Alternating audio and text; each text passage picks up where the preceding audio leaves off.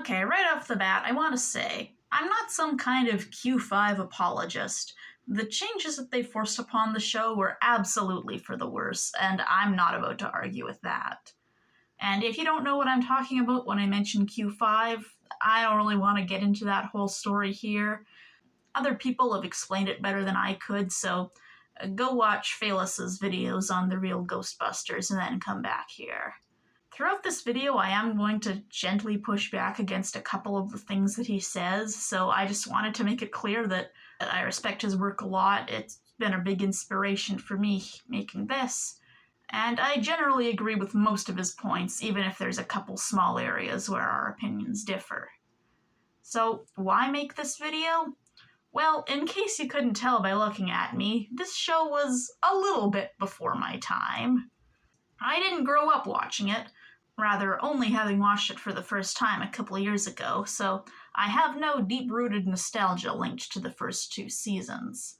Because of this, I feel I can offer a more objective viewpoint on the show as a whole than other people might be able to. When you grow up with a piece of media, there's always the question of whether it really got that much worse as it went along, or if you just, grew out of it. For me, it's did the Warriors books or the Pokemon Adventures manga really get worse as they went along, or am I just not 12 anymore? Maybe it's a bit of both, who knows, but in cases like that, it's hard to be objective. But unlike people who grew up in the 80s, I can be a little more objective about the Real Ghostbusters. Not completely so, mind you. I'm still a human, I have my biases, as you will see throughout this video. But when I point out things that the later seasons did worse than the first two seasons, you'll know I'm not just saying that because of fond childhood memories. Likewise, my position allows me to acknowledge that the first two seasons also had some problems. For one thing, with the various animation studios that worked on the show, the animation quality could differ wildly from one episode to the next. But beyond animation, some of the scripts just didn't do it for me either.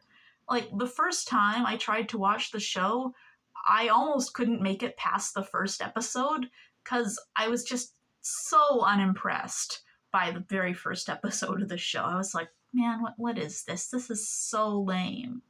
I am very glad that I gave it another chance.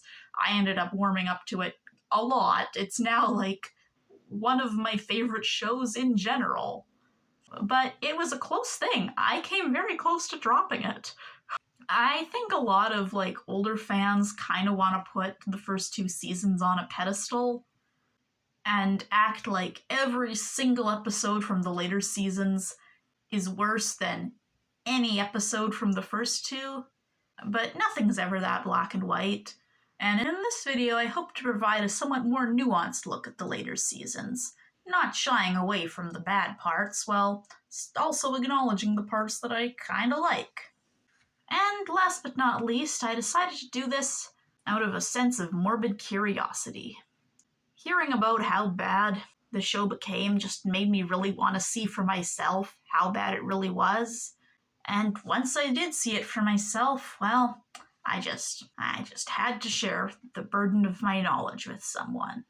So, without further ado, let's begin our exploration through the Real Ghostbusters seasons 3 through 7. Yes, it kept going for that much longer, even after the changes, so that you too can find out which episodes are worth giving a chance and which ones are just as bad as they say. Now, going into season 3, I was actually semi-optimistic. I knew it wasn't going to be good, but at least at this point the animation still looked nice. We still had Arsenio Hall voicing Winston, Ray hadn't been slimmed down yet, and we still had the original intro, which is a big selling point. So I thought, okay, it's probably going to be a gradual decline. At least for this season, as long as I just do my best to largely ignore Janine and Peter and Slimer. For the most part, I should still be able to have a decent time. The first episode of this season immediately proved me wrong. Baby Spookums is about a baby ghost, which right off the bat raises a few questions. Now, not all the ghosts in this show are actually the ghosts of dead people. That depends on their classification. the ghost family in this episode are from another dimension, so it's not like the baby ghost here is the ghost of an actual human child who died young. But it's also not just an ageless being that just happens to look young, if Ray here is to be believed. I've never seen such a young ghost before. What does it mean for a ghost of any kind to be young? Are we counting that in human years or ghost years? Did its parents here actually give birth to it, or was it hatched from an egg, or what? Like, does time pass the same way for ghosts in this other dimension? What does it even mean for ghosts to be related to each other? Needless to say, the episode isn't interested in exploring any of this. Instead, the plot is incredibly bare, as this baby has been separated from its parents and needs to be reunited with them. That's all that has to happen here for the episode to end, but it takes our heroes a lot longer than you might expect to place together that the freaky ghost baby is connected to the bigger and scarier ghosts terrorizing the city. And of course, bringing a baby into the fray serves as a great excuse to highlight Janine's new motherly personality. Don't get me wrong, she always had a nurturing side under that fiery exterior, but she came off more as an older sister type. If you have to make a familial comparison in the first place, which you don't, and with said fiery exterior completely gone, yeah, she's not exactly the most compelling character anymore. There's this one bit in this episode that annoys me because it almost could have actually worked, but it doesn't quite land, where the guys are coming back after a bust, and I think Winston describes Ecto getting damaged, but he words it vaguely, and Janine thinks he means that Egon died or something. This bit doesn't work because Janine has seen what the guys look like when they're coming home to announce Egon's supposed death, and it's certainly not that glib.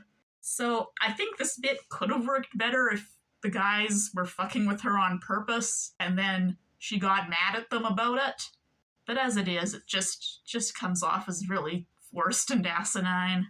This plot combines elements from two previous episodes, neither of which were really among my favorites to begin with, while stripping away any element of subversion that those two episodes had. Like Trollbridge, we have a small, relatively harmless monster getting separated from its bigger and scarier family, who start wrecking shit in an attempt to get it back. Minus the complication of the lost creature wanting to stay in the human world instead of going home. And like Victor the Happy Ghost, the creature in question is small and cute, and it ends up getting into trouble around the firehouse only for Slimer to take the blame. The big difference there, of course, is that Spookums isn't secretly evil, it's really just a cute little baby. And as such, the second half of the episode doesn't have anywhere more interesting to go. But Slimer being nearby to get blamed for the trouble that Spookums causes is very intentional, because they decided to elect him as a babysitter. I guess that almost makes sense since they're both ghosts, but it doesn't really. I mean, is Slimer really a good choice for a babysitter? Huh? Would you hire Slimer as a babysitter?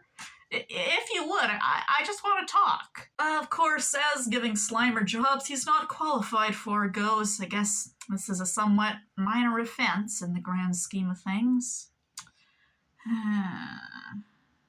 And, you know, fine, let Slimer watch over him, because honestly, I don't really care what happens to this freaky ghost baby anyway.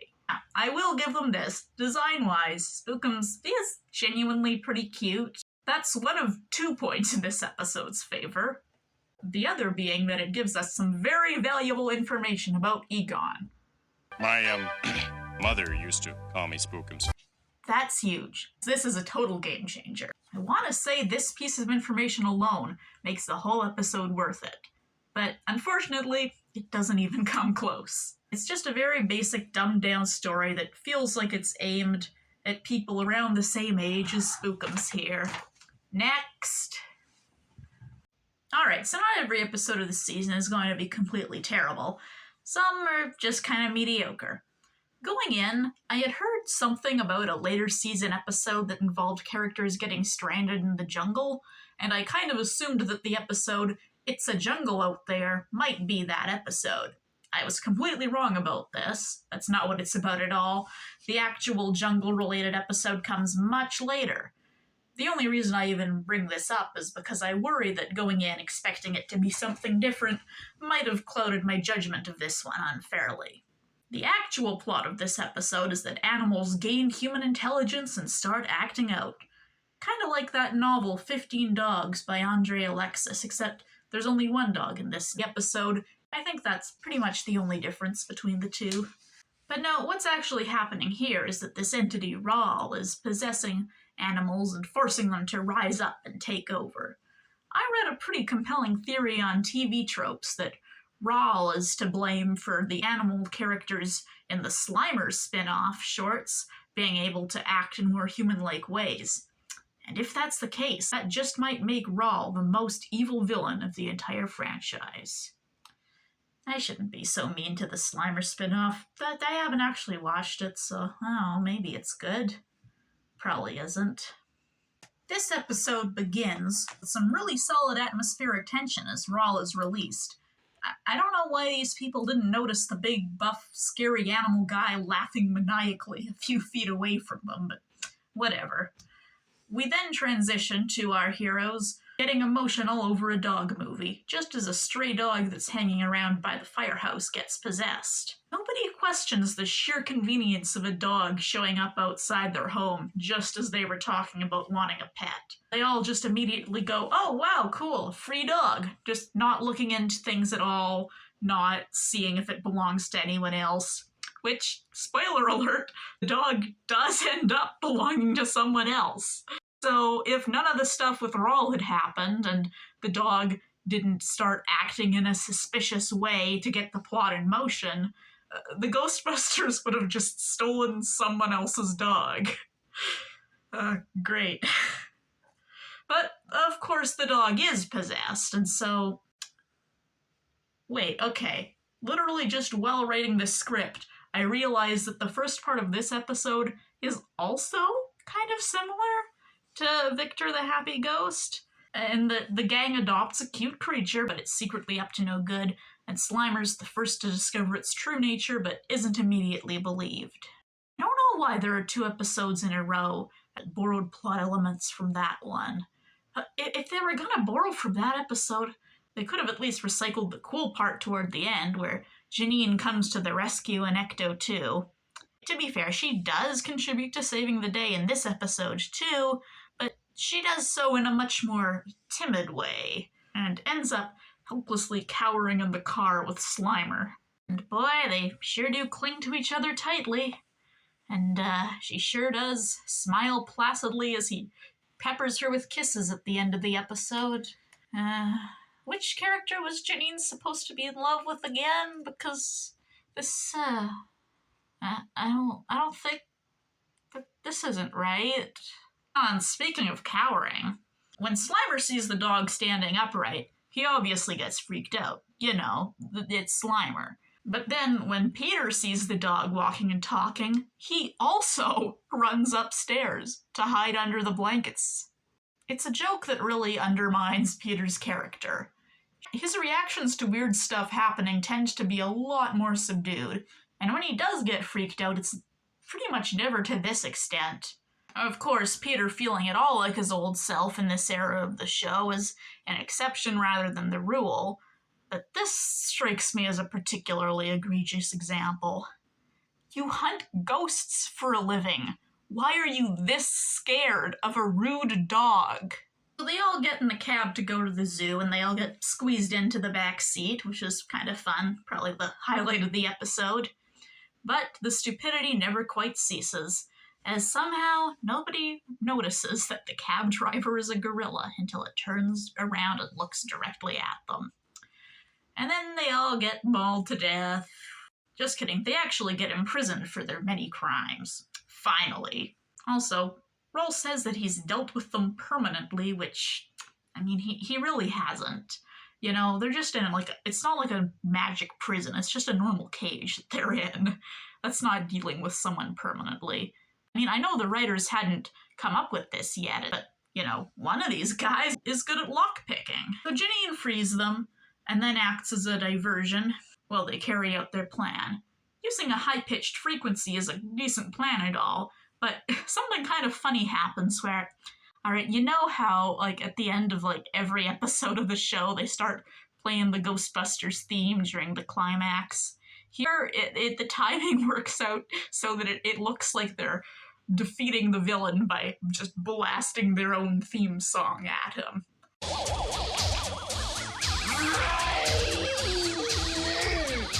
And Raw's like, I'm so sick of hearing this song. You guys play it every episode during the climax. It's a great song, but I get so sick of hearing it. But yeah, nitpicks aside, I think this episode is kind of cool. It doesn't quite live up to its full potential, maybe.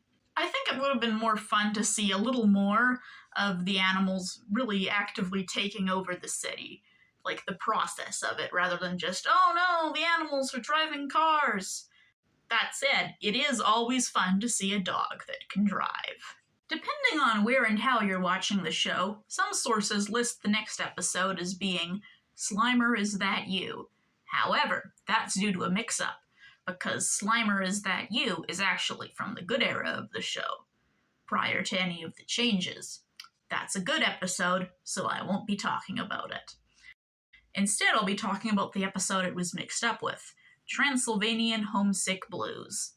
Right off the bat, I want to like this episode because the title is a reference to a Bob Dylan song. More kids' cartoons should have episodes whose titles are references to Bob Dylan songs. Unfortunately, this one isn't about Bob Dylan, it's about vampires. Or rather, just the one vampire, because he is, as he says, the last of his kind. Oh, that's sad.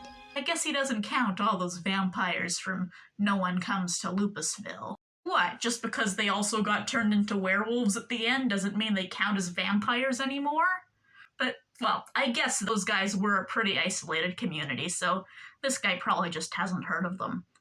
But that doesn't excuse Ray saying they've never met a vampire before, because they have! You have, Ray! Don't you remember? Ray, how could you forget?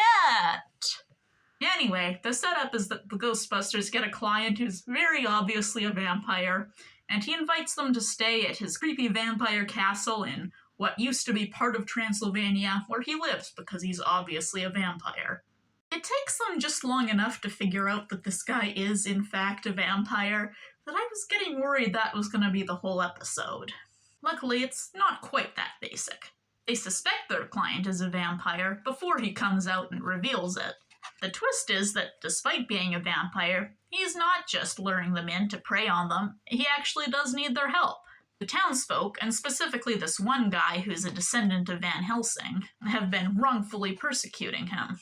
Now, this sort of reversal where the monster is innocent and it's the townsfolk who are to blame isn't exactly revolutionary, but it's still fun. It's something. The bit with the holographic vampire bats is pretty cool, and the implication that Dracula was based on historical events fits very well into a sort of ongoing theme in this show, in which various literary characters will either come to life or be presented as though it was based on a true story. You know, in a world where the movie Ghostbusters was a biopic, I suppose that does kind of make sense. It makes me imagine an alternate universe where Dracula wrote a novel promoting himself and everyone ended up loving vampires because of it, you know, like what happened in the Christmas episode, but in reverse. This episode has a nice spooky atmosphere coupled with a decent plot, and although it comes and goes, there's a few moments where Peter feels like his old self. And speaking of old selves, we even get to see Janine's original design one last time for the road. I don't know why she has her original design in this scene, but, you know, I'm not complaining. It is a little odd to hear her sort of meek, girly voice coming out of the original design, though. It's also always nice to see a plot that has to be resolved with more than simply zapping and trapping. Actually, it's kind of similar to the last episode. There it was animals they were going up against, here it's humans. So, you can't just blast them, because, that'll kill them. In both cases, actually, they end up using, like, a high-pitched frequency instead. In this one, because they're using it on humans, there's a bit of an unfortunate similarity to, like, technology police will use to break up protests. So yeah, that's a little uncomfortable, but it's not like the writers could have known about that at the time. So if you just ignore the sort of creeping sense of dread, it's cool. The car chase at the end is also a nice touch. There's this bit where, like, the villain, the Van Helsing's descendant, they announced that he was, like, crashed into a tree, and then they pan down. Part of me was expecting to see, like, smoldering wreckage of his car, but nah, the car's just flipped over. He's fine. I'd say this is the best episode we've looked at so far, but there's not really much competition for that at this point. But there's about to be with our next episode, The Boogeyman is Back. Sometimes I'm jealous of the Egon girlies. Don't get me wrong, I like him, but he's just not my, I guess the word is bias. But he seems to be a lot of people's bias, and that's for good reason. He's the brains of the team, he has consistent good looks across every adaptation, he's prominently featured in the spin-off Extreme Ghostbusters, and he definitely suffered the least from the changes in the later seasons of the show. But just because his character didn't suffer doesn't mean that he can't suffer in a different way. The writers decided to torture the blonde man some more, is what I'm saying. The Boogeyman is Back opens with one of our heroes nearly dying, which I appreciate. Not that I want to see Egon plummeting to his death. I said I like him, but it's nice to see that the show still has some teeth when it wants to. Everyone assumes that Egon is just fine after being saved, because he's just so stoic that nothing can rattle him. But really, he's so shaken up that his fear allows the Boogeyman to return. Honestly, I'm a little on the fence about this whole setup. I can buy that Egon has some problems with emotional repression, but it's not like he's never admitted to fear before. Hell, remember that funny line in the first movie where he outright says he's terrified beyond the capacity for rational thought? Sure, that's a different continuity, but it's still consistent with his characterization in the cartoon. It's not that he can't or won't express his emotions, he just expresses them in a different way than most people are used to.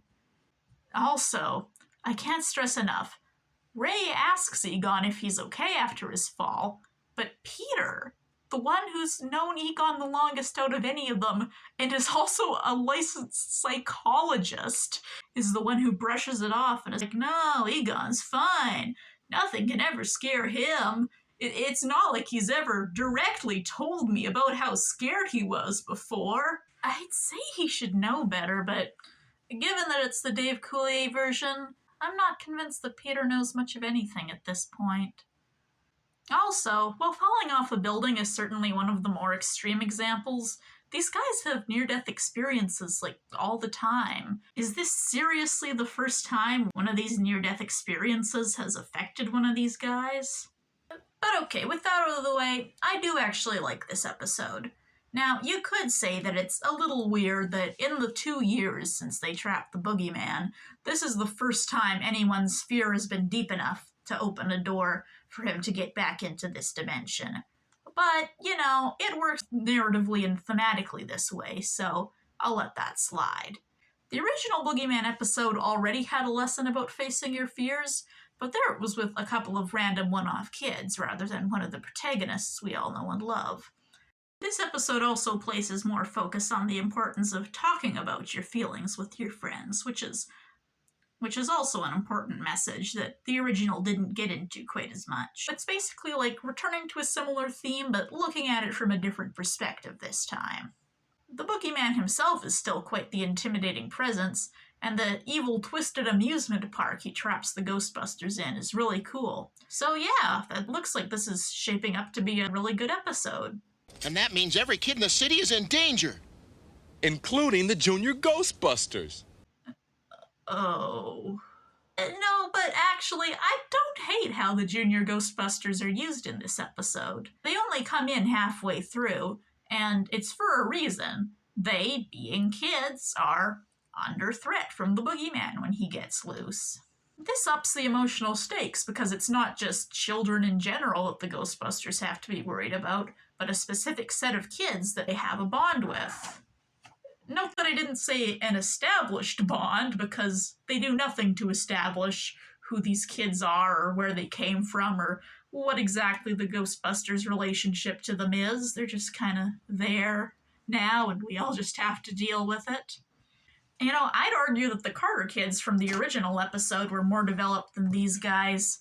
If they wanted to introduce Junior Ghostbusters, they could have brought those kids back, or other kids from earlier episodes, but oh well, here we are. As it is, while the Junior Ghostbusters set out to rescue the adult Ghostbusters from the boogeyman's dimension, the episode isn't about them, really, and it is still Egon who has to save the day.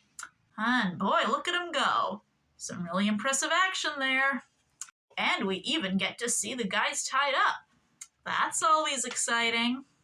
Overall, this episode doesn't quite live up to its predecessor, but really, when comparing the two eras of the show, that's an unfair standard. Overall, I'd still recommend this one, especially if you like to see your favorite characters suffering.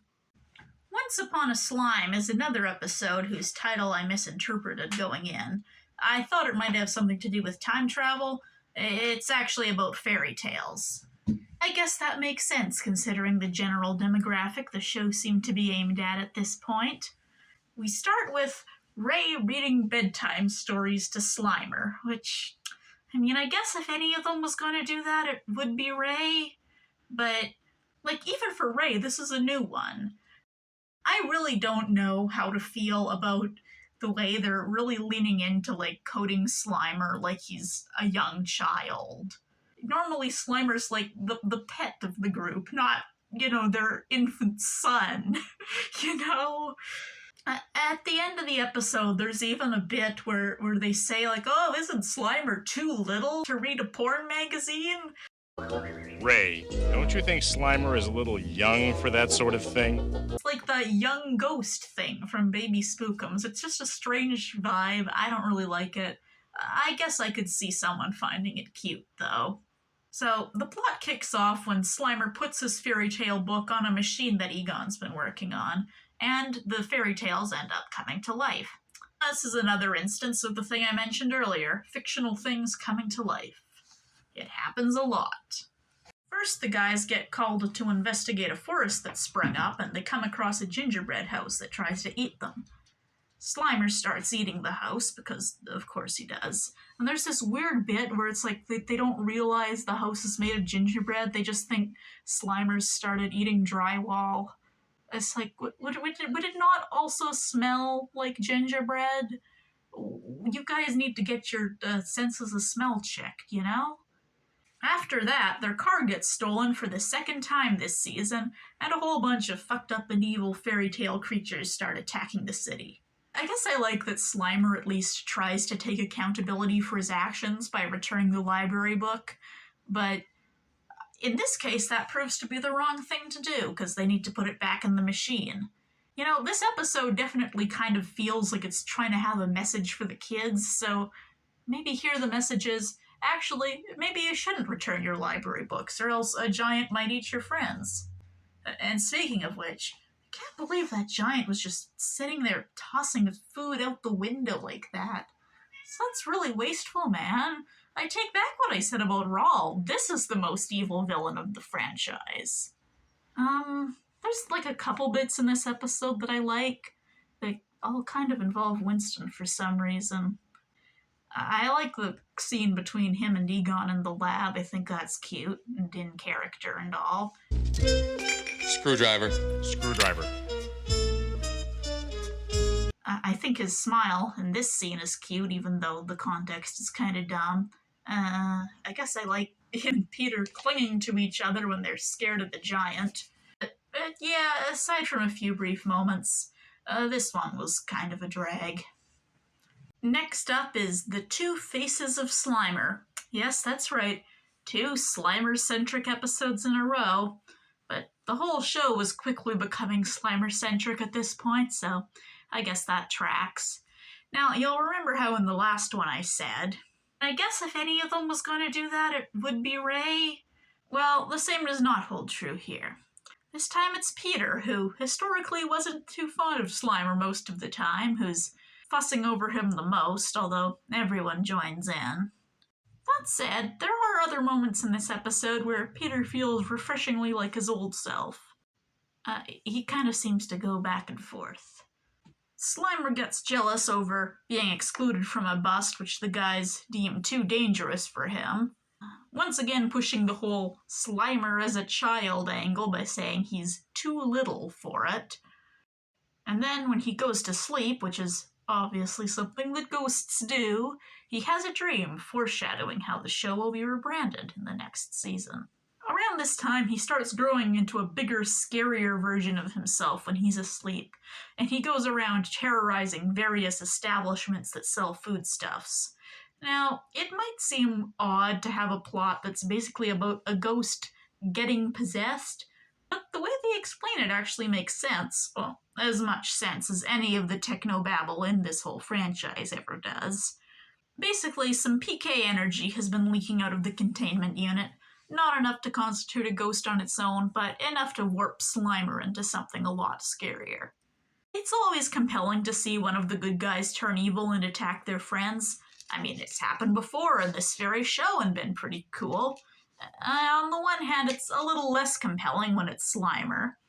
But on the other hand, this adds some dramatic irony to the mix, because in this case, they don't know it's Slimer at first, and they're setting out trying to bust this ghost like any other. In fact, they do actually get him in a trap at one point. And then, in a sequence that makes you wonder how they've kept their jobs for this long, they'll slip on slime and the trap gets open. Also, this is not the first time that Egon has fallen directly into Winston's lap. I keep track of these things. Once they figure out that it is Slimer, the episode devolves into a little more fussing over him as they all try to keep him awake. Only for him to fall asleep and transform anyway, of course, rendering that interlude a little bit pointless, and cue the climactic showdown.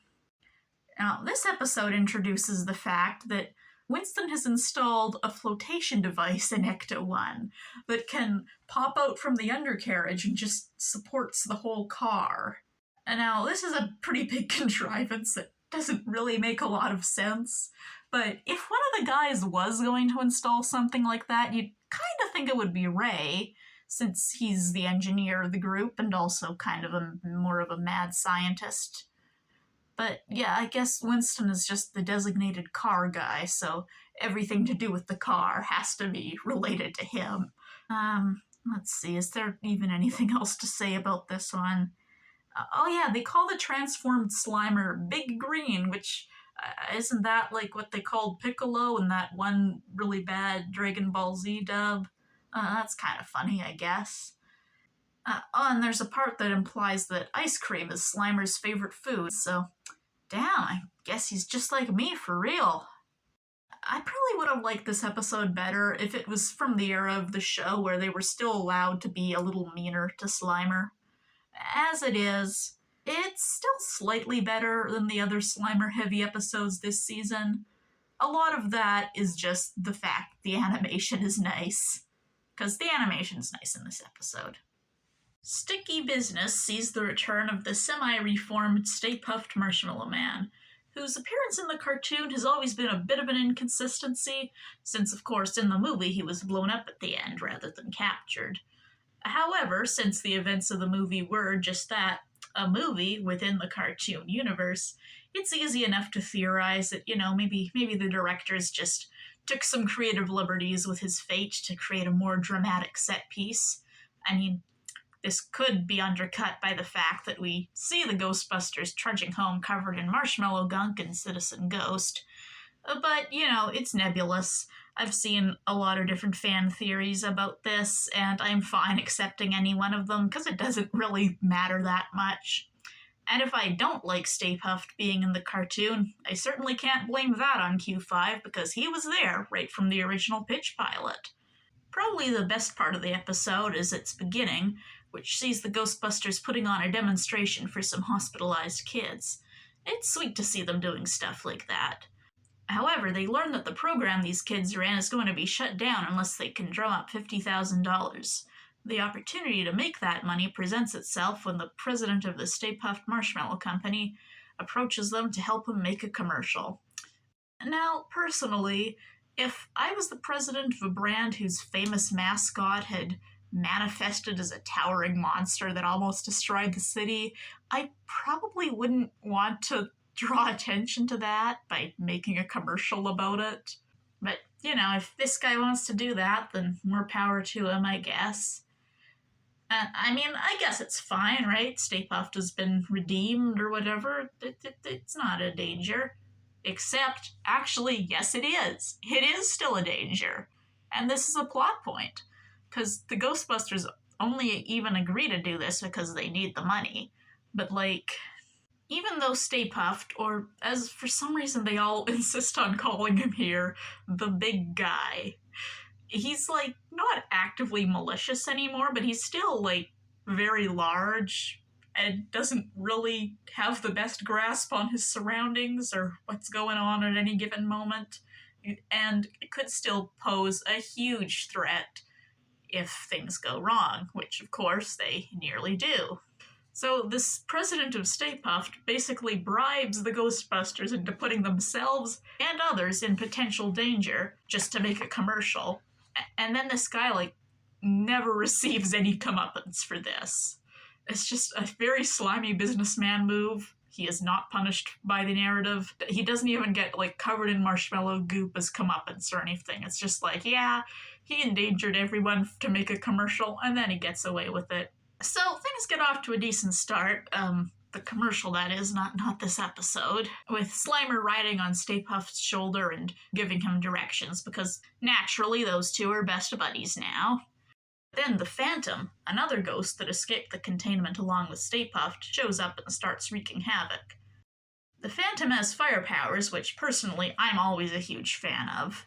And I kind of would have liked to see it in its own episode that wasn't about filming a commercial. At one point, Ecto was knocked into the water with its passengers still inside, which is easily the high point for excitement and tension in this episode, until they remind us of the flotation device, and at least we get this line, which does make me laugh. Anyone bring a bucket? Yeah, I always carry a bucket with me everywhere I go. This episode has some endearing moments, but it once again feels like it's aimed at a younger demographic than the show used to be. It has an overall rather bumbling pace, and it also gives us this classic Coulier-Vinkman line. Great, Slimer's somewhere on the other side, and here we are, a bunch of fluffernutters. For the uninformed, a fluffernutter is a sandwich made with peanut butter and fluff, which is a marshmallow spread that's popular in some regions. The boys in the writer's room fluffed this story up. Incidentally, me knowing what the line means does not make it any funnier, nor the episode as a whole any better. Next up is Halloween 2.5, which is another episode that sees the return of an iconic villain from the first season. But while I mostly liked The Boogeyman is Back, this one fails much harder at living up to its predecessor. The animation is nice, and the atmosphere has a perfect spooky Halloween feel, but unfortunately the plot is absolutely dominated by the Junior Ghostbusters. Now, I said I didn't hate them in The Boogeyman is Back, and I stand by that, but after watching this episode, I could really understand why so many people absolutely hated them back in the day. The first several minutes are just taken up by them and Slimer trick-or-treating, and when the actual adult Ghostbusters show up, they don't do much throughout the episode other than cheer Slimer and the Junior Ghostbusters on. Also, I was kind of blowing things out of proportion when I talked about the weird energy between Janine and Slimer and It's a Jungle Out There, but this episode has more of that weird and completely uncalled for energy between them. Not only does she dance with Slimer at the party, and then gets mad at him for continuing to dance when the song ends, which seems like a weird thing to get all up in arms about, but alright.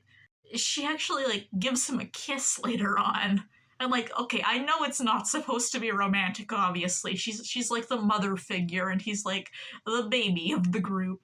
It's like a maternal thing, I guess. That still doesn't make it good. It's still weird. I don't like it. So Sam Hain is released from containment by the same minions that freed him in his debut episode, and he ends up transforming the firehouse into a sort of creepy castle. That's pretty cool, and I would have liked to have some more time spent on that. In fact, come to think of it, it would have been pretty cool for that to have been like a whole episode on its own, you know, like the firehouse is warped by some kind of demonic influence and slowly transforms with like doors opening to corridors that weren't there before, staircases leading places they weren't supposed to, sort of a, you know, firehouse of leaves kind of thing. But that's not what this episode is about at all, so oh well. Actually, you know, why is this episode even called Halloween 2.5? Where's the and a half? Is it because Sam Hain was technically also in The Devil to Pay? Because that wasn't even actually Sam Hain. That's not like, that does not constitute a half. That's like a 0.05. Or do they think this episode on its own is like the equivalent value of an episode and a half? Because it's not.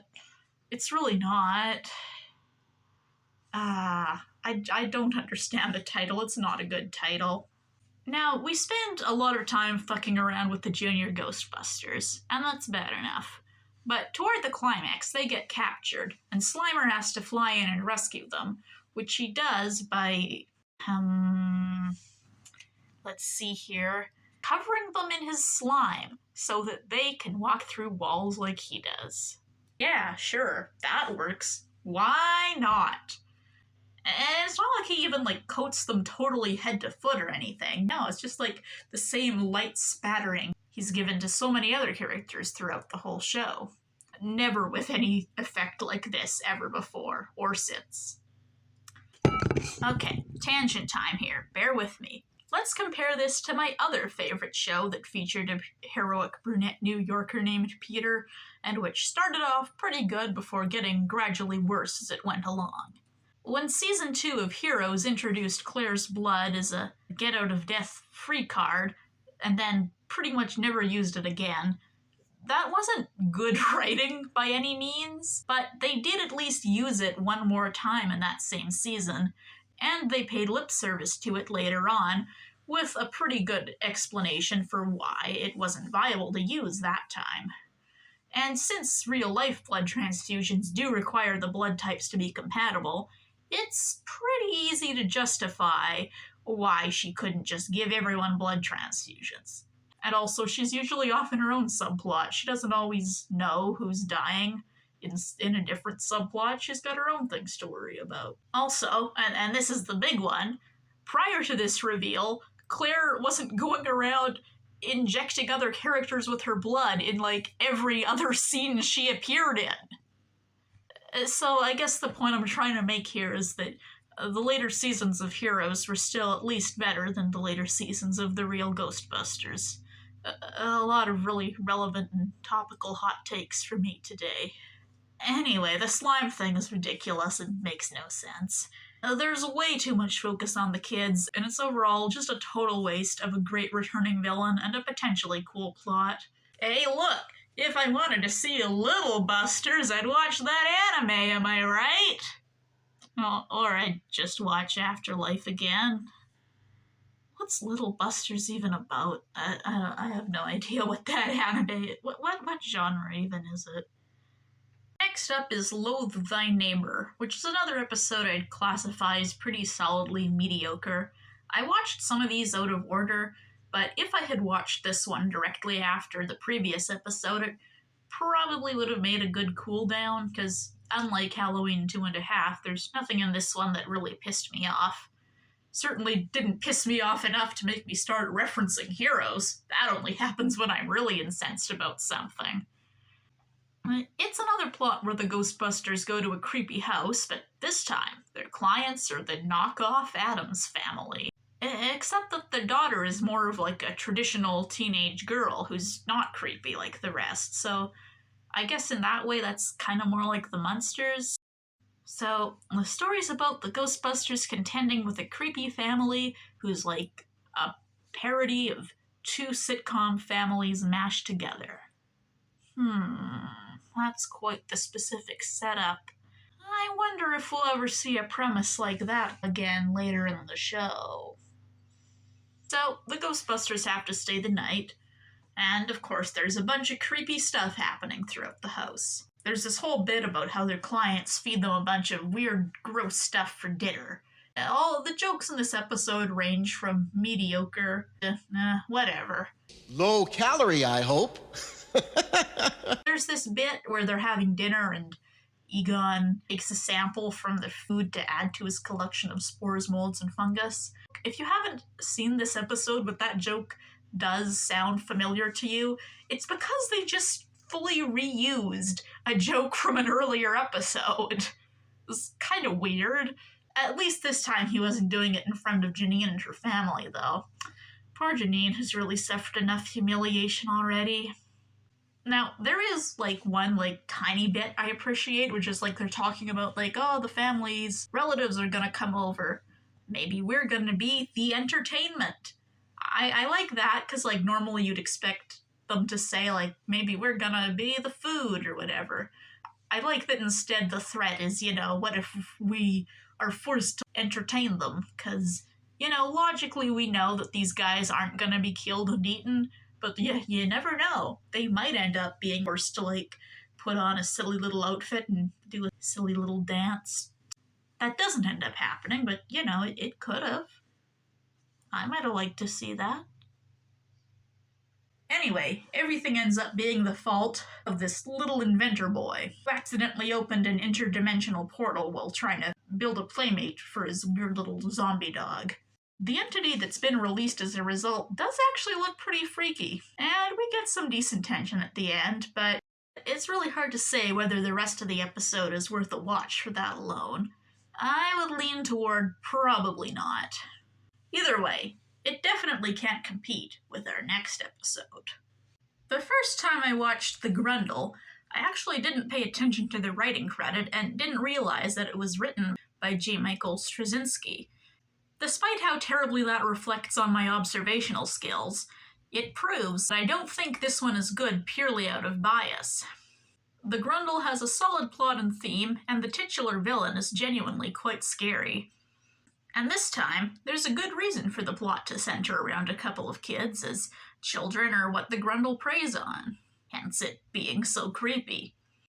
One thing I like about this episode is that it sets up its theme with an event that's not actually tied directly to the plot. You see this kid early on that gets in trouble for stealing parts from Ecto in the beginning? Yeah, that's not the kid this episode is about. They don't save this kid from the Grundle, we don't know what happens to them. This detail makes the episode feel just a little darker and more grounded, as not every wayward kid is saved. The Grundle starts corrupting this kid called Alec, who is jealous of his brother Lee. The conflict between the siblings comes off as fairly grounded without either of them being too unlikable. While the Ghostbusters are giving a presentation at the kids' school, again, a nice thing to see them doing, which really lends to the feeling of them being like local celebrities. Alec tampers with their proton packs and they end up wrecking the gym without meaning to. This plot point works great from a storytelling perspective as it brings our protagonist into the plot in a natural way and shows just how bad the Grundle's influence really is. After all, full-power proton streams certainly aren't something to mess around with. As the episode goes on, Alec begins to physically transform to look like the Grundle, which is pretty freaky. And the whole climax is genuinely quite tense with both high physical and emotional stakes. I even like the smaller stuff in this episode, like the scene with Janine that feels a lot like her old self, when she toys with Egon after he claims not to need love. Or this bit where Peter doesn't want to sleep in the same bed with Slimer, which is pretty shocking to see in this era of the show. There's even a mention of Mrs. Faversham, and she apparently has a cat, which is fun. Even the bit with Slimer going through the phone book, a decent gag on its own, is significantly enhanced by the reveal that this is a trick Ray taught him that he's been waiting to show off, and not just a joke that Slimer came up with on its own. I like that because it removes some of Slimer's agency and puts him back in his proper place as Ray's weird pet. All around, this is a solid episode that's definitely worth a watch. But of course, nothing gold can stay, and so we go from that genuinely good episode to Big Trouble with Little Slimer. Man, even the name of this episode annoys me. I know it's just to make the tentative pun of the title work, but the phrase Little Slimer just registers to me as another instance of them treating Slimer like some kind of small child. Truly, what can I say about this episode that others have not already said? I guess one thing I can say is that the way Walter Peck looks here is especially hilarious given the context of the movie being a biopic within the cartoon world. Almost everyone else seems to have gotten cast as older and a little less attractive than they really are, but with Peck here, it's the total opposite. I mean, not that he was a total knockout in the movie or anything, but it's certainly a far cry from this. I find it fun to imagine Peck gaining a bit of a cult following in universe based on his appearance in the movie, and people mocking his fans by posting pictures of the real guy like, yeah, this is what your husbando really looks like, by the way. You know, sort of like a Miku Binder Thomas Jefferson situation. So Peck has a new job, complete with a new lackey, and he stalks the Ghostbusters while they're on a case, plotting to get back at them.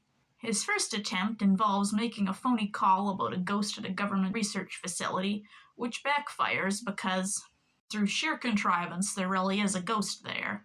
Also, the Ghostbusters are able to just drive right into this facility by just completely bypassing the security with ease. Great facility you got there, guys. Real secure. Peck then shifts gears to abducting Slimer, which he first tries to do with a net. And then when that obviously fails, he instead puts him in a little cat carrier because he's just such a poor little meow meow. And then Janine cries about it because that's her role in the show now. Okay, that's not entirely fair. She does go with the guys to save Slimer. I'm not entirely sure why she goes. She's not suited up and she doesn't really contribute anything. But, oh well. At least they have a slightly harder time bypassing the second facility's security, but oh boy, if you thought the flotation device in the car was bad, just wait till you see how they get over the fence. No problem, Janine. We'll use the jet jumper.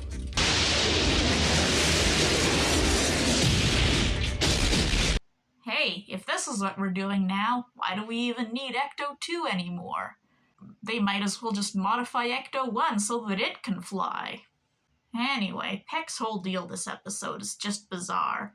Despite not believing in ghosts, even though he's witnessed the supernatural firsthand at this point, he knows what ectoplasm is, and he has technology designed to counteract it. But also, despite having this technology at his disposal, he does the net thing, as previously mentioned.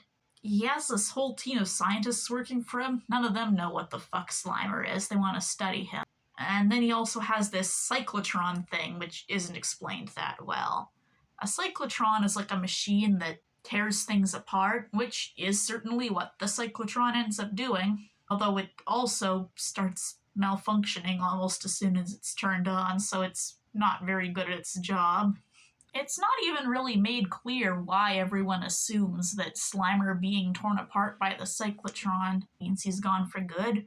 We learn in a later episode that ghosts can't simply be destroyed, so Egon at least should know that Slimer can recover.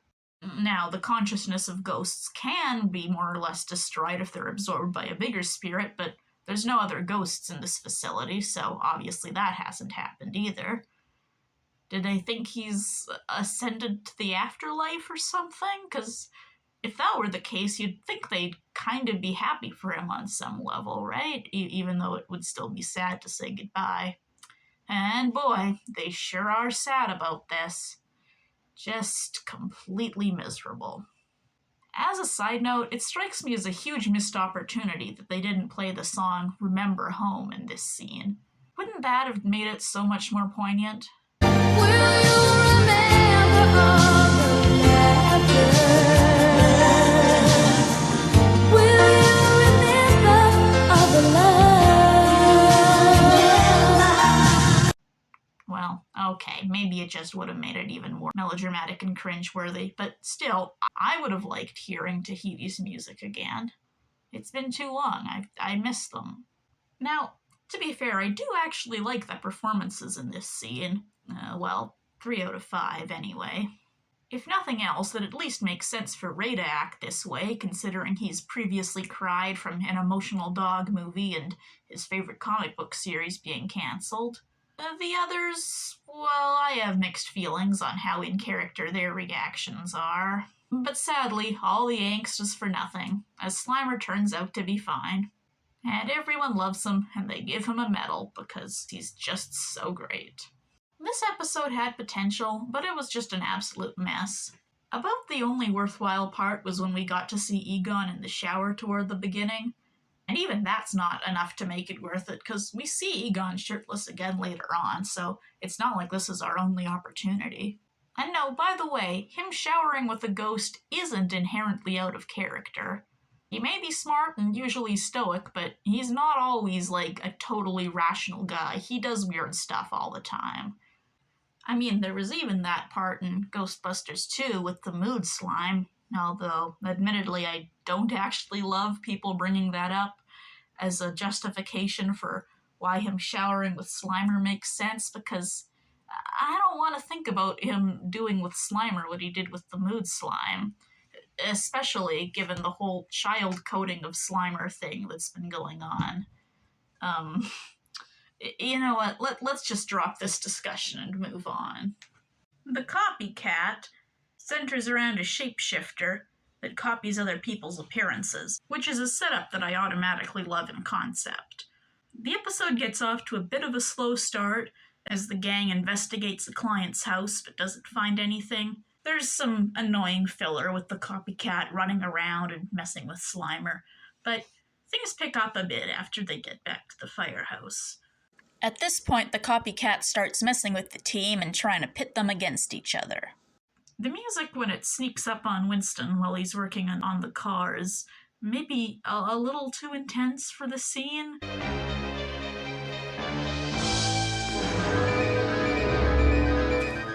It really made me expect the copycat to try and straight up kill Winston here, but instead it just dumps some oil on him, which is almost as bad. I also don't know how the copycat doesn't immediately give itself away with its high-pitched evil laugh and crazy facial expressions. I mean, you'd think if these guys see their friends acting weird, they would suspect demonic possession or something, right? Like, even if they don't know it's the copycat, they should suspect that something might be up. But it just takes way too long for anyone here to suspect a thing. They're all way too gullible. There is a fun subplot here I like with this trans-dimensional portal. I think it's a great idea that could have made for a good permanent fixture to the containment unit if the show had just a slightly less episodic nature. There's some good setup and payoff with this terror dog. Ray teasing it here is cute, and then it comes back for some nice tense action toward the climax. And also, you gotta love how uncomfortable Egon looks when fake Janine drapes herself all over him.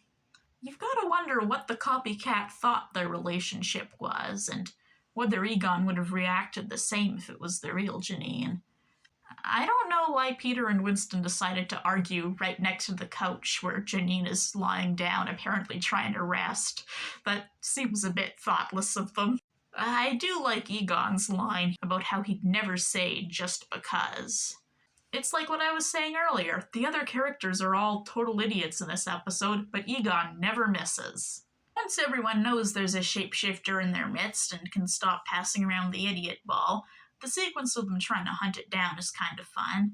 Our heroes still remain a little slow on the uptake, though, such as when Ray and Winston find a mouse in the kitchen and it takes them a moment to remember that it could in fact be the shapeshifter. Also, Ray says that he found cheese in the cupboard, even though it was, like, right there when they opened the cupboard. Perfectly in view, the mouse was sitting on it, so Ray's really good at finding things, guys.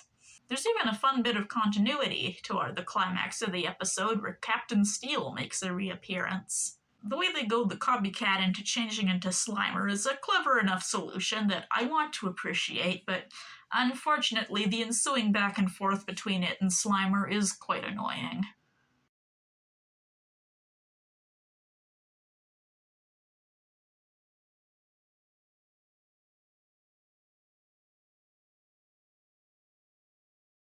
And it also leads to another moment of Peter being too nice to Slimer for my liking. Overall, this episode has quite a few ups and downs. I wouldn't necessarily recommend the whole thing, but maybe skim through it for the good parts. Our last episode for this season is Camping It Up, which has the setup of the gang going camping. As a certified camping lover myself, I wanted to like this episode, but unfortunately, liking this one is no easy task. A lot of the jokes are pretty middling, such as the classic, well, at least it can't get any worse, and then it starts raining. Also, Egon has this high-tech tent that it's not out of character. It's like, yeah, he would build something like that, but for some reason, I just don't like it. It reminds me too much of the stupid car modifications. It's like giving me flashbacks to the car jumping over the fence. Something about it. It just... They also have this rule that Slimer wasn't supposed to bring candy bars camping, which... is that a thing? Like, I mean, we usually bring, like, chips or popcorn or something when we go camping. I mean, you'd want chocolate bars, right? You'd want chocolate bars if you're gonna make s'mores.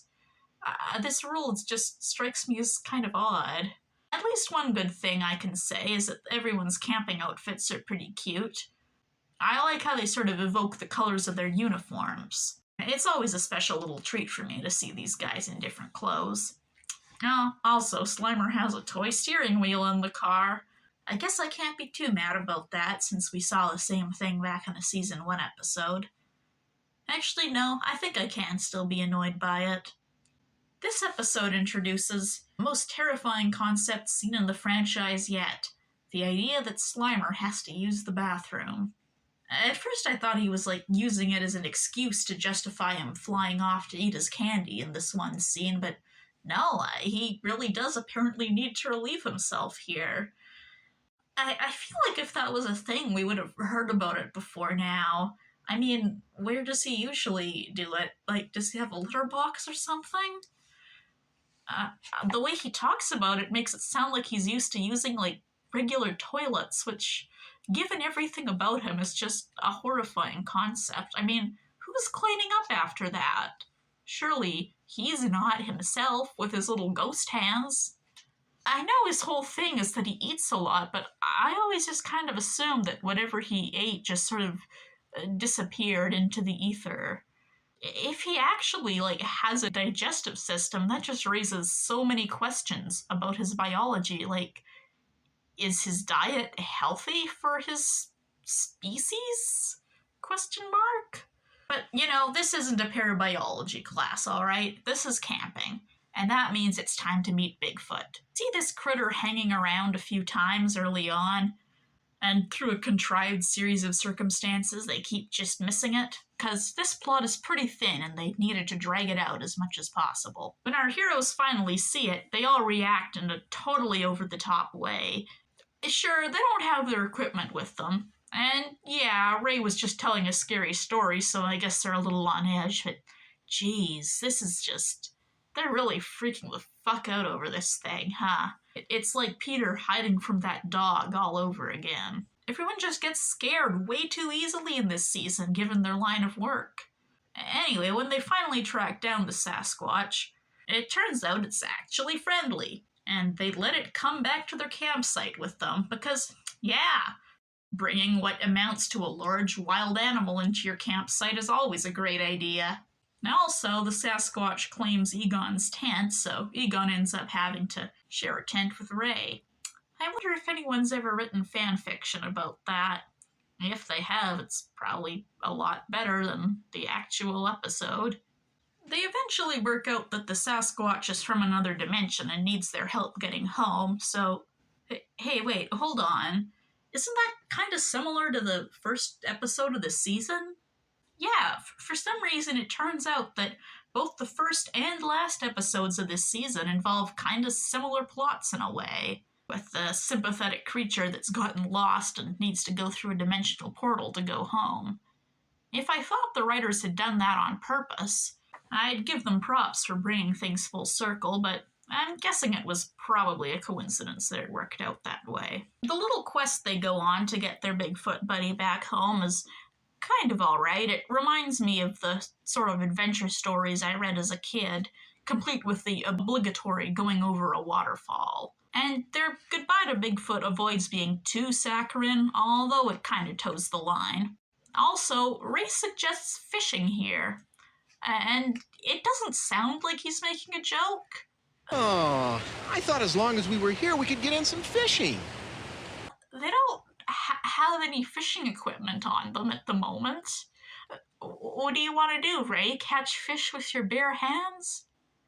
Are you some kind of caveman? Overall, I probably would have liked this episode if I'd watched it as a kid, but I had very low media standards as a kid, so that's not saying much. And so, there we have it. The last season to feature the original intro. Some slightly more generous viewers consider this the last season that's worth watching, but I mean, come on, the damage was already done. The changes that truly ruined the show had already been implemented at this point, and the subsequent changes in the next season were really just window dressing, or would happen over a more gradual decline, like the poorer animation. That said, by God, the nice animation in this season definitely made some of the episodes more bearable. There are still episodes in this season that I like and would recommend, but they're outnumbered by episodes ranging from forgettable to actively aggravating. So no, I don't think it is worth watching this season in full. Certainly not if you want anything near the level of the first two. Now, with that out of the way, let's see how much worse things can get in Season 4. Whoa, my hair's shorter now. I cut it because I was so brokenhearted over the decline of the show. Alright, so I know I just said the new intro was a fairly superficial change, and technically it is, but I do need to emphasize just how much of a downgrade it is from the original. In addition to the wackier ghost designs and brighter colors signaling the show's overall shift in tone, the new intro does a much worse job introducing its lead characters. I know they'd given Slimer the lead billing at this point, but the actual Ghostbusters were still important characters. I mean, obviously. The original intro gave them each their own little introductory shot, which each told us something about them as individuals. The way they pose together at the end has the same effect. It showcases their personalities and their friendship. The new intro technically accomplishes the same thing, but in one single blink-and-you'll-miss-it shot where I actually had to rewind several times to make sure they were all actually on screen. Yeah, there's Janine just shoved way in the background. I also don't really like having the characters from the Slimer shorts appear in this intro. I guess I know why they appeared, since it's basically acting as the intro to both shows, but you know, I don't really like the side characters from the Slimer spin-off existing in the first place. See, it was established that the whole reason Slimer started hanging around the firehouse in the first place was because he was lonely. He didn't have any friends. Giving him friends working at the Sedgwick Hotel totally undercuts that. I wouldn't mind if Slimer was set in a different continuity than the real Ghostbusters, but having the characters appear in the same intro implies that it's all the same universe. And, you know, not to get too far ahead of ourselves, but a character from the Slimer spin-off will eventually cross over into the real Ghostbusters, despite the two really not meshing well at all in terms of animation style or general internal logic. Now, one thing I will give the new intro is that it's fun to see some familiar faces from earlier in the show among the ghosts that show up to attack Slimer and his stupid buddies that I hate. However, this goodwill is immediately cancelled out by how much I hate Peter's stupid little smile and wave in this shot. Also, Slimer gets to be the one to trap ghosts, because sure, it's not like being next to an open ghost trap would be dangerous for him at all. Oh, also, when I said they gave Slimer the first billing, I meant it literally. In the end credits, they put his name first, and then grouped the others together as the Ghostbusters. I mean, looking at this, you wouldn't know that Frank Welker also voices Ray because he's just listed as Slimer and not among the Ghostbusters. What a strange way to organize the credits. Why was it so important to put Slimer above the rest? I guess the sort of silver lining to this is it means that Kath Soucie is grouped in with the Ghostbusters, which kind of makes sense because in this season you do see Janine suiting up and being part of the action a little more often than you used to. That's like the one Q5 enforced change that could be considered an improvement in any way, shape, or form. Speaking of voice actors, the shift from Arsenio Hall to Buster Jones is less of a hugely jarring shift than going from Lorenzo Music to Dave Coulier or Laura Summers to Kat Soucie, but it is still a bit of a downgrade. Oh yeah, and one more thing. This season marks the loss of the little interstitial that would come in the middle of the episode. In some ways, this is almost a relief because in the previous season, those interstitials were starting to feel like they were mocking me. See, usually the logo ghost in the interstitials would be voiced by Frank Welker. We now return to the Real Ghostbusters. But then there was like an alternate take with Arsenio Hall. We now return to the Real Ghostbusters. And like, I love the sound of Hall's voice, but it's the wrong voice for the little goofy cartoon ghost. But the reason why I felt like it was mocking me is that Hall's delivery put more emphasis on the word real in we now return to the Real Ghostbusters. And it would be like, no, logo ghost. We're not returning to the Real Ghostbusters. That is but a memory to me now. What we're returning to is but a farce of its former self.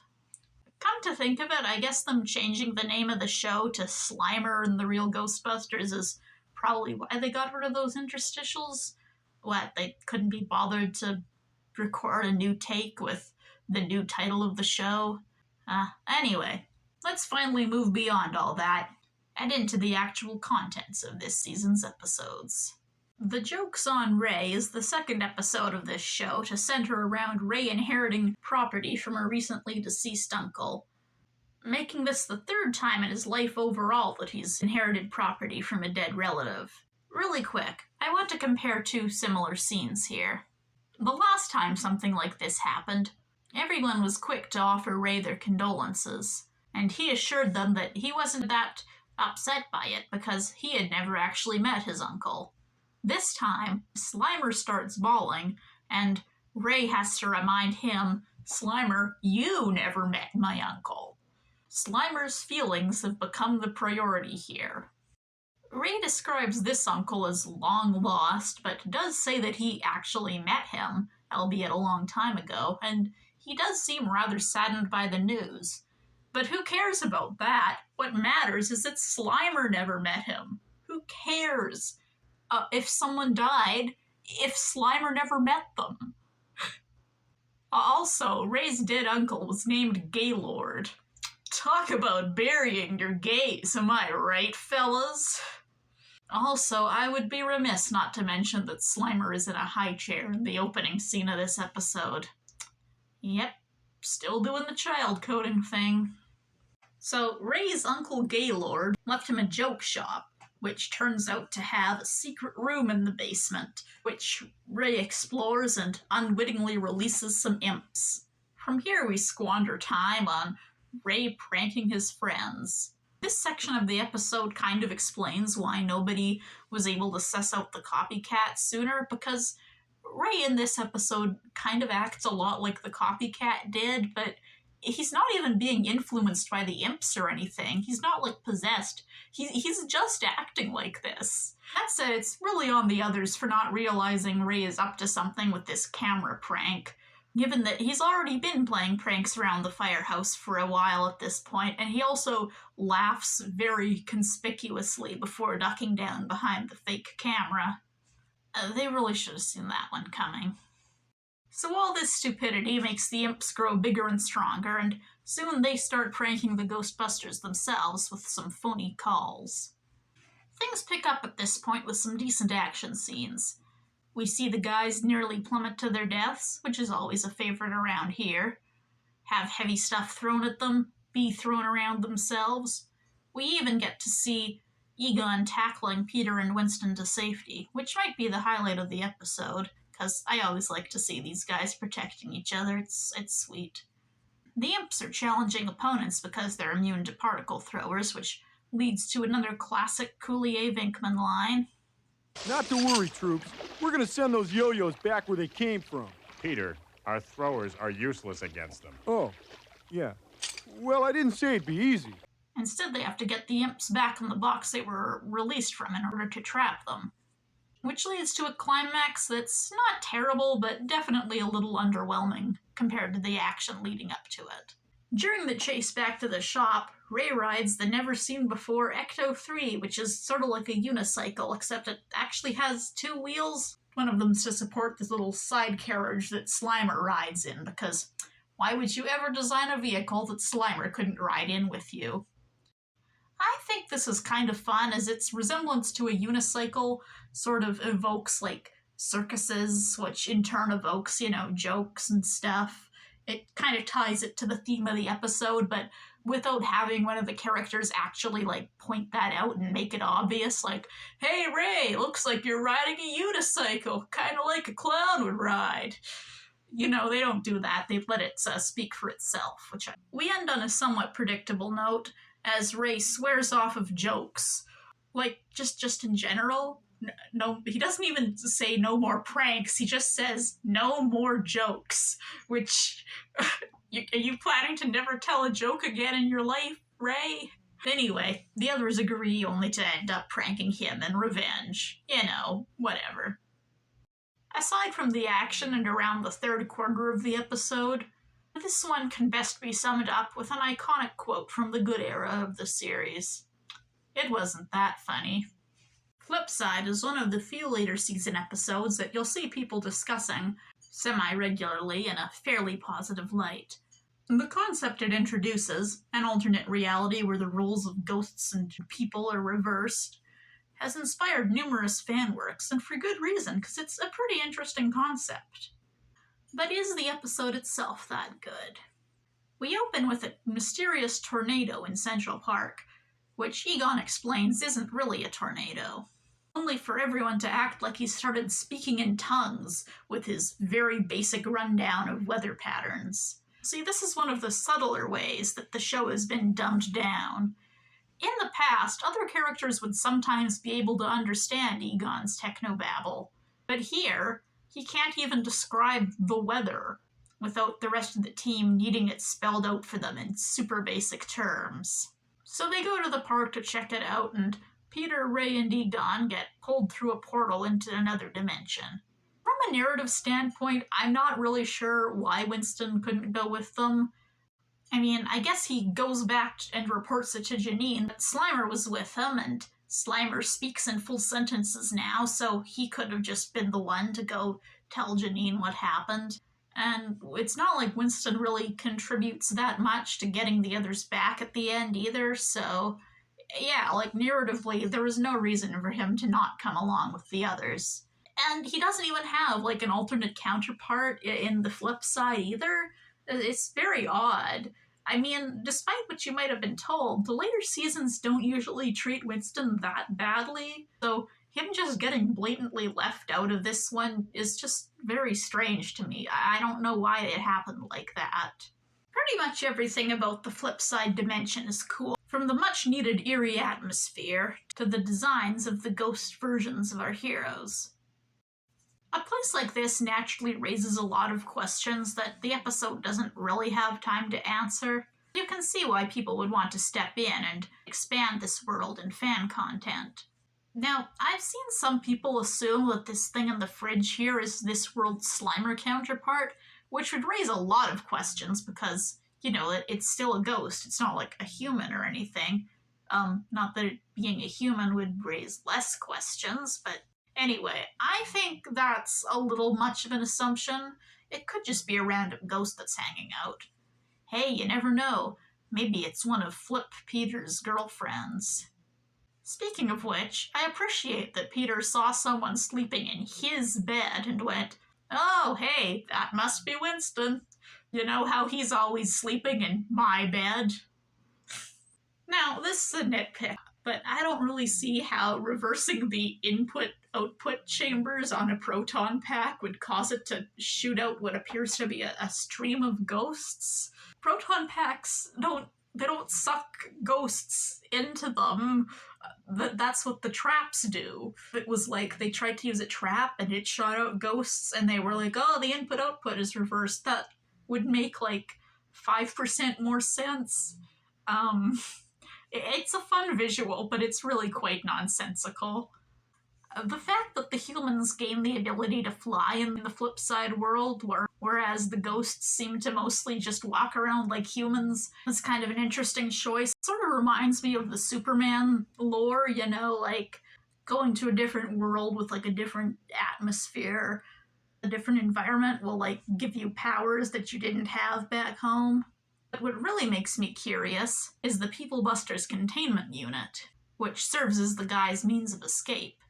I like that it actually kind of resembles a pleasant environment, suggesting that the regular containment unit is a similarly pleasant-ish environment by ghost standards. But the people still trapped there still want to escape, just as we see ghosts wanting to escape the containment unit throughout the show. I mean, a gilded cage is still a cage.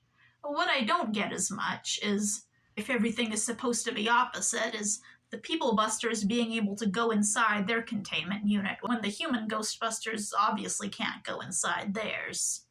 I'm also curious about why the portal home is inside the containment unit. I mean, the regular containment unit doesn't have a portal to the netherworld inside it, does it? I feel like we would have heard about that if that was the case. I also don't really follow the logic of Winston telling them to shoot the portal with their proton streams. I mean, that sounds like a bit of a gamble. It works, but still, all the unexplained things in this episode just leave the door open for speculation, which is part of what makes it so fun. It has its issues, but for its premise alone, it's easy to see why Flipside is one of the better-liked episodes from the later seasons. For reasons I cannot fathom, Poultrygeist is the second episode of this show to be largely themed around chickens. I know, I can't go 5 minutes without bringing up an earlier episode. But here's a plot twist. I think I actually like the plot of this episode a little better than Chicken He Clucked, which is not to say it's a better episode. Anyway, the two episodes have nothing in common, plot-wise, so I'll refrain from comparing them other than to say that, despite what you've been told, Poultrygeist is also self-aware that its chicken-based premise is inherently ridiculous. In fact, the guys think that the whole were-chicken thing is so ridiculous, they don't believe their client at first. They only even go out to investigate in the first place because they wanted to get out of doing chores. #relatable. That said, I think it's a missed opportunity to have the weird chickens in this episode act so much like your standard werewolves. You know, there's a pretty big difference between a wild predator versus a domesticated prey animal, and yet the weird chicken we see at the beginning of the episode seems to be trying to hunt the regular chickens, you know, like a wolf would, and it also howls at the moon. The only narrative function of them being chickens is that they lay eggs, but you could have accomplished that with any kind of bird. They could have been like were-hawks or were-eagles. Probably the only reason they were chickens is because it's funny, which I guess is fair enough, but if they were going for the comedy angle, I think they could have really leaned into the weird chickens having, like, very chicken-like behaviors.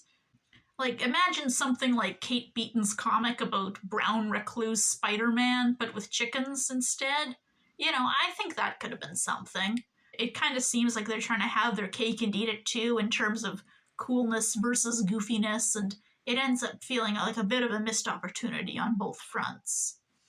So this farmer sees his wife as a weird chicken, but doesn't realize that's what happened and thinks the monster ate her. Later, we see Peter making the same mistake with Egon when he transforms. It's a bit contrived, but I appreciate the way it draws a parallel between this married couple and Peter and Egon. The investigation sequence at the farm feels like something is kind of off. I mean, why would Peter be the one to voluntarily take this big old egg they find home? And the music doesn't quite convey the right amount of drama when Ray and Winston find the were-chicken in the barn. But I guess it had to be Peter who takes the egg back, or we would have missed out on this classic line. That's the second largest egg I've ever seen. Second largest? Yeah, there's the first. After that, we get some annoying Slimer antics, including this shot where they linger on his, thought bubble with his dream for, just long enough to, drive me up the wall. Why are we lingering on this for so long? Move on. Things pick up considerably when Egon is bitten and undergoes a genuinely pretty freaky transformation. I really enjoy this one shot of Egon, he really looks like he's in pain here. I'm so glad they decided to torture the blonde man some more. The guys rush to whip up an antidote, but with an ingredient missing. It only keeps Egon's head looking human, while the rest of him remains a giant chicken monster. Insert joke here about Fallen from Dungeon Meshi. We learn that the original were-chicken has grown gigantic for some reason, in a sequence that I actually found pretty funny, except for Peter, who is being his usual unfunny self. Followed by some kaiju battle action, which is a bit of an odd note to end a werewolf-esque narrative on, but I guess I was complaining earlier about the were-chicken plot not being distinct enough, and, well, I guess this is pretty distinct. Also, Peter lets Slimer pilot Ecto-2, because, yeah, I'd trust Slimer to pilot a flying vehicle, wouldn't you? I like the way Egon's weather balloon is set up at the start and then pays off here, and I really like that they use the freezing temperature of chicken flesh as a plot point. Also, look at Ray and Winston here, they're so cute. I like this episode a lot more than I expected to, which isn't to say that I completely loved it, but I'd tentatively encourage anyone who stayed away from it just because of the goofy premise to give it a chance. Standing Room Only really cements Coulier's take on Peter as a different and much worse character than he started off as. The premise is centered on him building a machine that he thinks attracts ghosts, assuming this is going to make him really rich for some reason, and then throwing money around before he's actually earned anything. You'd think that a business-minded guy who also is implied to have grown up in relative poverty would know better than this. He gets the idea for the ghost attractor after a bust is made more unpleasant by a bout of hay fever, which Slimer also has, because sure, that's something ghosts can have, totally. And of course, best buddies Peter and Slimer do everything together. I get it, it's not pleasant to be sneezing a whole bunch, but this is far from the worst bust we've seen over the course of the show. If he was going to have an idea like this, you'd think that the tipping point would have been way earlier than this. It also just doesn't make sense as an idea. The Ghostbusters are a business. Their motivation has never been selfless, they're not trying to, rid the city of ghosts completely or anything. They rely on other people being haunted to earn a living.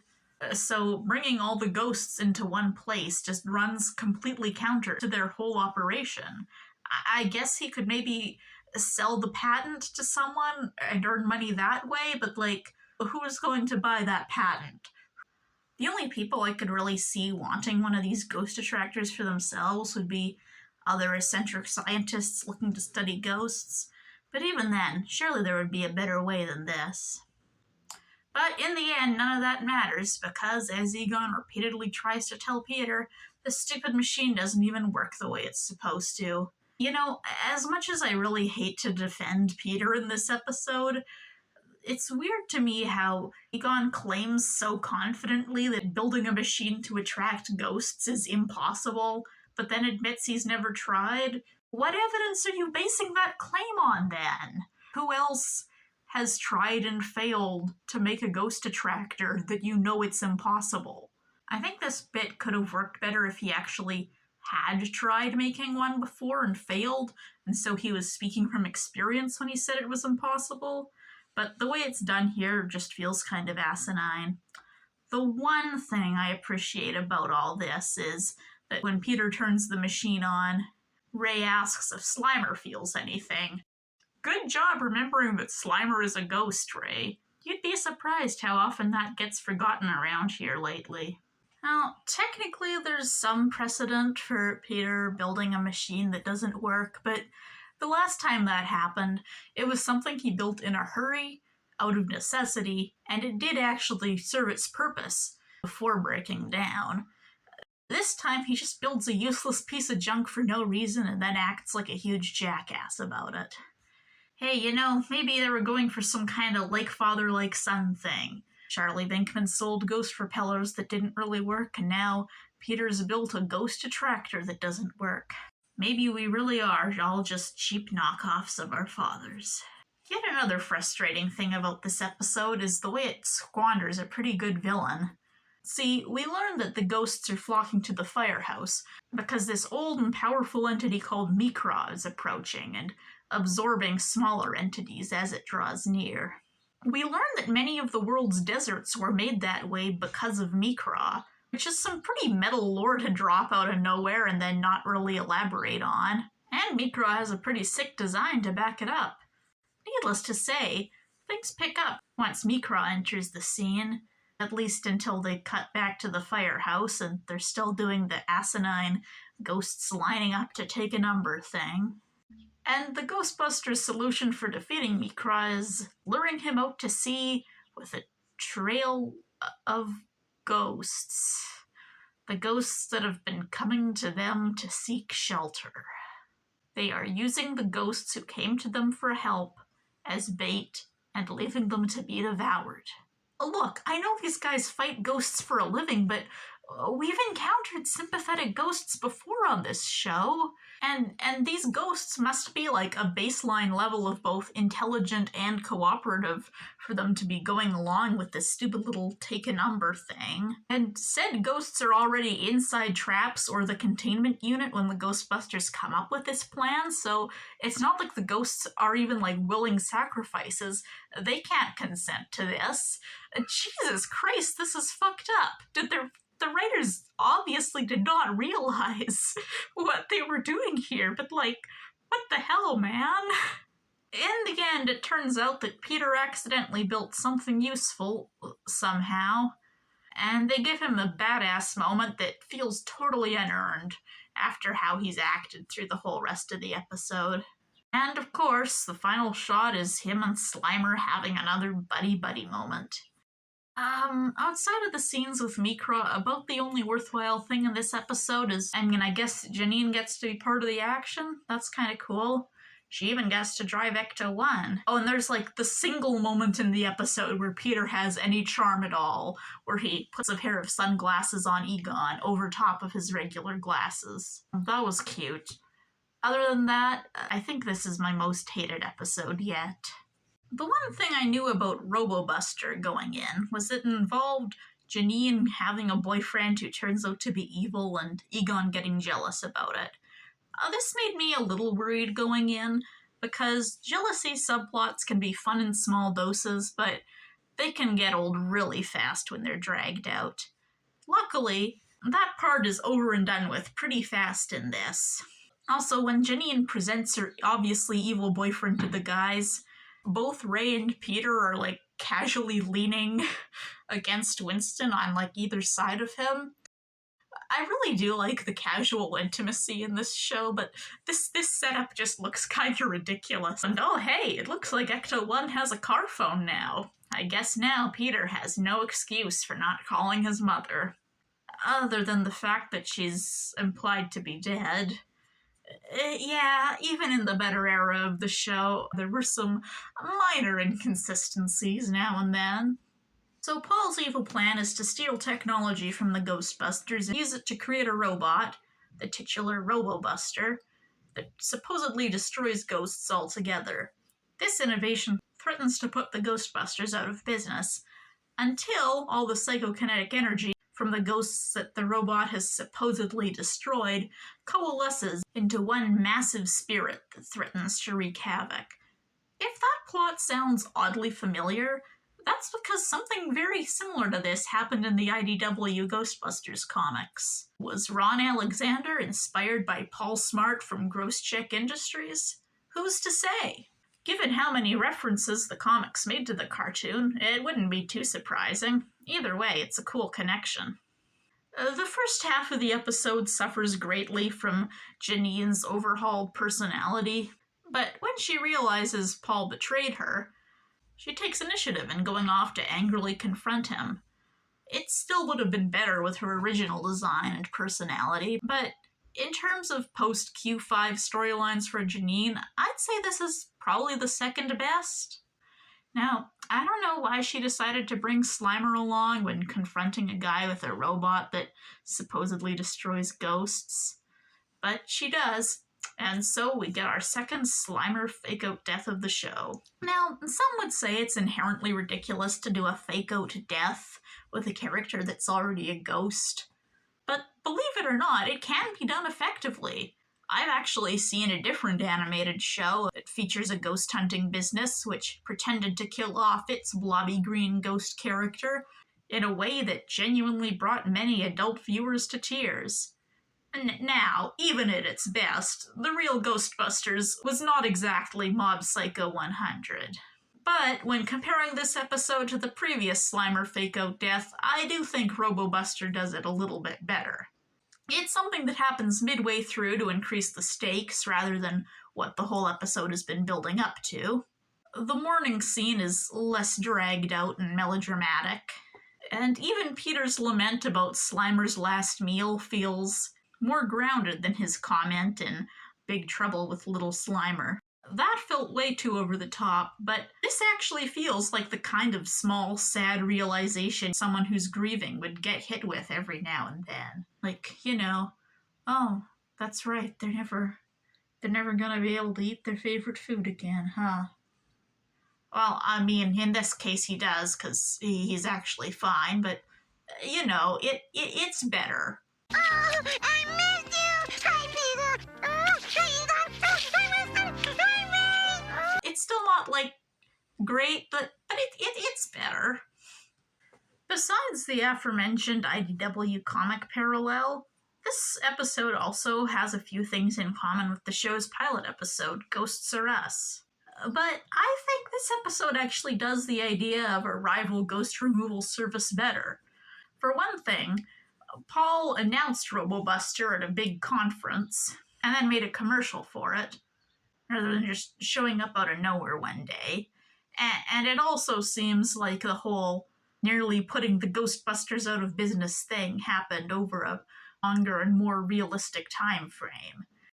Basically, I just find it more believable in this. And the story ends up going a more interesting place, in my opinion. The titular RoboBuster even ends up getting a sort of redemption arc. All in all, this episode really surprised me with how much I ended up enjoying it. Short Stuff sees our heroes shrinking as the result of a curse and having to navigate the city at only a few inches tall. Now, I have been known to enjoy some tiny guy goes on a big adventure stories in my time, but this isn't really a standout entry in the genre, least of all because they don't even get shrunk until halfway through the episode. The beginning of the episode sees Ray lamenting that it's been too long since they've had any real big baddies to fight. I kind of love this as a thing for him to get burnt out about. I mean, it certainly makes more sense than what Peter was complaining about in Standing Room Only. But I find it odd that he name-drops Stay Puft rather than Gozer, given that Stay Puft only appeared in the first place because of Gozer. And also, Ray did not feel so hot about it at the time. He wasn't really thrilled about Stay Puft appearing. Mainly because it was his fault and everyone blamed him and made fun of him for it. So I don't see why he's fondly reminiscing about that now. We're then introduced to our new semi-recurring villain, the Ghostmaster. As the iconic villains in the show go, this guy is definitely pretty low grade. I do appreciate the little blink and you'll miss it gag about mimes being in his book of annoying beings. It's not like a laugh out loud joke or anything, but just having like a little blink and you'll miss it visual gag like that is like at least some reward for being an attentive audience, I guess. The show's not rewarding its viewers very much at this point, so I take what I can get. The Ghostmaster sends out 3 of his minions to defeat the Ghostbusters, and 2 of them get taken down quickly enough that it's like, so what makes this guy a big threat exactly? If his minions are just getting taken down like any other Ghost of the Week?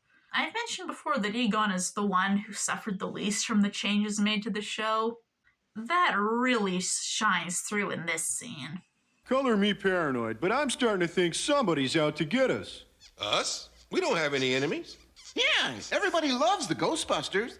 You know it. Ghosts don't. Huh? I swear he's the only one that gives me the strength to keep going sometimes, and he's still not even my bias. Also, Peter says this.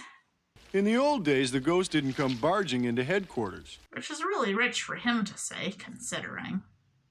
So they set up a bunch of security measures around the firehouse, only for the next ghost to just immediately bypass them. I feel like this makes the Ghostbusters look stupider and less competent than it would have if they had just not set up security measures. The ghost that shrinks them is way creepier than its master, and I would have much preferred him as a recurring antagonist. I mean, he can use magic. Think of all the possibilities there are there. Ah well, at least I can appreciate what little of him we get. And he traps the guys in a hamster ball when he shrinks them. And I wish I could do that. Give him a good shake. Things get pretty whimsical at this point. We see the guys hitch a ride on Slimer, get attacked by a bird, and hey, you've heard of Gamer Girl bathwater. Now who wants to buy some Ghostbusters bottled water? The only real complaint I have about this segment is that this random child doesn't recognize the Ghostbusters. I thought they were like celebrities who did presentations at schools and stuff. You know, like we've seen in a previous episode. Unfortunately, things back at the firehouse are just completely asinine. Janine doesn't know what spell to cast from this book, so she just starts casting all of them. Jesus Christ, Janine! You're lucky there is no instant death spells in that book. Instead, it just seems like there's a bunch of color-changing spells for some reason. What? Who needs that many color-changing spells? Also, when Janine sees the guys shrunken down, she says this. Slimer said you were small, but I thought he meant, small. What does that mean, Janine? In what way did you think they were small that is different than them did you, is this like some kind of dick joke? What do you mean you thought they were small? What are you talking about? Girl! Oh well, at least we get to see Peter turn himself into a mouse. Wow. This is probably the most appealing he's been since his voice was recast. I wish more of this episode was the shrunken down Ghostbusters going on their little adventures. The recurring villain it introduces isn't cool or threatening at all, and in fact barely shows up again after this.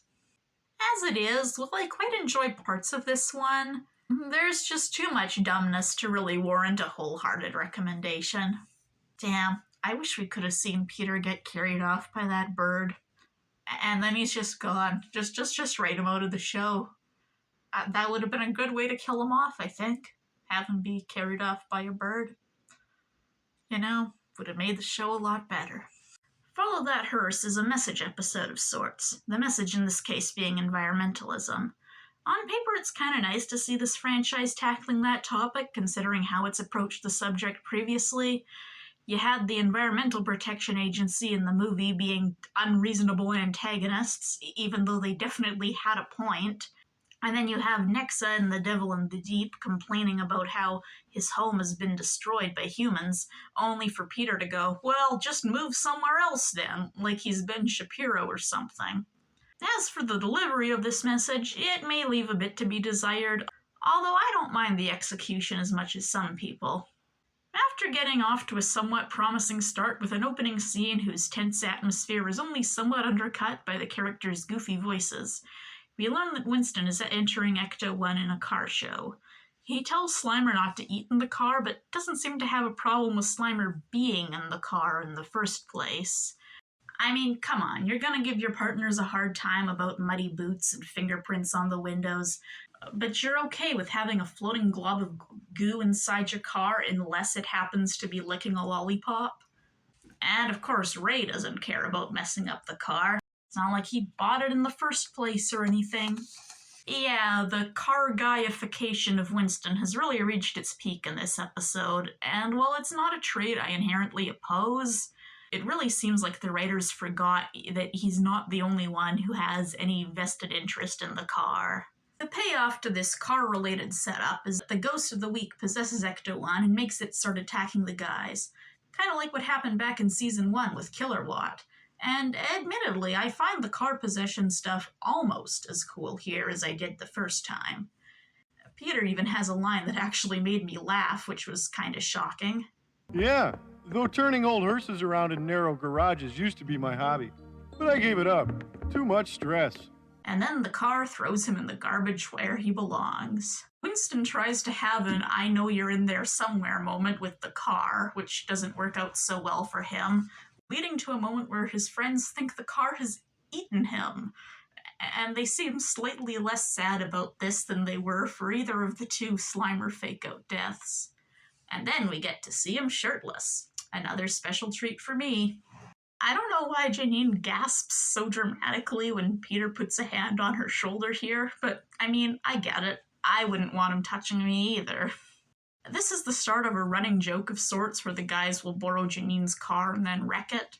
There's also a cute moment here with Peter adjusting Egon's glasses. Anyway, the climax plays out alright, and for the first time in a while we get a seemingly antagonistic ghost that turns out to be sympathetic, and is allowed to go free, without said sympathetic ghost being annoying in the slightest. Now, I'm not a fan of how this episode kind of invokes indigenous peoples as though they were a thing of the past. I mean, the show has done that before, and it wasn't good back then either. But that's a fairly minor part of the episode, and I overall appreciate the message it's trying to convey. It is a bit vague in its moral, as it doesn't really offer any examples of what we can do to protect the environment. I mean, as an adult, I know that the vast majority of pollution is caused by large corporations, but 80s cartoons aren't supposed to know that. You're supposed to give me some pointers on recycling so that I can feel better about doing my part. Overall, I like at least parts of this episode, but in terms of Winston-centric storylines, it's easily edged out by the next one. Yes, that's right. 2 Winston-centric episodes in a row. It must be my lucky day. The Brooklyn Triangle introduces us to his father, a construction worker who he has a complicated relationship with. This is pretty exciting, as up to this point, Winston was the only one whose family members we hadn't met any of yet.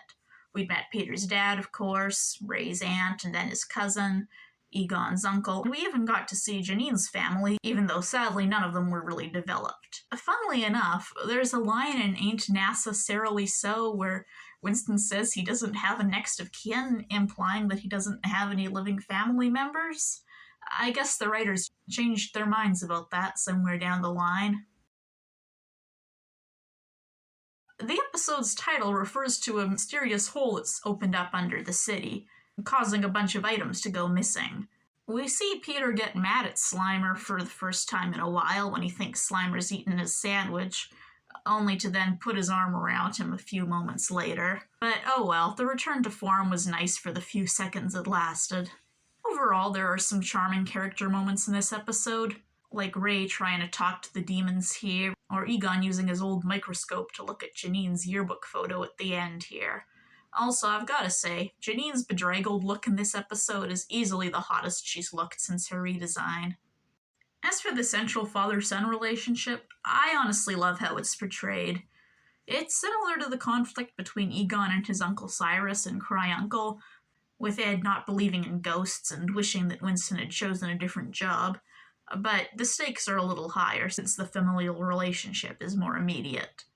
Now, you could say that they work through their issues a little too quickly for it to be believable, but since the conflict does stem from Ed not believing in ghosts, it kind of makes sense that he'd be able to get over himself once he's confronted with the fact that ghosts are real and his son knows what he's doing.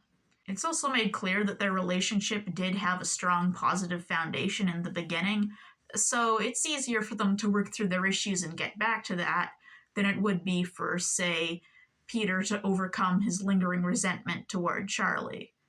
We get a sense of their shared history through things like the other construction workers knowing Winston and greeting him in a friendly way when he shows up, implying that he might have grown up hanging around this crew before he and his father fell out. And we get to hear a little about their past, not a lot, but enough to tell us what we need to know. We also learn that Winston knows how to pick locks, which is very cool and sexy of him. We also learn that he and his father hold two halves of a magic key that's apparently been in their family for 1,000 years, which is kind of a crazy piece of lore to just drop on us out of nowhere with no real build-up. Throughout the episode, we've learned that this ghost and his minions are looking for some kind of key, but I think this payoff would have worked a lot better if earlier in the episode they'd set up some mention of this family heirloom. As it is, it just kind of comes out of nowhere. It's our second episode in a row with an antagonist that turns out sympathetic. But I think that the setup and payoff of the previous episode's antagonist worked a little better. Still, when comparing the two, I'd say this is probably the stronger episode overall, and certainly a more interesting narrative for Winston. So that was Season 4. Yes, I know, it's over already. Much to my own surprise, I think I liked a higher percentage of this season's episodes than I did of Season 3, but that's probably just because this season was shorter. Make no mistake, the annoying parts of this season were really annoying, and the bad episodes tended to have fewer saving graces. And oh, did I imply earlier that the animation was a gradual decline? Because, I mean, it kind of was, but also there is a definitive moment where the show's looks shifted, and it was this season. At this point, the show could still kind of pull off a creepy atmosphere at times, but it also never quite turned off the goofiness the way it used to be able to. I mean, don't get me wrong, it was always largely a comedic show, but it used to be able to just kind of be serious, even a little grim at times when it wanted to, and you don't see quite as much of that anymore at this point. The episodes that I liked this season are either kind of guilty pleasures or took me totally by surprise with how much I liked them. And I should not be surprised when I end up liking what was once genuinely quite a good show. But, alright, all the changes that people credit as ruining the show are firmly in place now, and I've had some time to get used to them, so I guess it can't get any worse from here, right? Right? So now we've come to Season 5, and around this time back in the real world, or maybe I should say the not real world, Ghostbusters 2 had finally come out.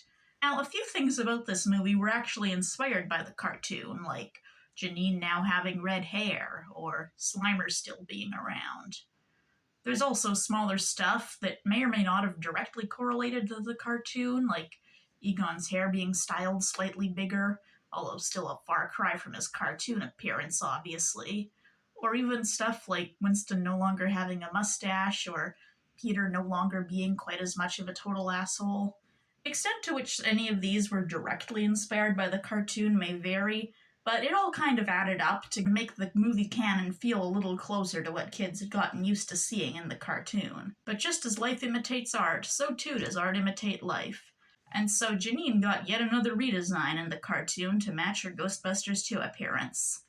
Now, I'm not a huge fan of this look, but it arguably feels a little more suited to her character than her look in seasons 3 and 4. Also, Louis Tully was added to the show at this point. Did they change the intro to reflect his addition, or Janine's new design for that matter? Of course not. Maybe they should have waited one more season to change that intro, you know? Not that it really matters, given how briefly any character other than Slimer appears in the intro. I'm pretty neutral on Lewis as a character, but I am kind of obsessed with his design. His head and eyes are so large in proportion to the rest of him. He looks like some kind of baby mouse. Whenever they show like a wide shot where it's like, oh yeah, he's actually like pretty much the same height as the other characters. He's like a grown man. It's actually kind of jarring because like I feel like I should like be able to pick him up and hold him in my hands. Not that I'd want to do that, because as I just said, I'm pretty neutral on him. This is technically the second longest season overall, and the longest we'll be looking at in this review. But that's in terms of episode number. But partway through this season, they started doing like half-length episodes. So thankfully this season isn't as long as it sounds like it would be in terms of actual runtime. So let's see how the addition of a new cast member, not to mention another whole movie's worth of material to draw inspiration from, affected things going forward.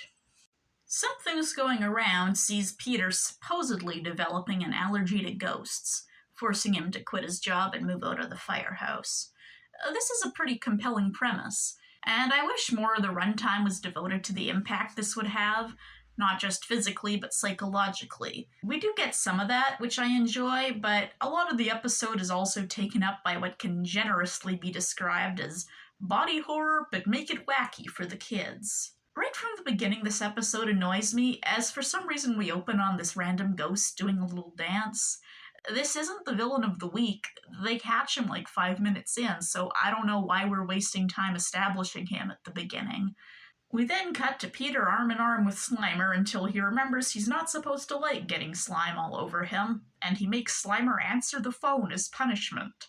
Because yeah, what do we even need Janine for when we can just get Slimer to take the calls? Stop calling, I don't want to talk to a ghost. I do at least appreciate that in this scene we see Peter snacking on these health food chips, which is setting up something that will be paid off later. It's like, it's subtle, you know? It's like environmental storytelling. I wonder if Peter being so slow on the uptake here during the bust is supposed to be a symptom of his illness. No, I think he might just be really stupid. So Peter isn't feeling well, and so begins the part of the episode that I enjoy, mostly. The appreciation I had for them subtly setting up the health food chips goes right out the window as they then set it up again, much less subtly. I somehow find it hard to believe that this huge stash of junk food would have gone unnoticed. I was gonna say by Slimer, but really, everyone should have been able to smell all that salt and sugar. You hate bugs, right, Peter? Well, this is how you get ants. Then Peter does an impression of when Dana was possessed in the first movie. The couple that floats off beds together stays together. Or doesn't, I guess, since Dana continues to never show up or be mentioned at all in the show. Now, I like the guys guilt-tripping Janine into letting Peter stay at her apartment. It's an interesting detail that Peter explicitly doesn't have anywhere else to go, you know, because in this continuity, they all just live at the firehouse. Like, it makes sense when you think about it. It's just not the kind of thing you really think of in those terms until it's spelled out like this. I guess that's another point in the favor of Peter's mother being dead, because if she was alive and reading Celebrity Magazine, you'd think he could, like, move back in with her for a bit, right? And back at the firehouse, Ray is so distraught over Peter's absence that he immediately turns to drinking. So that's the part I like. Now back to the bad stuff. I can only assume we're supposed to know this doctor is evil from the moment he appears. They're not exactly subtle with how they telegraph it, but as he's leaving, they make sure to show us his ghost form just to rub out absolutely any doubt or suspense. Egon is clearly suspicious of him, but he doesn't, like, take a scan of him or anything. And nobody questions these health food chips Lewis is shoving at them until they've all already stuffed their faces with them. Now, this may sound mean, but I can buy Lewis getting lured in by a demon like this. I just don't think the others should be done enough to fall for the same trick. The fact that any of them believe this ridiculously shady doctor at any point is just aggravating. Janine is easily the smartest one in the episode when she points out that Peter having an allergy to ghosts makes no sense because he's around ghosts all the time. But even she is, like, way too slow putting that together. It's an idiot plot if I've ever seen one, and it's all the fault of our newest cast members, so great job making a first impression, Lewis. Even the so-called allergy itself makes no sense. The symptoms are supposed to flare up when there's other ghosts around, but then sometimes they just flare up randomly when there's not another ghost around. Peter gets, like, symptoms of a regular illness first, but then the others just jump straight to the weird body horror stuff. And then at the end they all turn, like, fully into ghosts? What? And this happens, like, at the same time for all of them, even though Peter was sick for longer? Was the shady doctor feeding them, like, I don't know, psychokinetic energy or something? Like, what was in those chips that would do that? Seeing them get all distorted is also just, like, very unpleasant to look at, but not really in a body horror way so much as, like, secondhand embarrassment. The last time something like this happened, it involved strange chemicals and, well, I won't pretend it made any real scientific sense in Dr. Doctor either, but at least the through line there had a bit more internal logic. And the fake doctor's motivation was, I guess, to take over the firehouse and invite a bunch of other ghosts over to throw a party. Man, I'm sure there are a lot easier ways you could have done that. I mean, if a later episode is to be believed, you could have just waited for them to go on vacation. Also, if I called the Ghostbusters and a voice like this answered the phone... Ghostbusters? I'd probably be like, you know what, never mind, wrong number. But I guess that's what happens when you let Slimer answer the phone. People get used to hearing a ghost's voice. Man, can you imagine, like, calling an exterminator and having, like, a cockroach answer the phone? So, yeah, I like seeing Peter suffering, and the parts with Janine are alright. Everything else is just really stupid and terrible. Lewis suits up at the end and gets congratulated for helping out, even though he's the one who caused the whole problem to begin with. And we close with Slimer waiting in line for the bathroom along with the others, answering one of my earlier questions. He does, in fact, use a toilet like a human. Hell on Earth. 3 Men and an Egon is yet another episode about Egon transforming into something. We've seen him become a ghost, a demon, a werechicken, and now he undergoes his most harrowing transformation yet, de-aging into a child. I actually find this premise really promising. I love learning stuff about the characters' pasts, and, well, we've gotten quite a bit of that in this show so far. Literally seeing one of them as a child is taking it to a whole new level. That said, it's easy to see why this episode isn't very popular. There's some really dumb stuff in here, like the guy's full-on blasting Egon for several seconds without killing him, and it dips pretty heavily into secondhand embarrassment territory at points. Everyone is faster on the uptake here than they were last time, as they realize there's something up with Egon pretty much as soon as the de-aging starts. Although at first the only change appears to be in his fashion choices and behavior. My question is, where did Egon get this shirt? Unless he went out and bought it without the others noticing, that would mean someone at the firehouse owns this shirt already. And has he not physically de-aged yet? I know the Ghostbusters were supposed to be, like, younger in the cartoon than they were in the movie, but Egon would still be in his 30s at this point, right? You're telling me that apart from fashion choices, he looked the exact same as a teenager? Maurice LaMarche does a pretty good job giving him the voice of an awkward teen in this scene, but the fact that it's a good voice acting work doesn't make it any less hard to listen to. In fact, this whole episode is kind of hard to listen to. Like, the audio sounds weird. I don't know if it's just the version I'm watching, but there's points where the audio sounds like it's been, like, slightly slowed down. It really makes the whole experience a lot harder to sit through. I've mentioned before that it's sweet to see the Ghostbusters interacting with kids, and to an extent that holds true with de-aged Egon, but I really don't see what they were thinking bringing him along on a bust. Like, even if he hadn't de-aged any further, that's still, like, a small child. What's he gonna do? Did they just, like, get him to, like, wait over there? It's like, you're just leaving a small child on his own? What are you guys doing? Also, I know it's what the whole episode was leading up to, with the title and all, but I think Egon spends too long as a baby. They establish that the de-aging process is accelerating, but then Egon is able to spend the rest of the episode, what seems like at least a few hours, at this very young age without disappearing. The math doesn't quite add up. Speaking of which, apparently the guys had time to run out and stock up on a bunch of baby supplies. I mean, I know some of this stuff would be urgent to get. We see that they've gotten multiple toys. Given the urgent deadline, I think there should have been a point where they just stopped and reevaluated their priorities a little. Of course, we have to have an obligatory diaper changing scene. But, as the secondhand embarrassment in this episode goes, I'd argue that it could be worse. Them approaching it like a surgery is kind of fun, at least. And afterwards, we get kind of a cute moment here. Winston changes into Ray for one shot as he hands baby Egon off to Lewis, who they should really know better than to trust with a baby after what happened to Oscar.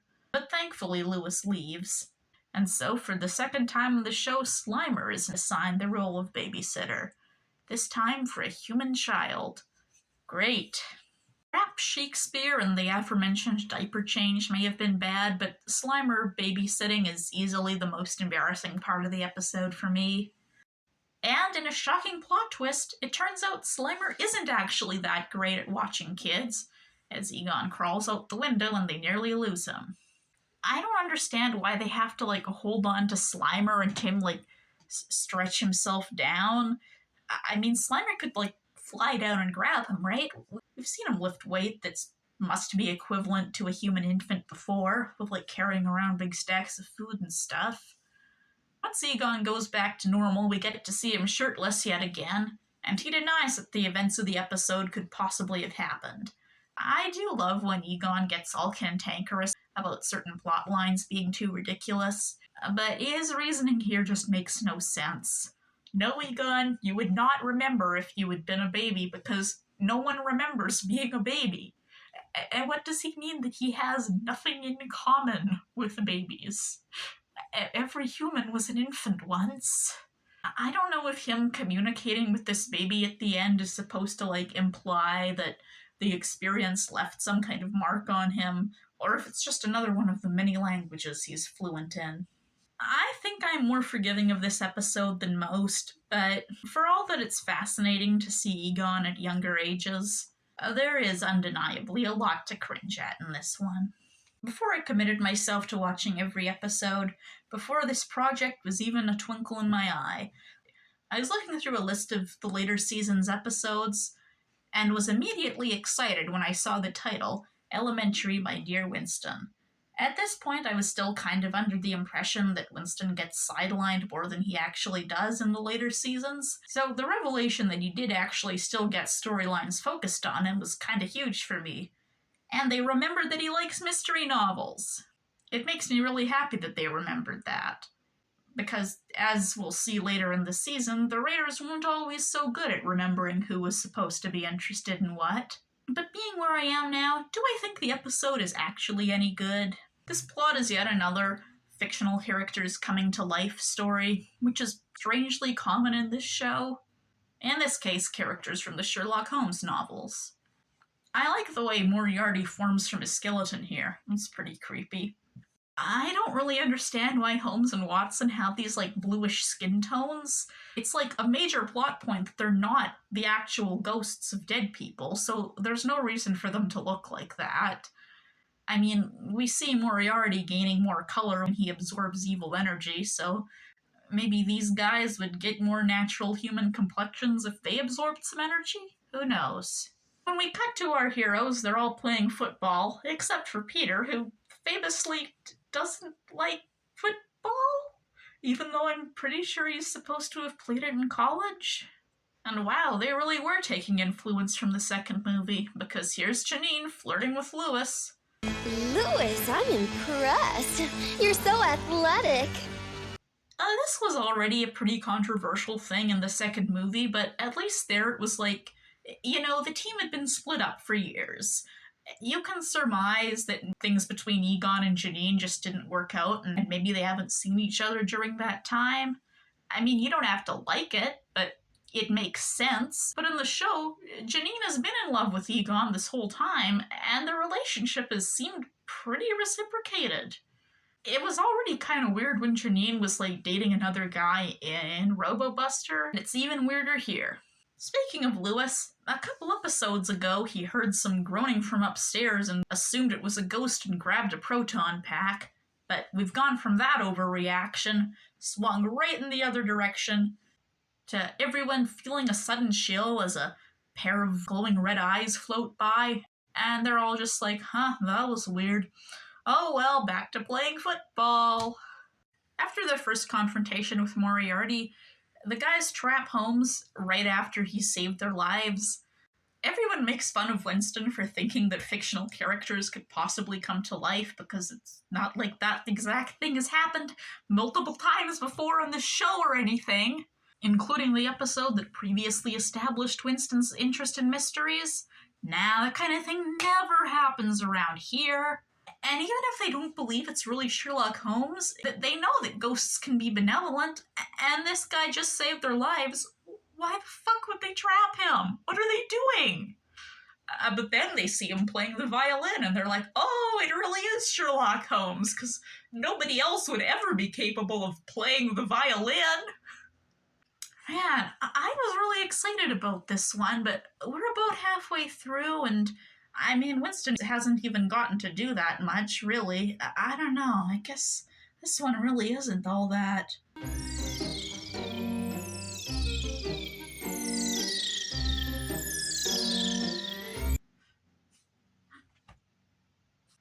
Oh, okay, never mind. This is actually the best episode of the whole show. Look at my special guy in his special outfit! This joke with Holmes reading the Ghostbusters' names off their name tags is made significantly funnier by the fact that the Ghostbusters don't have visible name tags on their uniforms in the show, except for in this shot. The callback to their first case at the library is maybe a little fan-servicey, but it's the kind that feels fairly natural. I like the bit where a bunch of library patrons rush out screaming and Ray just calmly remarks the place hasn't changed a bit. From here, the episode very blatantly sets up that it's going to recreate the Reichenbach Falls incident, which then plays out in a very forced way. The lever on the containment unit has already been switched, so it's sucking the ghosts back into the unit, and Moriarty is down on the ground floor, but for some reason it's not sucking him in. And then Moriarty walks all the way up the stairs so that he can go fight Holmes at the top of the stairs and they can fall over the rail and get sucked into the unit together. They also explicitly tell us it's like the Reichenbach Falls incident, in case we hadn't figured that one out on our own. Just like the Reichenbach Falls, remember? And then it's not like there's any way to let ghosts out of the containment unit once they're in there, right? No, I guess they just gotta stay in there forever. Oh well, at least they got a cool football out of it. Man, that autograph must be worth a fortune. Also, they were impressed by Holmes's violin playing before, but now they hate it because he's playing their theme song? Do these guys not like their own theme song? So yeah, objectively this episode is kind of a mess.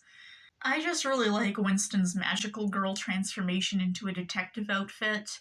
That alone makes it worth watching, in my opinion. I didn't have high expectations for If I Were a Witch Man going in, but as soon as they established Egon having, like, a psychic connection with the villain, I was like, okay, I'm listening. This episode takes place in a small Massachusetts town which has a statue commemorating the town's legendary hero, who just so happens to be Egon's ancestor. No, not that one. This is a different wizard ancestor of Egon's who happened to look exactly like him and also have the same last name despite living centuries ago. But it seems that Eli was a better wizard than Zedekiah, because instead of summoning a dragon he couldn't control, this guy drove out witchcraft from this town. Now the witch he sealed is back and wants revenge. I like what they did with the witch here, with it being a formless entity in its base state and possessing people, transforming them.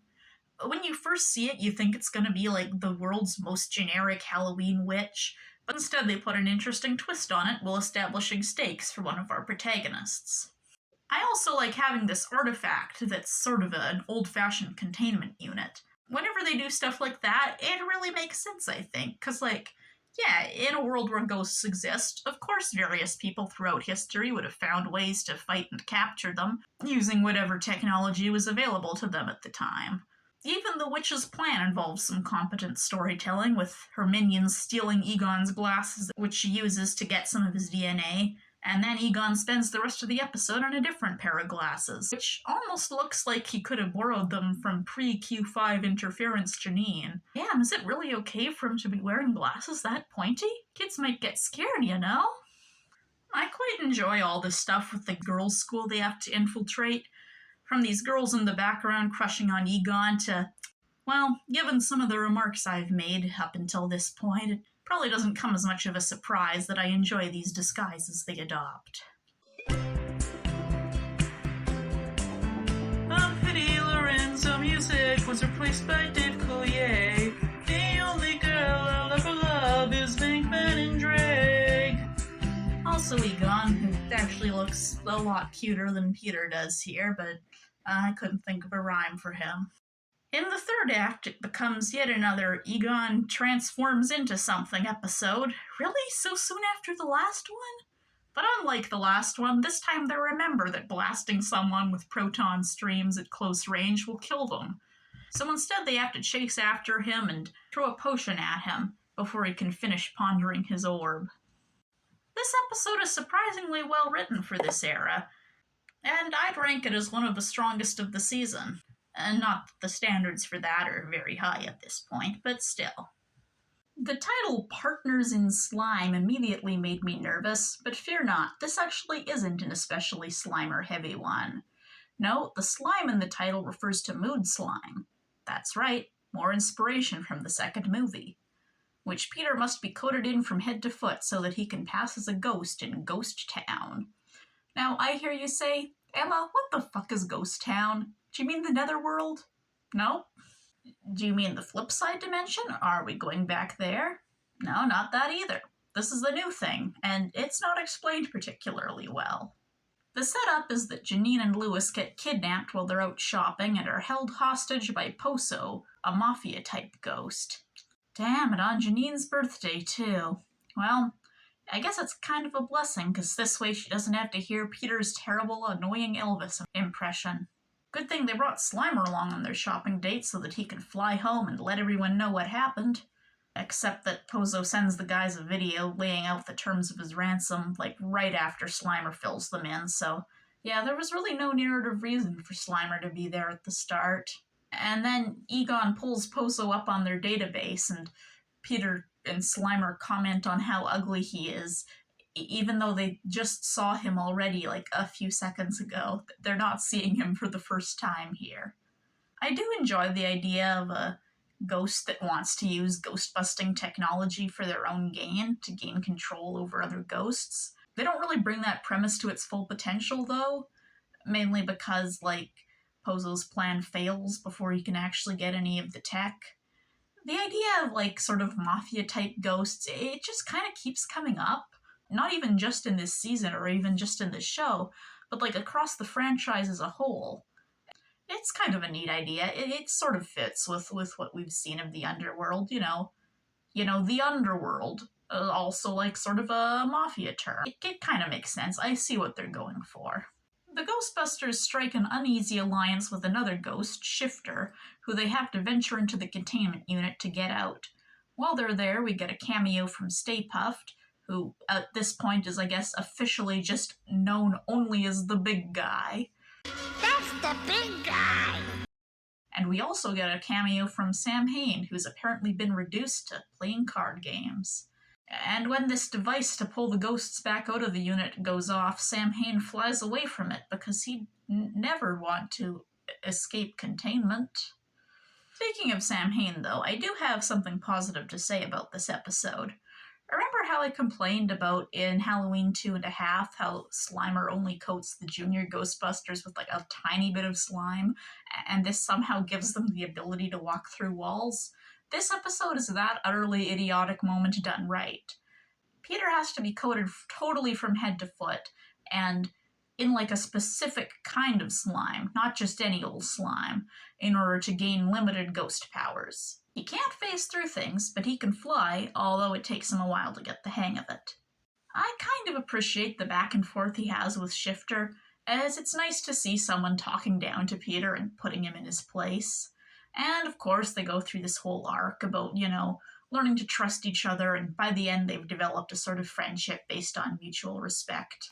If this era of the show were even like 5% more popular, I kind of wonder if anyone had written slash fic about these two. I mean, I wouldn't read it, but I would wonder. This bit when there's ghosts invading the firehouse and Egon shows some of them the containment unit just to suck them in is pretty funny, although it's definitely quite convenient that those ghosts just stood idly by and let that happen rather than putting up any kind of fight at all. If only it could always be that easy.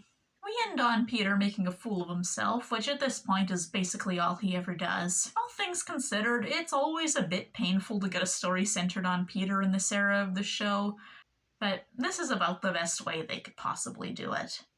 Just by having him have a terrible time and be humiliated. Future Tense sees Ray becoming a Cassandra figure of sorts, as he acquires a TV set that can predict the future. This is another type of plot I like, the sort of prophetic vision stuff. I mean, I did mention earlier that I was a big fan of NBC's Heroes, so yeah. Unfortunately, this is another episode where one of the characters acts like an inconsiderate moron. In this case, Ray being such a television addict that I'll stop to watch TV in the middle of a bust, and then pick a new TV set as payment when they apparently need money for groceries. Like, a slightly toned down version of this could have been completely in character, but the way he acts here is just going too far. That said, I appreciate how rationally he behaves once the plot gets going. Sure, the others don't believe him at first, but that doesn't stop him from taking precautions based on what he's seen. I'll admit that Slimer looks kind of cute in this little raincoat, although not as much when the coat turns brown in this one shot and his tail starts flashing. Yeah, if I pointed out every weird animation error, I'd be here all day, but boy, there sure are a lot of them. Another sensible thing is that Ray thinks to tape the broadcast. I was actually rather surprised that he managed to successfully catch it on tape, and it didn't come out as just static or something, and for them to drag out the whole nobody listening to Ray part of the plot for longer. Although really, I'm glad they didn't, and that they moved things along from there. Unfortunately, even though they go into their next bust knowing what's going to happen next, they don't really take precautions to change the outcome. Apparently, Peter and Ray don't know basic boat terminology, and Egon and Winston waste their breath trying to explain it to those bozos while they're in, imminent danger. Boy, these guys sure are great at their jobs, huh? Also, get a load of Peter's fucked up walk animation here. And according to this visual gag, Slimer has a skeleton. Great. Basically, from the start, I was hoping that the TV set would predict someone dying, and sure enough, the next broadcast they see shows them all getting electrocuted by lightning, I think? Or maybe just getting killed by the ghost. It's a little unclear. But it turns out that what's actually causing all this is the egg of a water elemental that ended up inside the TV, which hatches during a climactic showdown on the roof. So it warns them ahead of time about certain dangers, but it didn't warn them about the ship bearing down on them because it wanted that to kill them. But then when that didn't happen, it does show them their deaths because it hoped that would become a self-fulfilling prophecy. I've got to say, I don't really understand this television set's motivations. And does it actually predict the future, or does it, control the future itself? Or what exactly is its power set? I wish they'd, explain this thing a little better. Also, the prophetic broadcast comes on late at night, so we see the guys, staying up late to catch it, and it's we're so tired, we have to stay up so late. And it's A, we've established we can tape it. You can just tape it. You don't have to catch it live. B, you don't have to, stay up that late. You can, go to bed, set an alarm for, 2 a.m. or whenever it is. Get some sleep, then wake up and see the broadcast. Well, anyway, the moral of the episode seems to be that television is dumb and we should read more books instead, so I guess that's their way of telling us not to worry about it. Real Busters is kind of a retread of Janine Melnitz's Ghostbuster, in that Janine has to suit up to save the guys when they get captured. Of course, here she has her own uniform rather than having to borrow one of the guys. But, I've got to say, she looked a lot hotter when she was borrowing Peter's uniform than she does here. And of course, this time she has Lewis to accompany her, as well as Slimer. So, overall, a definite downgrade. The ghosts holding the Ghostbusters prisoner this time are a sort of justice system who seek to give them a taste of their own medicine. That's kind of a cool premise. Well, it would have been cool if it led to them having any sort of introspection about whether what they do is right, but of course nothing like that happens. The Ghost Court manages to capture the guys by luring them all out to separate locations under the guise of, being a speaker at a convention or filming a commercial. And they all just totally fall for this because apparently they, have, super big egos. And they just don't bother to stop and figure out that they're being tricked. They're just so full of themselves. Even though in the last episode they were, apparently bordering on food insecurity. What it means is we just got aced out of this week's grocery money in exchange for a year's supply of canned laughter. Speaking of which, now Janine in this episode mentions that, she can't afford groceries, and it's hey, were the Raiders doing okay? Was there something going on? Was somebody projecting here, maybe? I don't know. I'm concerned. So apparently there are portals to Ghost World just, around various places, presumably making it very easy for some poor sap to just get isekai'd accidentally by stumbling into one of them. From the way that guys react when Janine and Lewis show up to talk to them in disguise, it kind of seems like they actually don't recognize them until Janine speaks, so yeah, they're a little slow on the uptake in this one. And of course it's not explained where Janine and Lewis got these disguises from. There's this really annoying running joke about Peter getting his hair messed up and yelling, "Oh, I hate that!" which she's never done before any of the many previous times his hair has gotten messed up. The ghosts end up throwing the guys in the aptly named armpit, which is supposed to kill them, except that there's all these, conveniently placed ledges that they can grab onto so they don't fall in and die. Far be it from me to criticize Ghost World's criminal justice system, but I'm not so sure that's such a great method of execution. It's like if you were hanging someone, but you gave them a knife that they could use to cut themselves down from the rope. So Janine has learned to appreciate the hard work the guys do, even though she should already know that at this point, considering that she has contributed to said work herself plenty of times. And the guys have learned to appreciate Janine, which, that they've learned that lesson already, and, if they still have to be learning it now, 5 years in, I don't know, man, it's a little late to be learning that now. To be fair, I guess this Janine is a little harder to appreciate than the original version, but I did mostly like her in this one. At the very least, the episode kind of won me over by the end with Peter and Janine hugging, which is pretty sweet.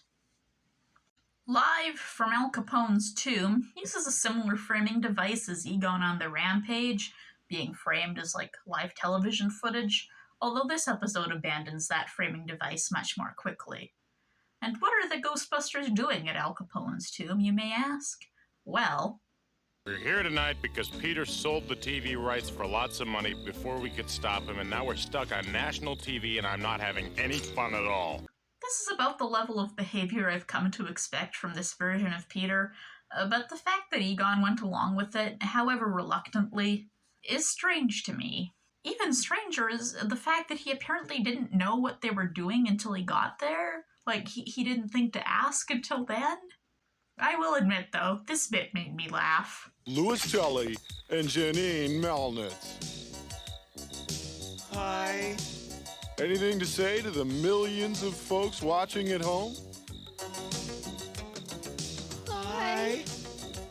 That's about the level of energy I feel watching these episodes. Also, why do these flashbacks imply that Al Capone had ghostly blue skin when he was alive? So a portal opens up and the guys find themselves in the spirit world yet again. Unclear if this is Ghost World or Ghost Town again or what. Are these all the same place or are they all different places? Who knows? I'm really not following the world building here. The ghosts here are all gangsters and they keep like shooting each other with their little finger guns, which is kind of a fun visual. And obviously it doesn't kill them because they're already dead, but they keep doing it because it's all that they know. Slimer once again frustrates me by putting on a cute little outfit while still being very annoying, leaving me conflicted. This episode also contains one of Peter's dumbest moments in the whole show. You'll never take me alive, coppers. Oops! This isn't just saying an unfunny line. This is actively endangering himself and his friends.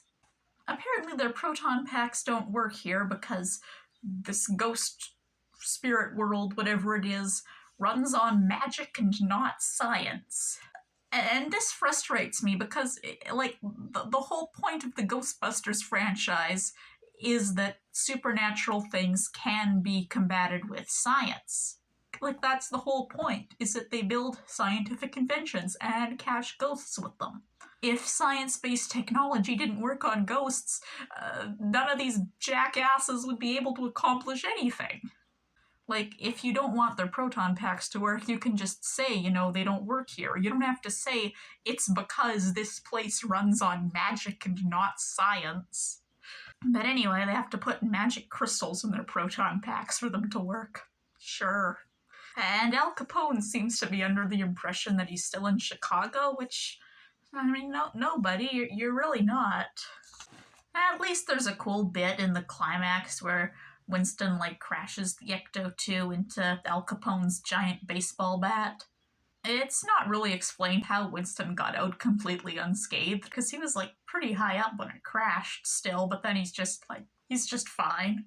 Oh well. At least he looks cool, and really, that's all I can hope for at this point.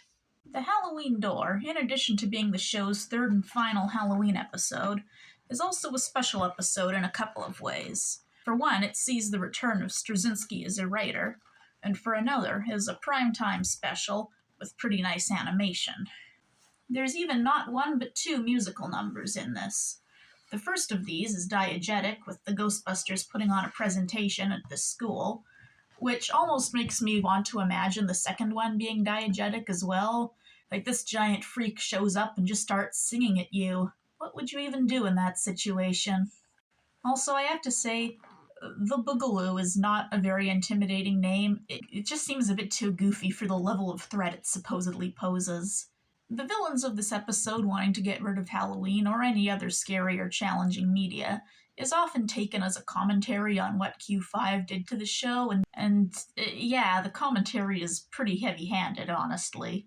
This sort of anti-censorship message is definitely good for kids and remains relevant even today, with ongoing discussions of what media is appropriate for children and stuff like books being banned from classrooms. I do worry that the message gets a bit muddled with the reveal that Dr. Crowley is being manipulated by a demon to, like, open the door to a dimension to let a bunch of demons through. It turns it into a little bit of what TV Tropes calls a space whale ASIP, where here it's like the message is, banning controversial media is bad because otherwise a bunch of demons might come through a door and get you. I do find it kind of ironic that the one named Dr. Crowley, who has this, like, fucked up mutant-looking forehead, is, like, the regular human, whereas the one who looks more like a normal guy is the demon in disguise. And needless to say, this machine they make doesn't really make any sense. The best explanation I could come up with is that, like, objects associated with Halloween would be, like, imbued with a certain level of, like, energy, since it's been established that, like, strong belief in something can manifest in tangible ways, but they don't really, like, say that there's not really much of an explanation for how it's supposed to work. We just kind of have to accept it.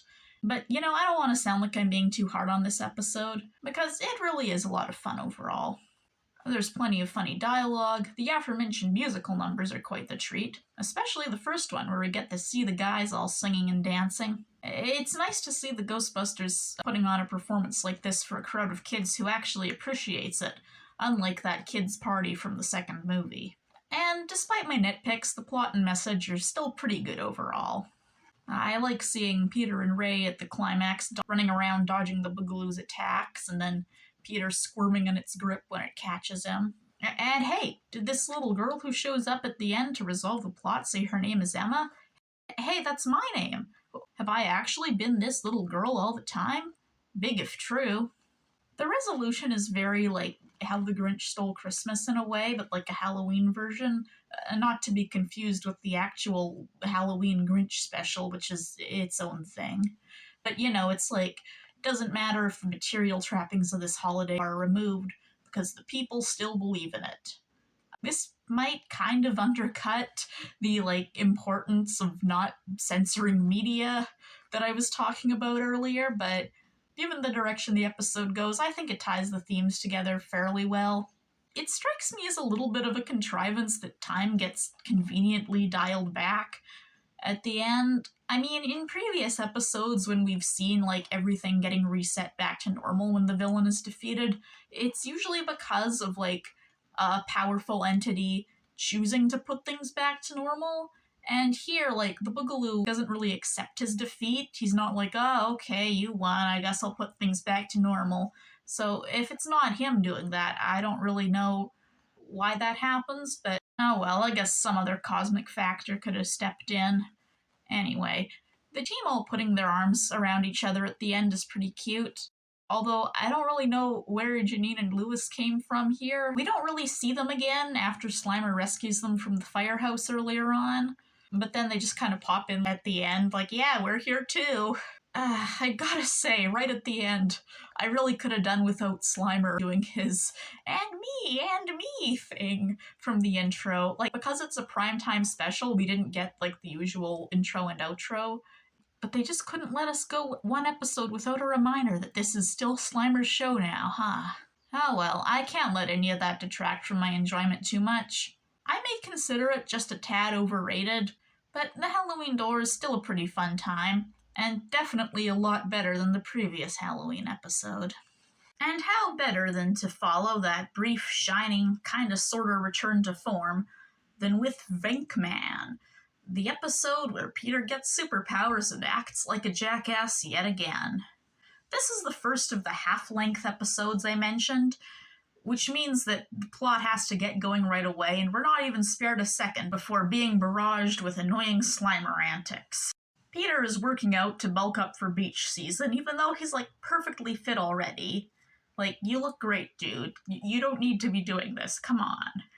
And then he goes flying and crashes into some weird machine Egon is working on, and he, like, gets zapped with a beam, and it gives him powers. These powers seem to include some kind of, like, ghost-repellent force field, but Peter had no way of knowing that when he flew out on a bust without his gear, so what was his plan with fighting the ghost there exactly? Was he just planning on, like, punching it? For some reason, this is like the third time that Peter has gained the ability to fly for a time, and rather than getting better with practice, it seems like he's just getting worse at it each time.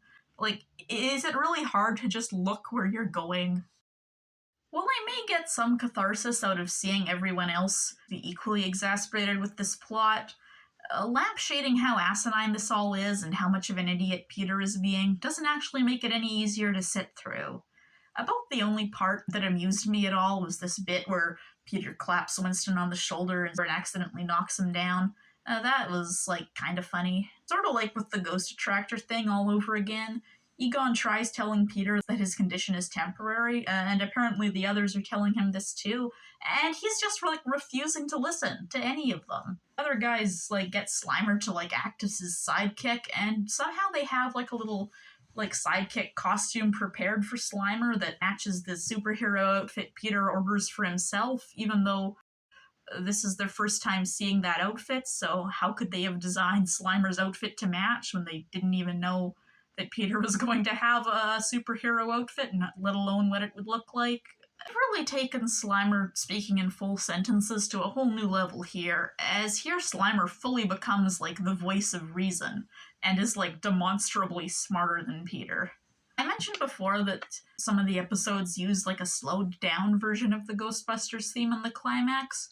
But here with the shorter episodes, they instead use like a little sort of a Nightcore remix. It just doesn't hit the same. Everyone is like way too forgiving of Peter at the end when he loses his powers. Maybe they just feel sorry for him because he almost fell in a vat of molten metal, but he wouldn't have been in that situation to begin with if he'd just listened to his friends at any point. He's always had a bit of a vain streak, but this episode just took it way too far and made him like completely unlikable. Trading Faces has what I like to call an Ernest Goes to Jail plot. I know that movie didn't invent the trope, but that's what I call it. I guess if you prefer, I could compare it to the Watanagashi and Miyakashi arcs of Higurashi instead. Basically, in the Netherworld, there's a ghost that happens to look almost exactly like Slimer, but just different enough that the kids at home can tell them apart.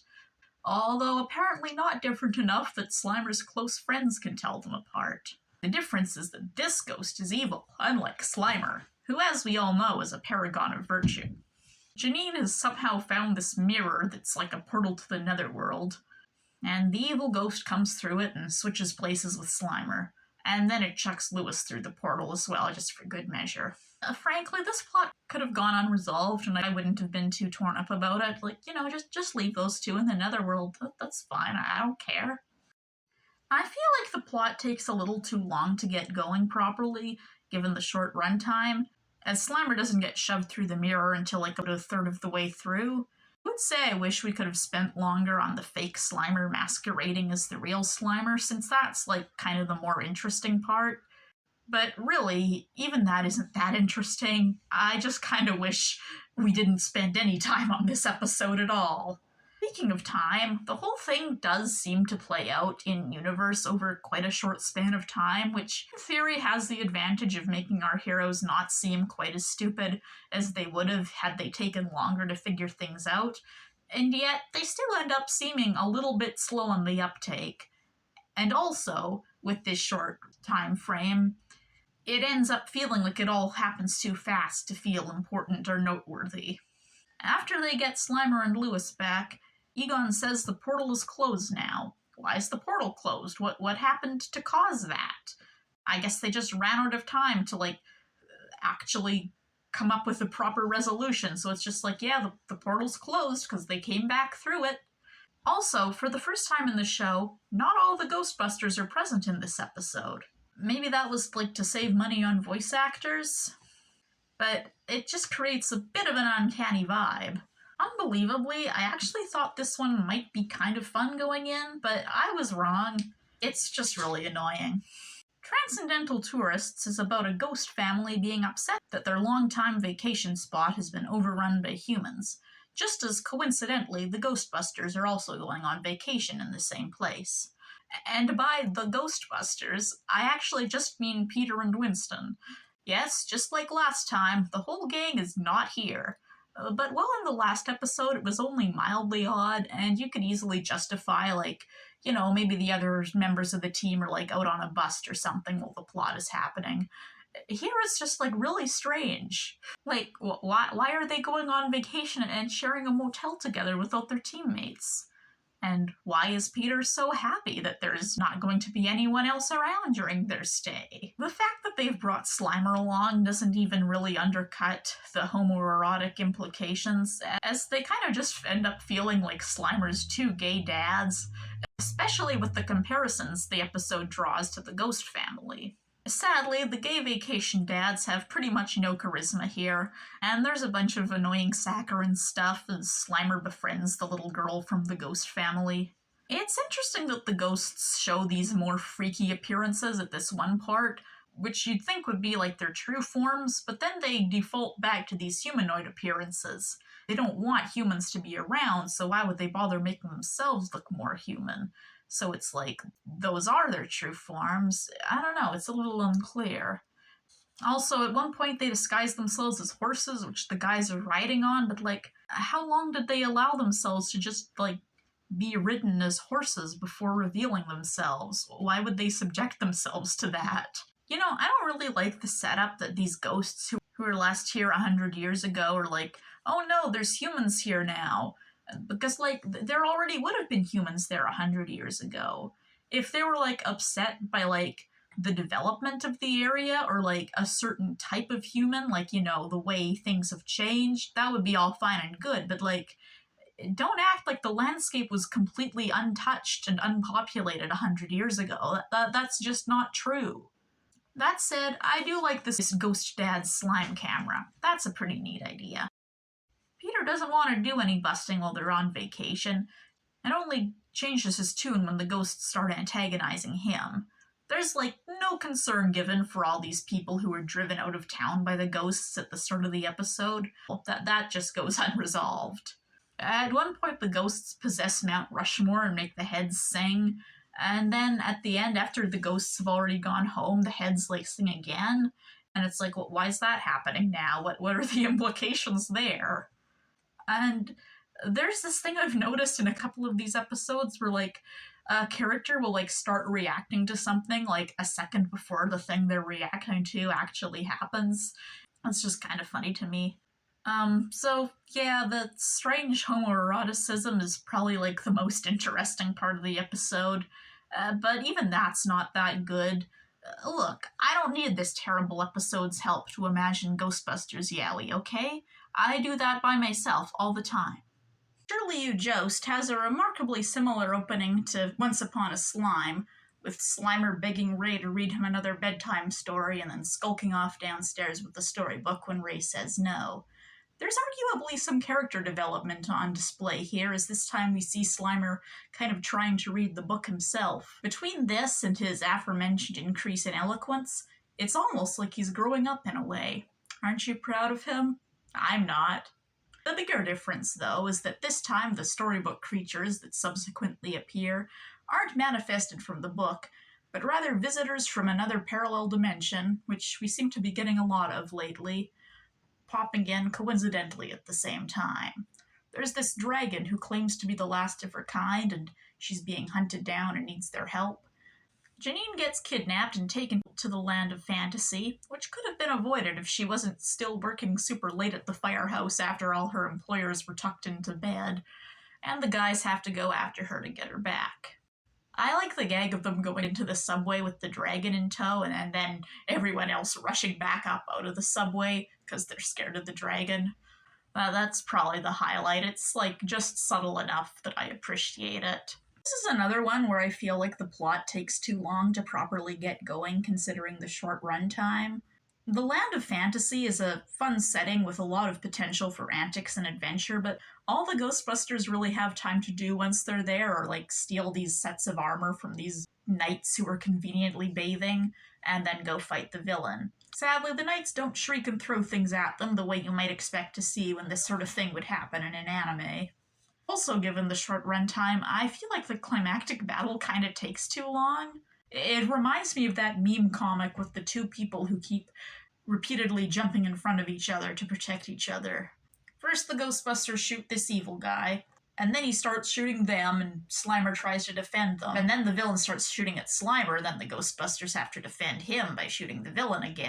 In this one shot, I think they colored Peter's hair poking through the top of his helmet the wrong color, and it kind of makes it look like he's bleeding from a head wound. If only. This was kind of a more competently told story than the last couple, but that's really not saying much. It strikes me as a huge wasted potential, this one. Kitty Cornered starts with a witch losing her cat companion, which ends up staying at the firehouse and granting Slimer's wishes. I don't know if wish granting is something that familiars are normally known for, but it's a cute premise. I like the explanation that the familiar is only attuned to granting the wishes of magical beings and not regular humans, hence why it grants Slimer's wishes and not anyone else's. That's a solid justification for the plot being centered on Slimer, besides the fact that he found the cat in the first place and it seems to have immediately bonded with him. Our allotted two Ghostbusters present for this episode are Egon and Ray, which leads to a weird moment where Slimer is asleep in the guy's bedroom at night and the other two beds are just empty. Where are the others? Who knows? Maybe off at a motel again. So the cat ends up granting Slimer's wishes while he's asleep. Obviously, the first thing Slimer's dreaming about is food, which causes a bunch of food in the kitchen to come to life and torture Lewis for some reason.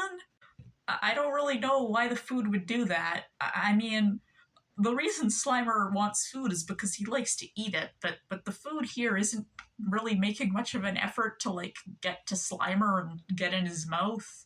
Surely Lewis being tortured is not part of Slimer's subconscious desire. Or is it? Then Slimer wants toys, so the fridge comes to life as a knockoff Transformer. I like the detail of Ray being familiar with this off-brand Transformers. It makes sense for him.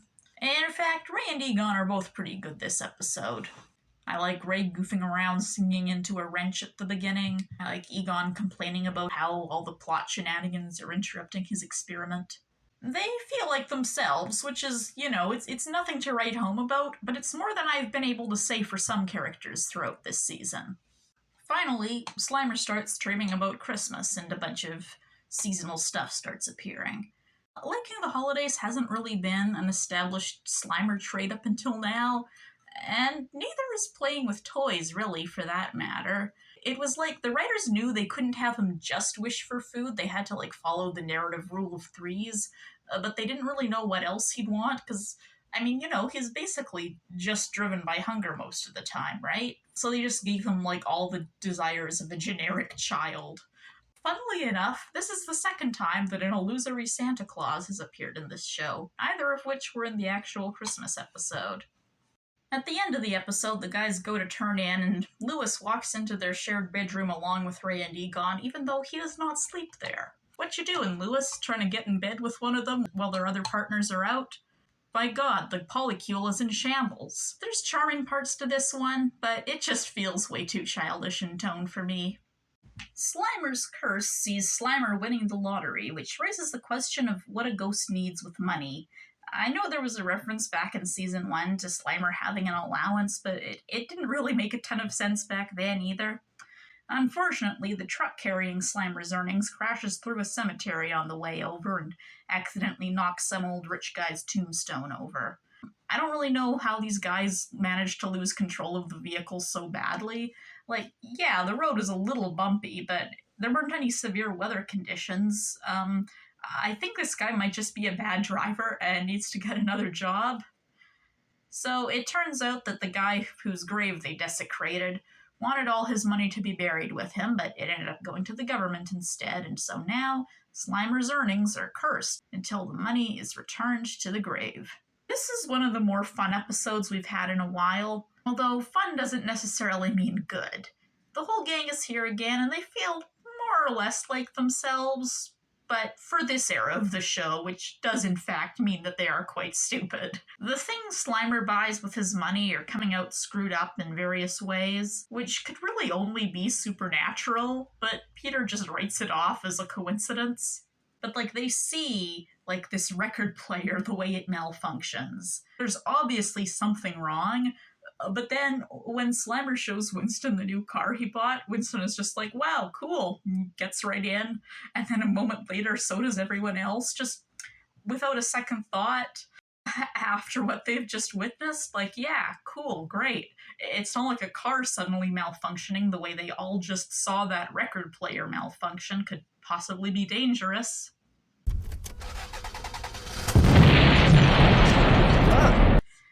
I understand they were going for the moral of money isn't everything, but I don't really like the resolution here. Do you remember the episode You Can't Take It With You about the old rich guy who wanted to bring all his worldly possessions with him into the afterlife? The moral of that episode was right there in the name. Not only was that guy's plan extremely evil, it was also just implausible. That's not how it works, you can't take it with you. But here, I guess the moral is actually you can take it with you. Because returning the money to this old guy's grave is framed as the right thing to do. I hate Slimer in this era of the show as much as the next guy, but I hate rich capitalists more. It's not Slimer's fault that the money he won happened to once belong to this old guy, and it's certainly not his fault that the truck fucking knocked over the guy's grave. That Slimer had nothing to do with that. Why must he make a sacrifice? None of this is his problem. The whole message would have worked a lot better if Slimer had been, more self-centered with his winnings, but he was like using them to buy stuff for his friends, you know? He was being quite generous. So like he's not the greedy one here. It's the old ghost who's the greedy one. You know, like come on, give Slimer his money back. I was actually kind of stunned by how much I ended up liking Till Death Do Us Part. It's maybe the only one of these half-length episodes that I would have liked to see extended to a full 20 minutes. The setup is that Janine is going on vacation, so the guys hire a replacement secretary, who ends up being a ghost. I know not everyone can be like IDW Comics Egon, who scans everybody, but this is like the third episode this season whose plot could have been completely avoided if they just like took a scan of the strange people showing up at their door. Everyone else falls head over heels for Dixie, including Slimer, which is a bit of a weird vibe, but Egon is immune to her charms. Is this because his heart belongs only to Janine, or is he maybe just not into women that much? Who's to say? You know I like seeing Winston, Ray, and Peter dress up in suits, even though Winston's changes color in this one shot. That's a great trick. But Dixie only has eyes for Egon, and uses mind control to kiss him. This prompts Dixie's brothers to show up. Yep, more ghost families. They just can't get enough of those. And say they have to get married now, but for them to do that, Egon has to die. I really enjoy the plan that the Ghostbusters come up with to get Egon out of this. It feels like a long time since they've come up with a plan that could truly be called clever. Slimer's ability to sort of manipulate his form, which we've seen a few times before, is taken to a new height here as he impersonates Egon's spirit when they fake Egon's death. And he does a bunch of annoying stuff to get Dixie to change her mind. During this whole sequence, Egon's lying on the couch in a tank top and underwear, which, you know, yet another exciting moment for those who appreciate that sort of thing. And then, at the end of the episode, we get to meet Egon's mom. That's huge. I mean, I don't really love how she's portrayed here as this, like, overbearing mother archetype with a really annoying voice, but, you know, it's something. It's something exciting that we're learning about him and his family and all that. You know, the episode has some dumb parts, but overall it's kind of a blast, and I'd honestly recommend it. Now for an episode that I wish I could recommend, but sadly isn't that great. It's About Time. I love time travel stories, so you'd think something like this would be right up my alley, but sadly, the inciting incident is just absolute nonsense. The city wants to tear down the firehouse to build a new road, and while the guys are siphoning off power from the containment, Peter comes along like a big idiot and causes problems for no reason. There is a detail I appreciate in this scene, which is that when everyone's hair is standing on end, it's apparent that Winston has a curlier hair type than the others.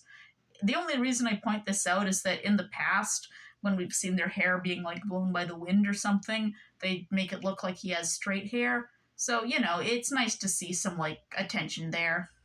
But that does nothing to counteract the sheer inanity of having a ghost trap send them back in time. I mean, I don't think I have to explain why that makes no sense. But it's what happens, and so they end up in the 50s, back when the firehouse was an actual firehouse. You know, come to think of it, I remember hearing that Frozen Empire was taking inspiration from the cartoon. With the opening scene and all, I wonder if this could have been one of the episodes it was inspired by.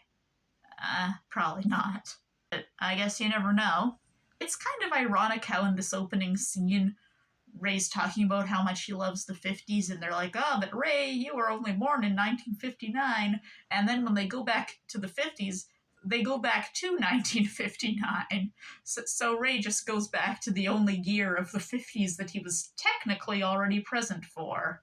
And with the short runtime, it's not like they really get it enough time to, like, hang out and enjoy the decade or anything. Also, yeah, Ray being born in that year would mean that within this continuity, he was 25 years old during the events of the first movie. He should have been at the club! Also, we see Winston talking to the car again in this episode, and apparently nobody ever told him that it used to be a hearse. So, having these guys be sent back in time is making ghosts show up in the 50s, so they have to get back to their own time. But to do that, they need to use the firefighters' equipment to recharge the trap. In the end, it turns out that changing the past in this way has made the firehouse historically significant, so it won't be torn down anymore.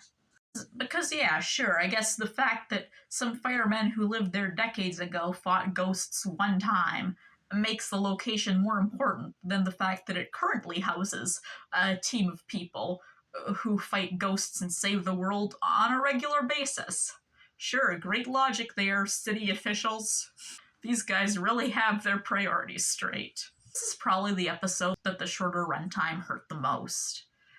The initial setup of the firehouse being in danger of being torn down and the guys having to leave could have made a compelling episode on its own, but here it's totally wasted in service of this really stupid setup with the ghost trap sending them back in time.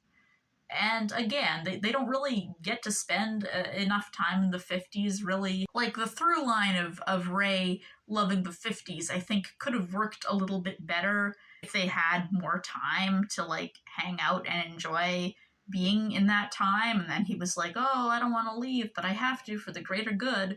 But there isn't really an arc like that. I don't know, it all just comes across as rather underwhelming. The Ransom of Green Spud is a loose retelling of the short story The Ransom of Red Chief, wherein a little boy who's kidnapped ends up being so annoying that his captors not only give him back, but actually pay for his family to take him off their hands. Here it's Slimer being held hostage as ransom for the Ghostbusters to free these ghosts' boss. They just couldn't get enough mobster ghost plot lines this season.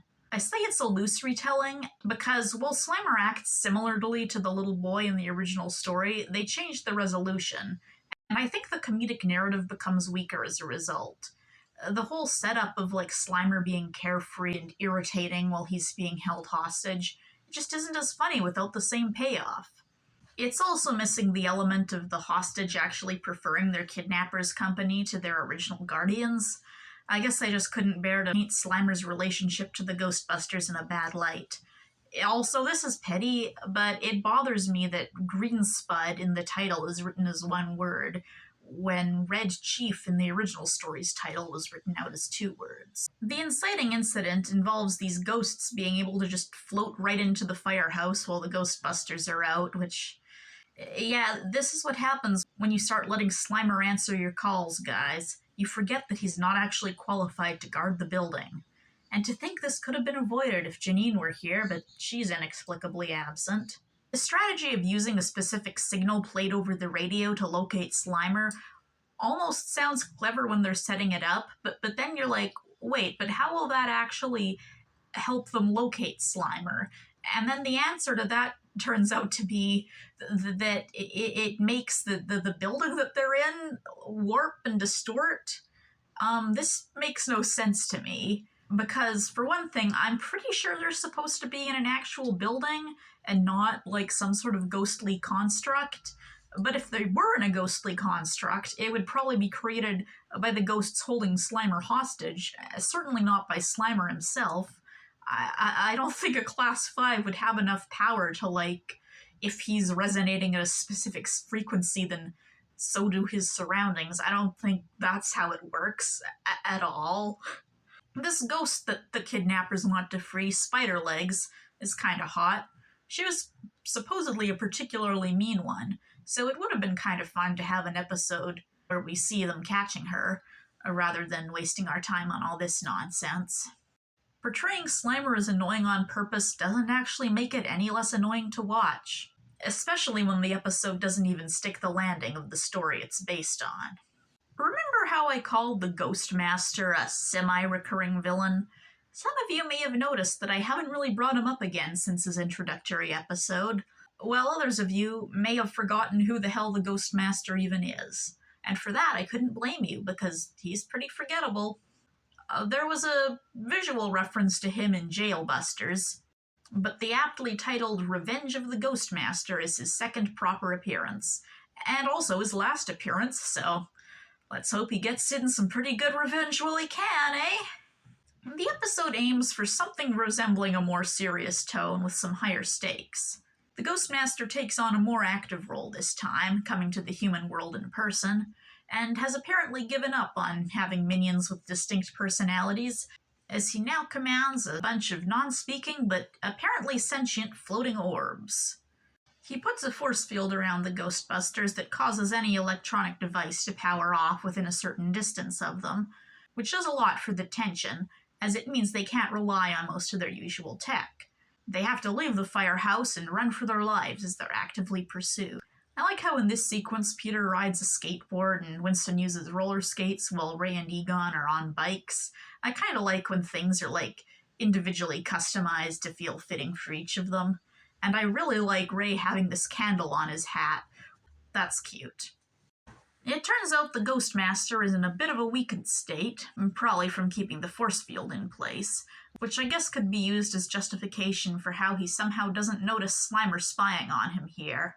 While Peter and Winston get captured by these bubbles, Ray and Egon come up with a pretty clever solution. A Rube Goldberg machine of sorts that will set off a trap without any of them being within 40 feet of it. Peter says a dumb line, but then we end on the others being mean to him, so it all balances out in the end. I have to say, this one wasn't terrible. I mean, it wasn't really good or anything either. But I appreciated having a bit of a more urgent tone with some higher stakes. It is very funny that they tried to, set the Ghostmaster up as sort of a recurring villain, and then they, never really fought him one-on-one at full strength. The first time around, they didn't confront him directly at all, and this time he was weakened. Oh well, they caught him. It doesn't matter now. Let's all just move on. The plot of Loose Screws is the result of Slimer being allowed to fuck around with dangerous objects unsupervised. He's playing with the trap, he accidentally knocks it down the stairs, and while trying to reassemble it, accidentally leaves out some little component that causes it to malfunction. This is very clearly another message episode for the kids. Slimer breaking the trap is analogous to a kid, dropping a plate or knocking a ball through the window or something, with the message being, it's important to be honest when you mess up like that, because you'll only get in worse trouble if you try to keep it a secret. It's a good message and all, albeit one designed for a very young audience, but I think the execution is a little lacking here.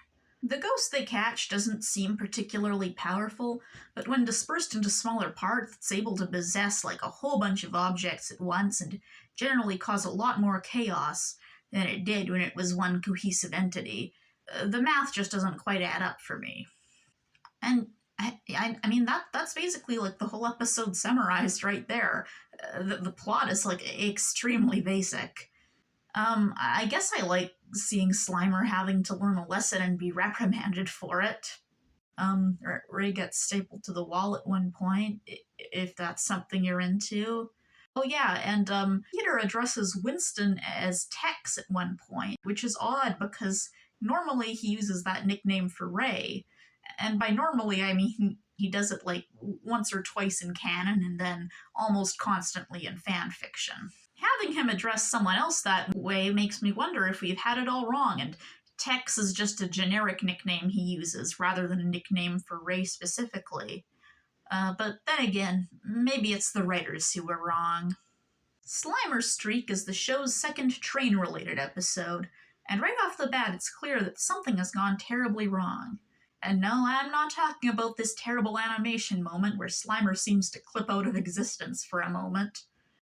If only he'd stay gone. No, since when is Winston the one with an interest in trains?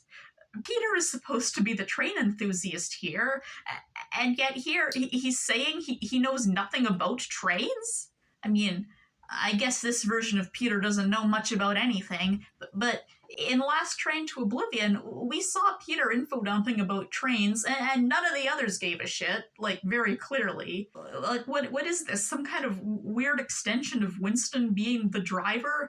Is he just the only one who's allowed to have any interest in vehicles now? Later in the episode, they say he used to play a lot of pinball, and that at least makes a little more sense as an interest he'd have, if only because it doesn't actively contradict a previous episode. And for all that, the train theming ends up actually being kind of secondary to the main plot, which is that this powerful entity forces the Ghostbusters to navigate through a series of environments and play games. Apparently this entity, the player, Which, yeah, that's not a super great name, guys. Apparently he's more powerful than anything they've encountered before, a higher classification than their PKA meters are even equipped to read. I had a hard time buying that at first, but the more I thought about it, I actually don't hate it. It kind of fits into an established trope of super powerful entities being presented as playful tricksters. The way he talks does a lot to add to this feeling, with his delivery coming off very matter-of-fact and detached, like he's so far above humans that he can't be bothered to fully engage with them. The Ghostbusters have to think outside the box a little to beat these games, which I appreciate, although I don't really understand the logic of a ghost being able to hit a jackpot where a human wouldn't. If it was like Slimer's able to phase inside and make it stop at a certain number, that would make sense, but they don't really do that. Are they just saying that ghosts are better at gambling? What are the implications here? I don't get it. And this is another one that I feel could have benefited from a full-length runtime. It's kind of fun at parts, but the interesting stuff kind of went by way too fast. Actually, come to think of it, this whole thing of being on a supernatural train and navigating through a series of different environments where you have to solve puzzles. This is making me want a Ghostbusters Infinity Train AU. Force these guys to work out their issues on a magic train. This is what the people want to see. So that was Season 5, and at this point there is absolutely no doubt that the show is aimed at a much younger demographic than it used to be. The animation errors were more frequent, even in the episodes I liked, like this shot in Till Death Do Us Part, where Egon walks into the kitchen to check on himself. And the focus on Slimer is truly inescapable. The half-length episodes made things worse, especially the ones where half the core cast was missing. But at least those ones were mercifully short when compared to some of the worst full-length episodes. Seeing references to the second movie in this season was kind of surreal in a way. It implies that the events of the second movie happened in this universe, even though the two timelines are kind of incompatible, since the setup for Ghostbusters 2 involves the business having been shut down for several years. In the cartoon universe, they shut down that one time, but they turned to fighting crime when that happened, not performing at birthday parties. And yes, I know there was that comic that adapted Ghostbusters 2 with the cartoon designs, but that doesn't address this issue, because that comic was pretty much an exact recreation of the plot, which included them being shut down, even though that's still not compatible. It still doesn't fit in. Some things from the second movie could have happened in the cartoon universe, but it couldn't have all happened exactly the same. It just doesn't make sense. But of course, none of that is this season's fault, so, oh well. The episodes I liked this season were gleaming oases in a desert of terrible schlock, but I think we're through the worst of it now. They stopped doing the half-length episodes after this, and those were some of the worst, so I can't imagine it could get any worse after this. I don't really have an intro spiel for the next season, other than to say, they changed Janine's design yet again, whoa! So with that being said, let's crack on into Season 6. Season 6 gets off to a strong start with Janine, You've Changed. Straczynski was at the helm for this one, and just as the Halloween Door was largely a commentary on what Q5 did to the show, here he seeks to offer an in-universe explanation for why Janine changed so drastically between seasons. It turns out that an evil entity posing as her fairy godmother has been transforming her over and over again, to the point where her bone structure and even her very cells have been altered. This same magic prevented anyone from noticing the changes for all these years until Slimer randomly happens to see it in a photo album. Now, there is prior canon basis for Janine being susceptible to this sort of manipulation from wish-granting entities. I guess it's a good thing the incubators from Madoka Magica never got a hold of her. But unlike in Janine's Genie, where everything is reversed by the end, here the damage is permanent and the transformation can't be reversed. This is already quite the existentially horrifying setup. What makes it worse is the reveal of why Janine wanted to change how she looks in the first place. We learn during the climax of the episode that a lifetime of belittlement, going all the way back to her childhood, has left Janine feeling quite insecure about her appearance. And of course, this all ties into her feelings for Egon. She hopes he'll finally pay attention to her if she can become pretty enough. Of course, the message at the end is that she shouldn't change herself. She's beautiful just the way she is. But remember, the transformation isn't undone at the end. And due to the show's episodic nature, the status quo is kind of reset after this. Egon confesses his feelings at the end, which snaps Janine out of the trance that the fairy godmother has put her in, but then he follows that up with, "And everybody else loves you too," which makes it a little less clear that that confession is actually supposed to be romantic. At the end, it is strongly implied that they're finally becoming an official item, but then it's not like they are actually a couple for the rest of the show. Instead, the relationship just reverts back to its same ambiguous nature. But maybe that's just as well, because despite their love confession, this episode kind of makes me like Egon and Janine less as a couple than I do otherwise. See, I'm open to multiple conflicting interpretations of the same text. I could see them having already been an item by like season 2, if not earlier, based on how they've acted in previous episodes. Or I could see Egon simply not returning Janine's feelings at all. I'd be fine with it whether or not they ended up together. What I'm not fine with is Egon apparently loving Janine, and yet being so inconsiderate of her feelings and just brushing her off to the point where she feels inadequate and thinks that she has to change herself for him. What makes it worse is that when they're discussing Janine's changes in appearance, Egon calls her old Brooklyn accent annoying. Remember how she used to talk with that really annoying Brooklyn accent? That, completely undercuts the big speech he makes to her later. He's like, "Janine, I love you no matter what you look like." And it's like, but does that extend to what she sounds like too? Or was the Brooklyn accent a deal breaker? Even the whole conceit of the episode is kind of weakened by Janine's new design for this season. It looks a lot closer to her original look than the previous redesigns she's gone through, and yet they kind of just gloss over the previous redesigns to focus on this latest iteration. It's also, arguably less attractive than how she looked in the first 2 seasons, so the idea that she thinks this look is prettier than her old one is just kind of confusing. Are you sure about that? I think this plot would have worked a lot better if she'd had, her design from seasons 3 and 4. You know, the more sort of traditionally feminine, pretty one. Then maybe when she goes back to normal at the end, they could say, "Oh, hey, this new look is actually how she originally looked." That might imply that her look from the first 2 seasons was also the result of a makeover, which would just extend the fridge horror back even further, but narratively, I think it would work better than what we have. But I don't want to give the episode too hard a time for things that the writers had no control over, because it really is quite solid overall. There's a lot of bits I enjoy, like the sequence of the guys spying on Janine, or this bit where Egon compares Peter to a seal. I particularly like that joke because it reminds me of that bit in Apocalypse What Now of Peter's seal impression. The message is important, even if it's maybe a little muddled in its execution. And the character drama is pretty great.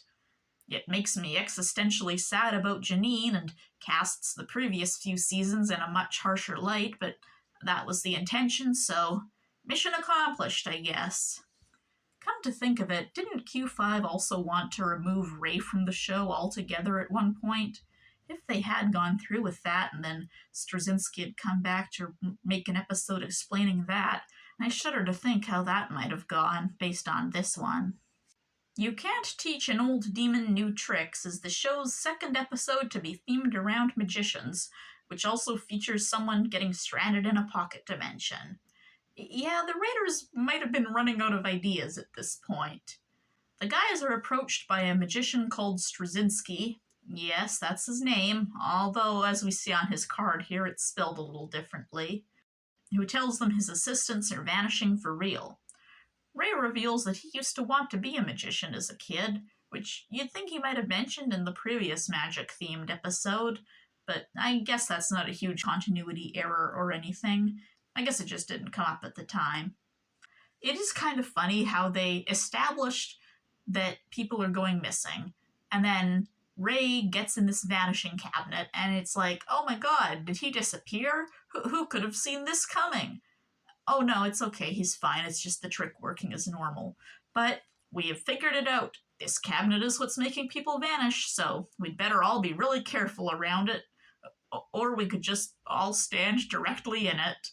Either one works. Then they all disappear. Who could have seen it coming? I will say, though, this episode has some of the best characterization for Peter since he switched voice actors.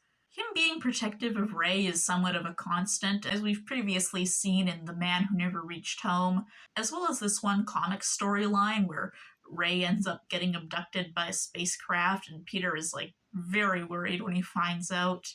Yeah, that's kind of a long story. There were some buck wild storylines in the comics. Indeed, the relationship between these two is really something in this episode, such as this scene where Ray seems to get really jealous when Peter's flirting with these women.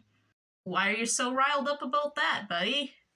Is there something you'd like to share with the class? Anyway, the title proves to be very literal, as there's a demon in this other dimension who wants to learn magic tricks. I'm a little confused by all these magicians' assistants who are trapped here. It's not really clear whether they're under any sort of mind control, although it kind of seems like they are. They all seem like pretty happy to be there, giggling and whatnot. But also, there's never any mention of them being under some sort of spell, and if they are, then the spell is never mentioned to be broken or anything. But if they're not under mind control, then it's like, do none of these women have, like, lives or loved ones or anything that they want to get back to? Have any of them ever made any escape attempts in the years that some of them have apparently been trapped here? Ray performs a card trick for the demon, but the magic act I'm most impressed with is his hair changing color between shots. They almost manage to strike a peaceful resolution, but nether energy from the other dimension follows them home and starts corrupting New York, and Ray is prepared to make a sacrifice and stay in the other dimension. I'll admit this scene tugged at my heartstrings a little.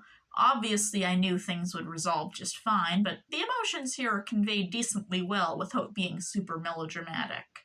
You really do end up feeling sorry for the demon, because New York getting corrupted wasn't his fault, and Ray did promise to teach him magic, only to have to inadvertently break that promise. But since none of them knew that things would turn out that way, and Ray really was prepared to fulfill his promise, the episode accomplishes this without making our heroes seem like manipulative dicks. All in all, while it may retread some familiar territory, the episode itself tells a fairly original story, which I ended up liking more than I expected. Despite what the title may make you think, Ghost World is actually not yet another trip into a spirit realm populated by mafia ghosts. Thank goodness, because we've had enough of those. Instead, it's about a haunted amusement park, which we've also kind of had a few of already. But there is one factor that makes this one worth watching. Egon's mum is in it. She's still kind of that annoying, overbearing mum archetype, but the screechy voice she had in her first appearance has been toned down considerably, and getting to spend some more time with her and flesh out her relationship with Egon is much appreciated. The episode starts with Janine and Slimer hearing about Ghost World from this singing telegraph guy, whose performance they seem much more impressed with than I was. Maybe they were just impressed by how this guy appears to shrink while doing this flip. I was surprised by how much of an almost horror movie feel this one has, with our cast getting whittled down throughout the episode. Initially, it's just Ray, Janine, and Slimer who go, as the others aren't interested. They realize they're in danger while they're there, but we cut away before we really get to see what befalls them. When they come home, something is obviously up, they're clearly possessed. Then they lure Peter and Winston out to become the next victims, leaving Egon, who is too sick to attend, as the final girl of sorts. There's a solid buildup of tension here, and it's honestly pretty eerie. Also, shout out to this line. I can't remember having this much fun, can you, Winston? Yeah, boot camp. Which, as far as I can tell, is the only direct reference in the cartoon to Winston's time in the army. Now, you may be wondering how Slimer, who's notably a ghost, can get possessed. Yeah, me too. Obviously, the writers didn't know either, as at the end, when Egon and his mom come to the rescue, Slimer is the only one not to be freed from possession on screen. I guess the writers knew that showing a ghost have another ghost sucked out of its body would be too ridiculous, but they couldn't really think of another way to do it, so they just kind of left it up to our imagination. They could have easily gotten around this either by simply not having Slimer in this one at all, or instead of getting possessed like the others, maybe he simply could have been held captive and replaced by a look-alike ghost. By the end of the episode, when everyone else catches Egon's cold, Slimer appears to have caught it along with the rest of them, but that barely even fazed me at that point because I was just so hung up on the sheer logic of a ghost getting possessed. That nitpick aside, though, this is honestly a pretty great episode in my opinion. Seeing Egon's intelligence and skill shine through even when he's nerfed by illness is pretty great. And I'm really glad they brought his mum back and expanded her beyond that brief cameo at the end of Till Death Do Us Part. Honestly, I'm quite curious about her as a character. She seems very kind and loving here, but in a previous episode, Egon was referred to both of his parents refusing to speak with him after he got an imperfect grade on a test. It really makes you wonder what the balance of power in their family was like, whether his mum had any say in what kind of punishments Egon might have received growing up. It's not something I would have expected the show itself to get into, but it's something worth exploring in fanworks, I think. The Haunting of Heck House is another Straczynski-written episode.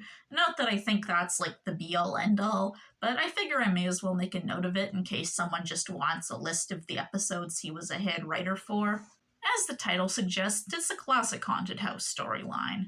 In fact, it's about a house that's so haunted that nobody's ever survived spending a whole night there. But the Ghostbusters will agree to anything if you dangle enough money in front of them, and so they must spend a night there without any of their gear. So there's some typical haunted house antics. Ray decides that Winston should share a room with him and they walk off together like this.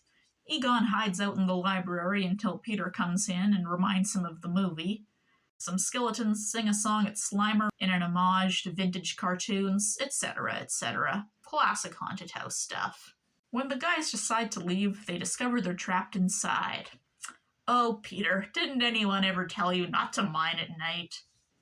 After some further shenanigans, Egon reveals that all the ghosts in this house are the result of the ghost stories found in the library, which technically makes this yet another episode about fictional characters becoming real. When he says this, you almost expect the solution to involve destroying the books in some way, but instead the solution involves using the wiring in the house to turn the whole house into a giant ghost trap. This creates a bit of suspense as they realize humans might not be able to survive inside a ghost trap. Hey, what are you worried about, guys? Worst case scenario, you'll end up in the 50s again. So they make it out alive, but 5 minutes before the sun comes up so they don't get their prize money, and the house gets shrunken down into a little paperweight. This episode is a pretty fun time if you like haunted house stories. I think it could have been a little stronger without the framing device, as Peter is telling this whole story to some kids who are visiting the firehouse on a field trip. Obviously, as an adult who's aware that there are more episodes after this, I knew they'd all survive regardless.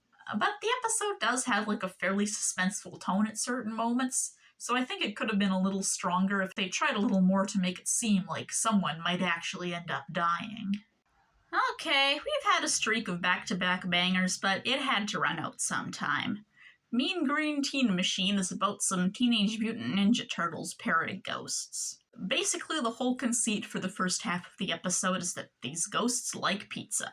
They like pizza, they want pizza, the Ghostbusters try to catch them, but they can't, because these teens are just too radical. And in case you thought I only liked If I Were a Witch Man because of that part where Egon and Peter are in drag, here we see Ray dressed as a woman, and it does absolutely nothing for me. By around the halfway mark, I was worried this was just going to be the whole episode, but luckily, this Alpha Wave device Egon was showing off earlier proves to not just be a random one-off, but rather an important plot device that makes the second half of the episode a lot more interesting. albeit not really any better or less embarrassing. It's kind of fun seeing what all the guys are dreaming about. Peter is dreaming about being on a quiz show, Ray about being a caveman, Winston about being in a bad Star Trek knockoff, and Egon about giving a tour of the human bloodstream. When the ghosts show up in Peter and Ray's dreams, they're fully transformed into different appearances. With Winston, they appear in, Team Rocket level disguises, and somehow he doesn't recognize them. And of course, it's super fucked up when all their dreams get corrupted by pizza, because pizza is just such a horrible thing that nobody would ever dream about normally. Besides that one time when Ray fell asleep and immediately started dreaming about a giant pizza, but, other than that. Slimer uses the brainwave machine to link up everybody's dreams, and we get this moment, which I'll admit made me laugh. Thanks, Winston. You're here. You're bald. I really enjoy the sparkling music that plays when Winston sees Egon. And yes, before you ask, I do mean that in a Fujoshi way. The ghosts want to keep the guys dreaming forever so that they can keep turning their dreams into pizza and then eating said pizza. And this almost sounds like a clever motivation, except that it's actually not at all. Wouldn't it be easier for them to invade the dreams of somebody who's as into pizza as they are, and would just be dreaming about it already with no interference required? And if this intangible dream pizza is as good to these ghosts as the real thing, then why were they going to such great lengths in the first half of the episode to get their hands on real pizza? The part at the end where Egon is like, these teens may be hipper and more radical than us, but we're smarter, is really just sadly ironic, given that, maybe the show was smarter once upon a time, but it's certainly not at this point. There's some vaguely fun moments with the dream stuff, but overall, this one is just quite embarrassing and almost unwatchable at points. Remember what I said about Ray apparently wanting to be a magician, but not bringing that up the last time there was magician stuff happening? But, that wasn't really a continuity error. Well, in Spacebusters, Winston gets accepted into a space program, and he says that he's wanted to go to space ever since he was a child. Oh, did you really? Is that something you've always wanted? Well, your wish was already granted, man, several years ago. And really, he didn't seem to have such a great time the last time they went to space, so really, I'm surprised he'd be so keen to go again. When something goes wrong with the mission, the other Ghostbusters are able to just conveniently hop on a spacecraft and go check it out. These guys weren't accepted into a space program, so why and how are they able to do this? Don't even worry about it. We get some quite rough animation as our heroes appear to just walk in place for several seconds.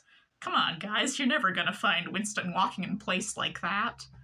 And they end up finding the rest of the crew's empty spacesuits, which could be quite eerie if the show still had the old atmosphere that it used to have early on, or if the pacing was just a little better, or if we didn't have Slimer around offering us constant commentary on everything.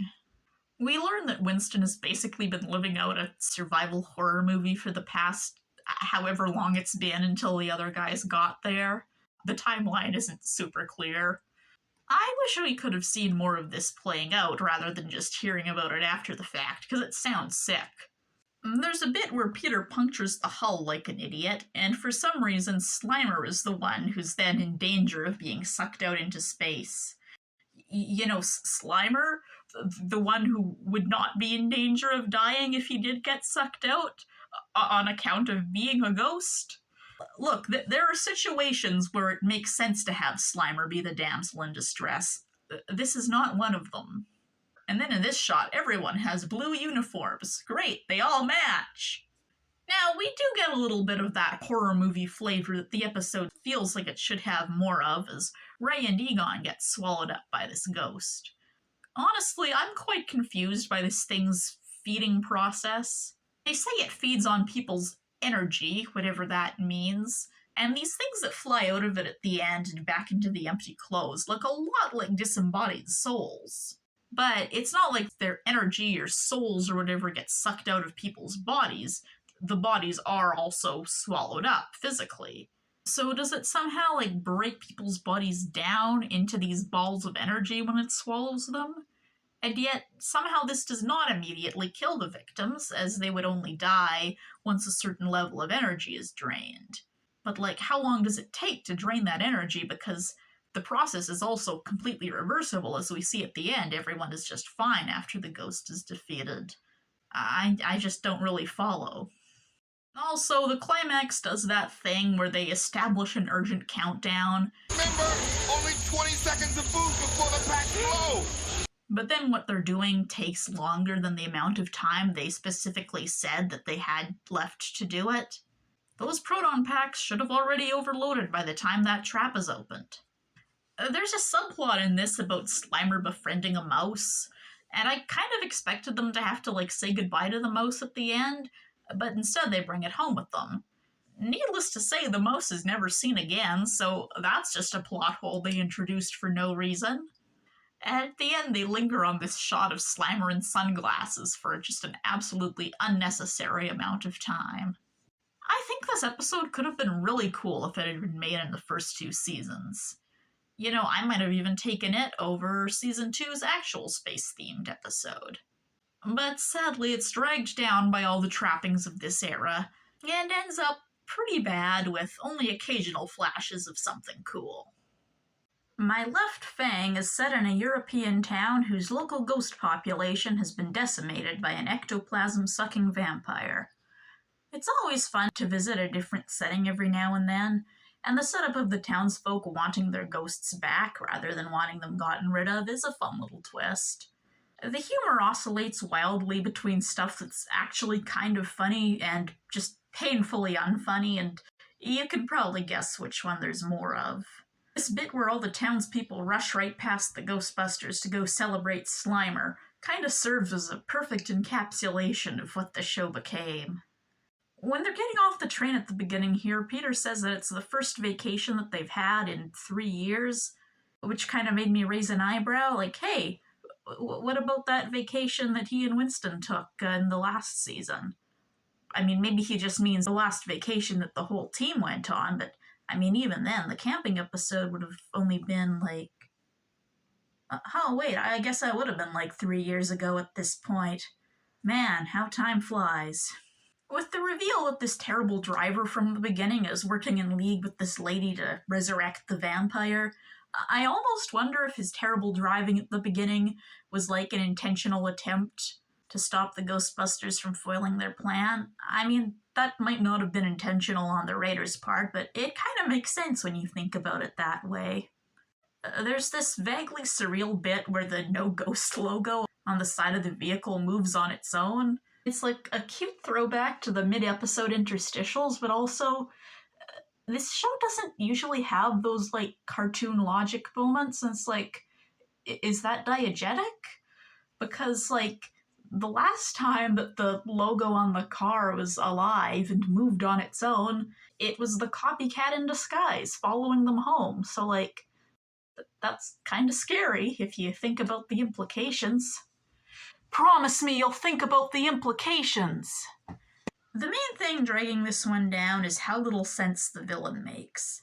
And no, I'm not just going to complain that that other vampire in that other episode said he was the last of his kind. This ghostly vampire is not really a traditional vampire, so I can totally accept them being 2 completely different species. Like, if I was the last human on Earth, I'd still consider myself the last of my kind, even if there were also wraiths around, you know? No, my problem is that all of this guy's victims are still whatever the ghost equivalent of alive is after having all their ectoplasm drained. Well, I say ectoplasm, but they never actually use that word. They just call it slime.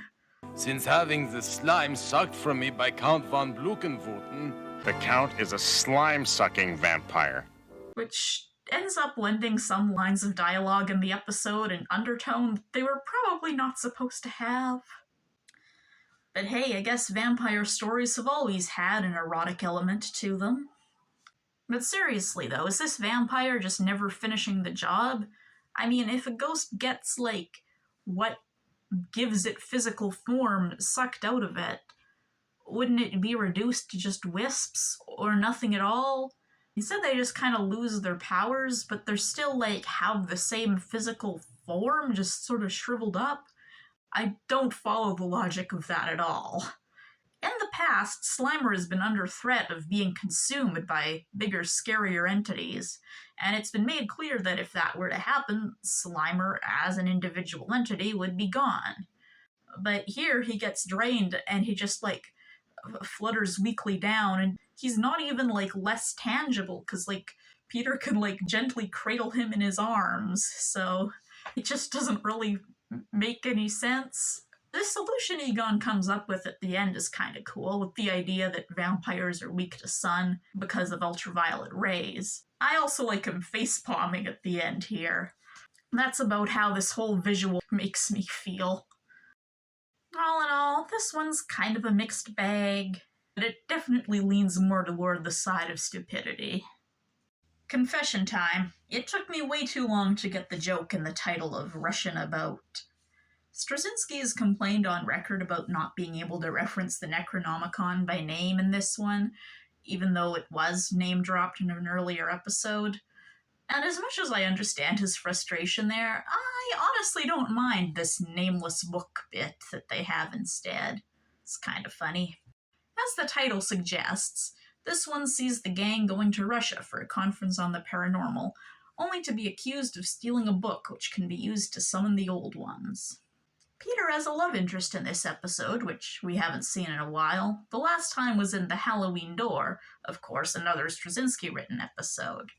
It's one of those things whose absence you don't really notice as much until it comes up again, and then you're like, oh yeah, Peter's really not having as many girlfriends as he used to, huh? But I guess that makes sense, because really, how many women would be charmed by this idiot? I'm not. There's a lot of funny bits in this episode, like everyone but Egon fighting over the window seat.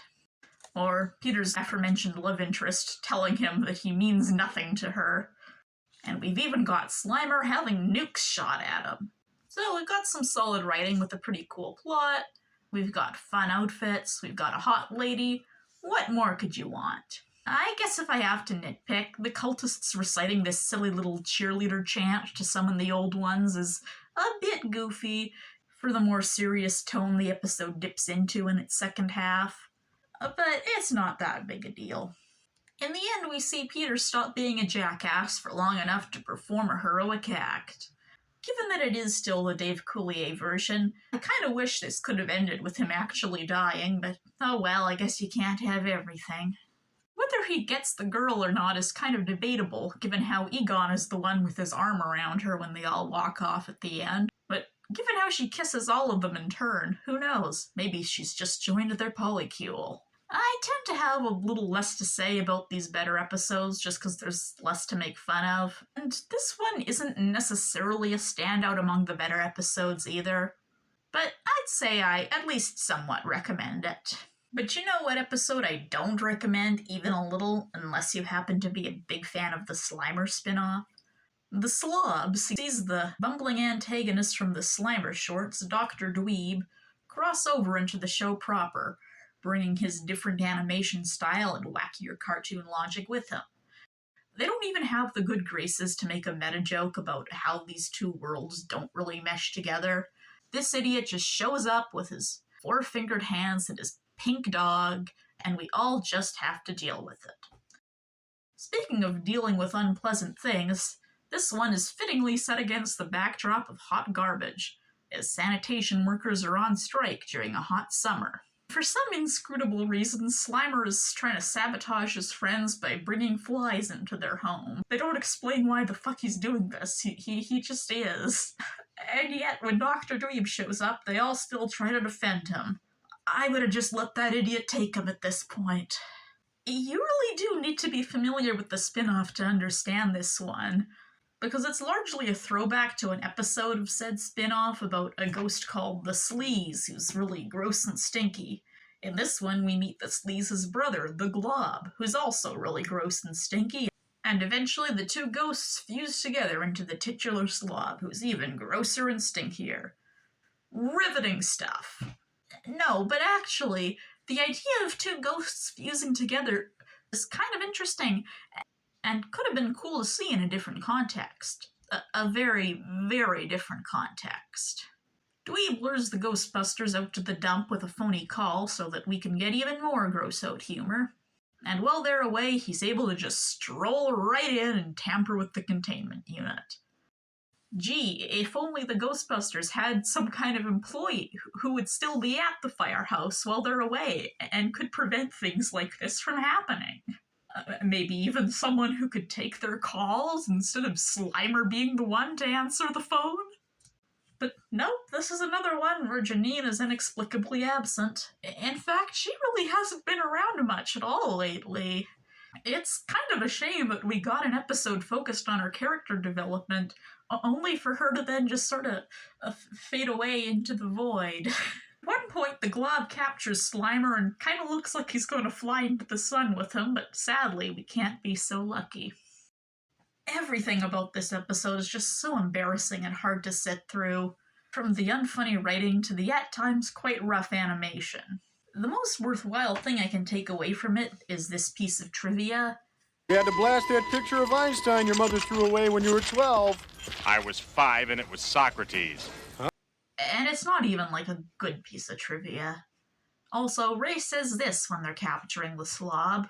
Recycle this garbage! You don't recycle garbage, dude. They go in 2 different bins for a reason. And I definitely know which bin this episode is going in. Deja Boo is the clip show episode. Not only that, but the framing device is kind of weak even as clip show episodes go. Dr. Dweeb is back and has captured Slimer, and he hooks him up to a device that reads his memories. He says it's so that he can study Slimer's weaknesses, but surely there are more interesting tests that a mad scientist could run on a captive ghost than just rewatching some season 3 episodes. Even the way he's shown catching Slimer at the start is asinine. How did nobody notice this racket and come outside to check what was going on? They could have just, started with Dweeb having already captured Slimer, with, in media res, saved us all a little trouble. I don't know why the 3 episodes we revisit are all from Season 3, but seeing that season's animation again really highlights how much worse the show looks now. Apart from that, they seem kind of randomly chosen. The Copycat, Halloween 2.5, and Sticky Business. Sure, Slimer plays some sort of significant role in all of those, but none of them are necessarily about him first and foremost. And if Dweeb is trying to learn his weaknesses, why not look back on something like Big Trouble with Little Slimer? That's the best episode you could possibly look at if you're curious about weaknesses. At the end, Dweeb says he's going to take another memory scan, this time at full power. Were the other scans not at full power? And if not, what was he hoping to accomplish by only scanning at partial power? Slimer overloads the machine by subjecting it, and all of us, to a barrage of his most annoying moments, and the whole machine blows up, and Slimer flies away. We don't even see him going home at the end. The Ghostbusters themselves only appear in the flashbacks. They must have really wanted to save money on this one. Afterlife in the Fast Lane sees the Ghostbusters competing in a car race for charity. This strikes me as a rather asinine thing for them to be doing, but hey, I guess I can't complain if it's for charity. They all have various wild and crazy vehicles, except for Winston, who's just driving the Ecto-1. This might not annoy me as much were it not for the fact that Slimer does get his own unique car. Sure, let the ghost drive a car. Why not? I bet he has a driver's license. This creepy guy, who nobody noticed skulking around the crowd, opens a door to the netherworld, which everyone drives right into despite these guys shouting at them not to go in. They're all just a bunch of oblivious idiots who would never be on the lookout for anything supernatural or dangerous happening. It seems like they realize that they're in a different world. At the very least, Egon certainly seems to realize it. Then they all just stroll into this diner that suddenly appeared. and then are like shocked to see it's inhabited by ghosts. Like, man, you're clearly in the netherworld, but what were you expecting? We learn that the ghost that sent them there is called the Phantom, which some of you may recall was the name of another ghost in a previous episode. I know it's like a highly generic name, so like sure, there can be more than one Phantom. But you know, maybe they shouldn't be giving their ghosts such generic names to begin with if they want them to stand out. Clearly the Phantom has the wrong bunch of guys, because he says he's heard good things about them and says that they've been making a good effort so far, which is untrue. Everyone's fancy vehicles get taken out one by one, which is probably like the most engaging part of the episode, leaving behind only Ecto. So I guess there was a narrative reason for someone to be driving it in the race, but still. Also, shout out to this shot where they gave Peter blonde hair. It suits him. Janine and Lewis pop back into existence for this one, and end up having to come to the rescue. Lewis acts like Janine's driving is making him ill, but to me it really just looks like she's driving perfectly normally. And they then proceed to be shockingly incompetent, with Janine implying that they don't even know how to use a TV remote. What? Girl? She finds the right device to send the guys home through sheer luck, just testing out each machine one by one, hoping that none of them are like a death laser or whatever. Kind of like the spellbook thing in Short Stuff. We do get kind of a sweet ending where they all pose together for a photo, but it's hard for me to appreciate that given how asinine everything leading up to it has been. Also, having the ghost's arm get sucked back through the wall when the portal closes is the coward's way out. That arm should have been severed. I think this episode barely manages to be better than the ones it's sandwiched between, but let me tell you, the bar is underground at this point. We get another instance of the firehouse being just way too easy to invade for some reason, in Guess What's Coming to Dinner. And while the ghosts in Mean Green Teen Machine had, like, some degree of plausible deniability in being a TMNT parody, the ghosts in this episode just kick subtlety right out the door when it comes to the popular sitcom family they're referencing. From the moment these ghosts appear on screen, there's no doubt in anyone's mind that these guys are a parody of Married with Children. I mean, their names, their voices, their personalities. Oh, what? Did you think I was gonna say something different? No, these guys are nothing like The Simpsons, don't be ridiculous. There's really not much I can say about this one that hasn't already been said by a much more seasoned reviewer, but truly, every part of this episode is utter nonsense. The premise that all it takes is a single camping trip for like a ghost real estate agent to come along and move a family of ghosts into your home. The sheer incompetence and at times cowardice with which our heroes approach the situation. The way that, like, no equipment really works quite how it should. Like, firing proton streams into water you're standing in and not being hurt by this. And speaking of which, why is the ghost dad using what he thinks is a leaf blower as a weapon? But hey, I guess using it as a leaf blower beats using a proton pack as like a jetpack, like a fucking propulsion system like Egon does later on. And don't even get me started on the many, many terrible animation moments. Like this shot where Egon is randomly wearing an outfit he doesn't acquire until later in the episode. On a rewatch, you can, like, understand how they made that mistake. It's a very stupid mistake to make, but you can understand it. But on a first viewing, it's even funnier, because it's just like, why the fuck is he wearing that? It just looks so out of place. And who could forget Winston's iconic red eyes? This is my OC, Sinston Shredigore. He's Winston's evil clone who escaped from a lab and uses evil magic. They put on fun little outfits and they don't even look good in them. I mean, I guess Peter looks kind of cute in this one shot, like, from a considerable distance. At one point, Egon and Ray get tied up together, if that does anything for you. No, I can't even pretend there's any saving graces in this one. It's just such a mess.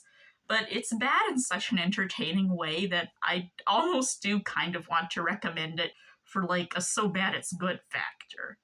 if you can stomach it. Stay Tuned combines two plots the writers just couldn't get enough of. Fictional characters coming to life, and one or more of our leads transforming into something. And the plot is kicked off with a mysterious storm for good measure.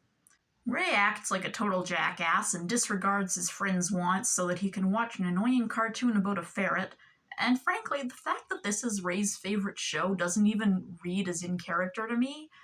The humor in it feels like too mean-spirited to really be his thing.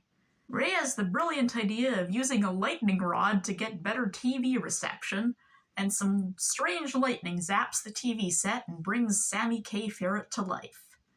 Once everyone is finished gaslighting Janine about this cartoon cat and mouse she saw, they come face to face with the ferret, and it comes to my attention that the designs for the goofy cartoon animals don't even look that much more goofy and cartoony than how the show as a whole looked at this point.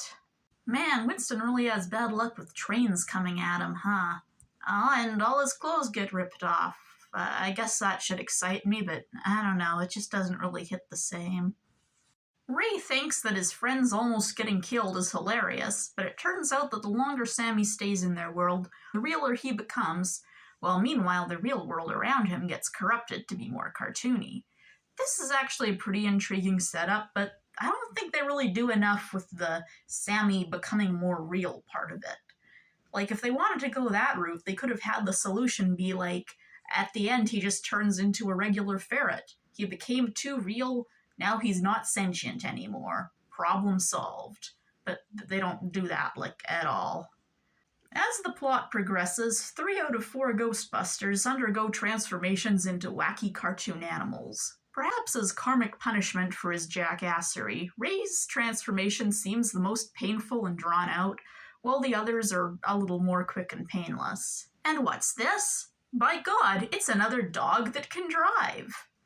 Also, why is this the second time in this show that Egon is transformed into some sort of bird? I do wonder about the thought process for these fursona choices. I mean, Ray's could almost make sense since pigs are supposed to be intelligent, but I doubt that's why the writers chose that animal, especially since nobody in the show is really intelligent anymore. Mr. using a lightning rod to get better TV reception over here. I mean, realistically, it was probably just supposed to be like a fat joke, which is the kind of mean-spirited prank I could see Sammy pulling, but it doesn't even make sense because Ray isn't even fat anymore. He's been skinny for years now. Get with the program, you stupid ferret. At one point, they get Slimer to do a stand-up routine to make Sammy jealous, and I'm just very confused about this crowd that's gathered here. Have the Ghostbusters informed them of what they're doing here? Do they know what the hell is going on? Because if I thought I was going to see like a stand-up show and then all this bullshit happened, I'd be pissed off. But these people just keep like clapping and cheering, even when some of them are transformed into animals. Is this supposed to be like some kind of commentary on passive consumerism? We live in a society, bottom text? If so, I don't find it very insightful. As these fictional characters coming to life plots go, this one is kinda weak. There aren't really any like fun meta jokes about the nature of animation, the way there were in Who You Calling Two-Dimensional. Instead, there's just kind of a lot of secondhand embarrassment. Seeing the guys transform into animals is kind of fun, but even that could have been done better. This one's just kind of embarrassing. Very Beast Friends is another episode that I really wish could have happened in the first 2 seasons of the show, because I believe it could have been really good if a few things about it were better. Ray and Peter being possessed by 2 warring spirits who mean to use their bodies to kill each other, all while they're stranded in an unfamiliar setting, that could be good. There's potential there. As it is, while this one isn't the most terrible, it does leave a few things to be desired.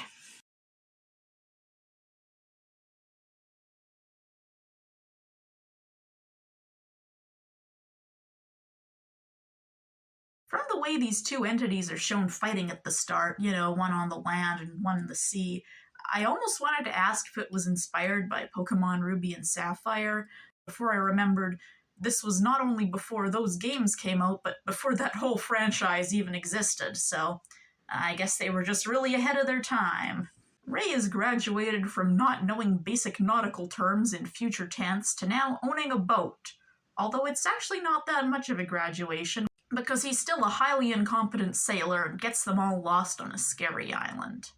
Peter gets all pissy about this because it's making him miss an important date, and the two butt heads, which escalates when the demon possesses them. These two have both always had an immature streak, but that just got dialed up so much in these later seasons. Even before there's any supernatural influence over their behavior, it just kind of feels like Egon and Winston trying to corral their two dumb, bratty children. I kind of like how when Peter and Ray start to transform, they snap out of it when it seems like one of their friends might be hurt. Like, their concern for their friends overpowers the demonic influence. Classic power of friendship stuff.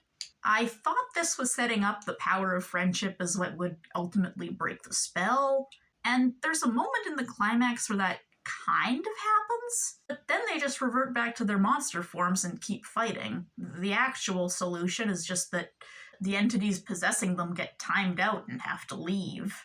But then in the ending scene, Egon attributes their victory to the strength of their friendship anyway. It's all very, I'm going to defeat you with the power of friendship and this gun I found. As can be expected from a plot involving being stranded on an island, there's a fair bit of fan service in this one. Peter strips down at one point, and then we see everyone take their clothes off at the end to use as sails for this raft they build. I'd be able to appreciate all this more if the animation was better, but as it is, I can still appreciate other things, like the fact that right after Peter strips down, we cut to Ray muttering about how Peter is making him hot under the collar.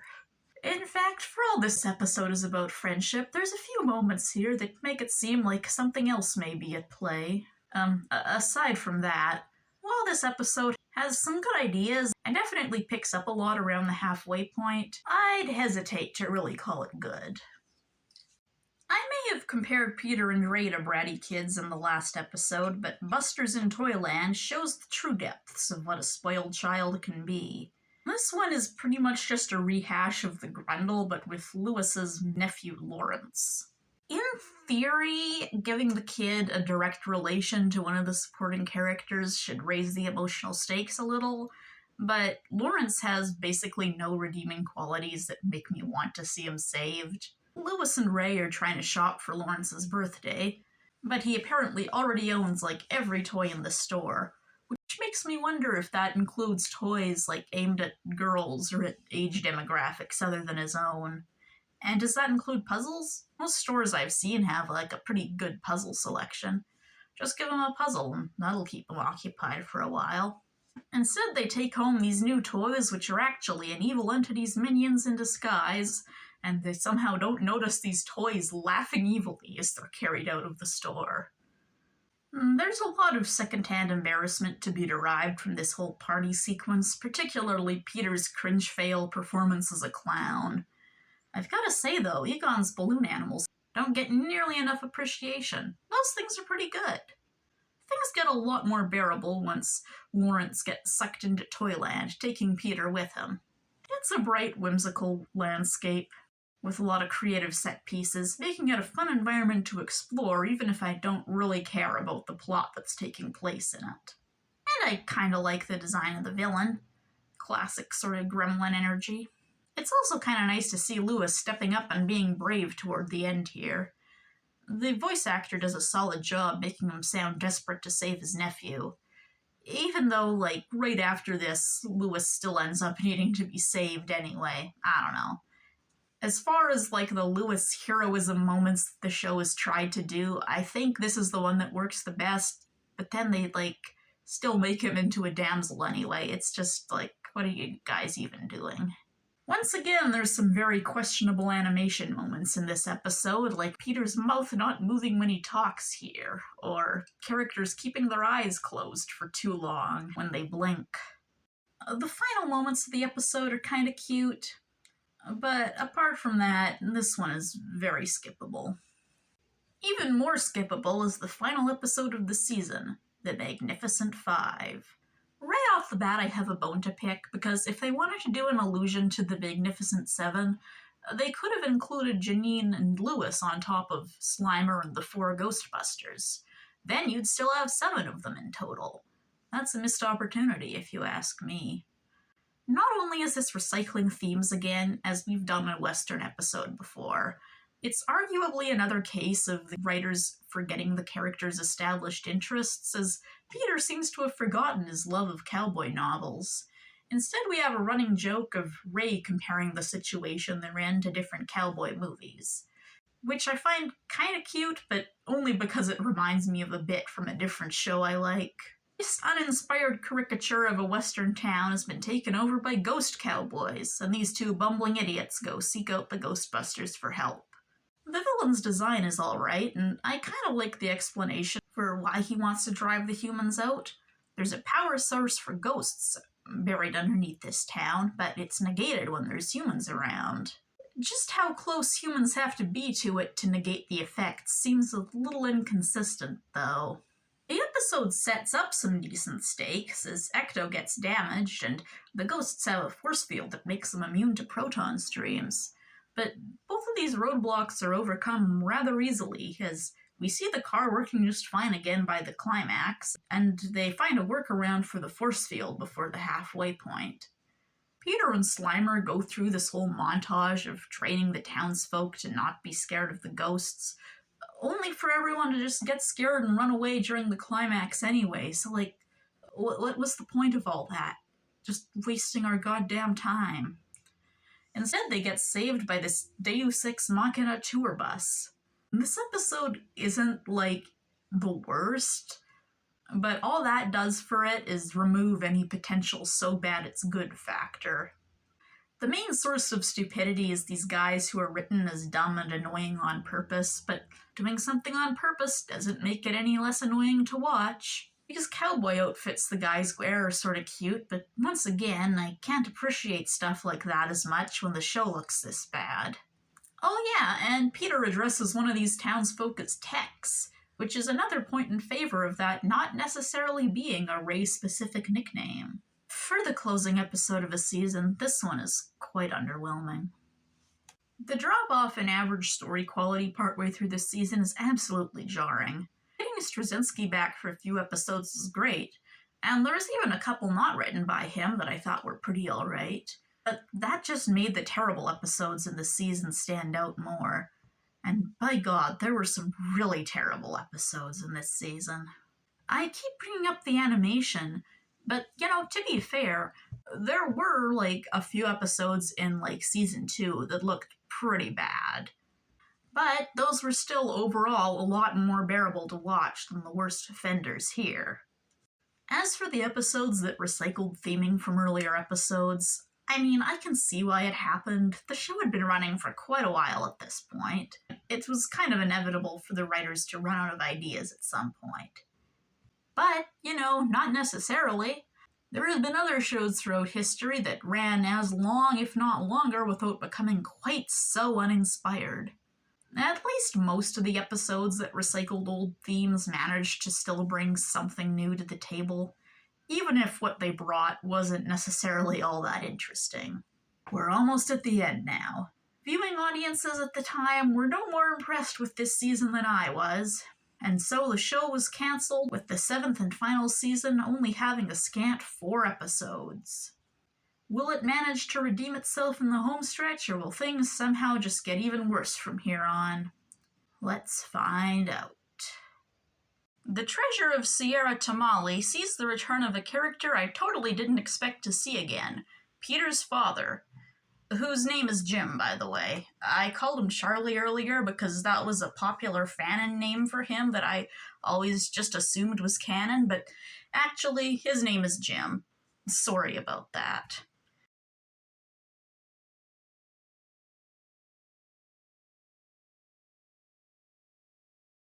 Although really, I'm not convinced this is the same guy anyway. He looks a bit different than the last time we saw him.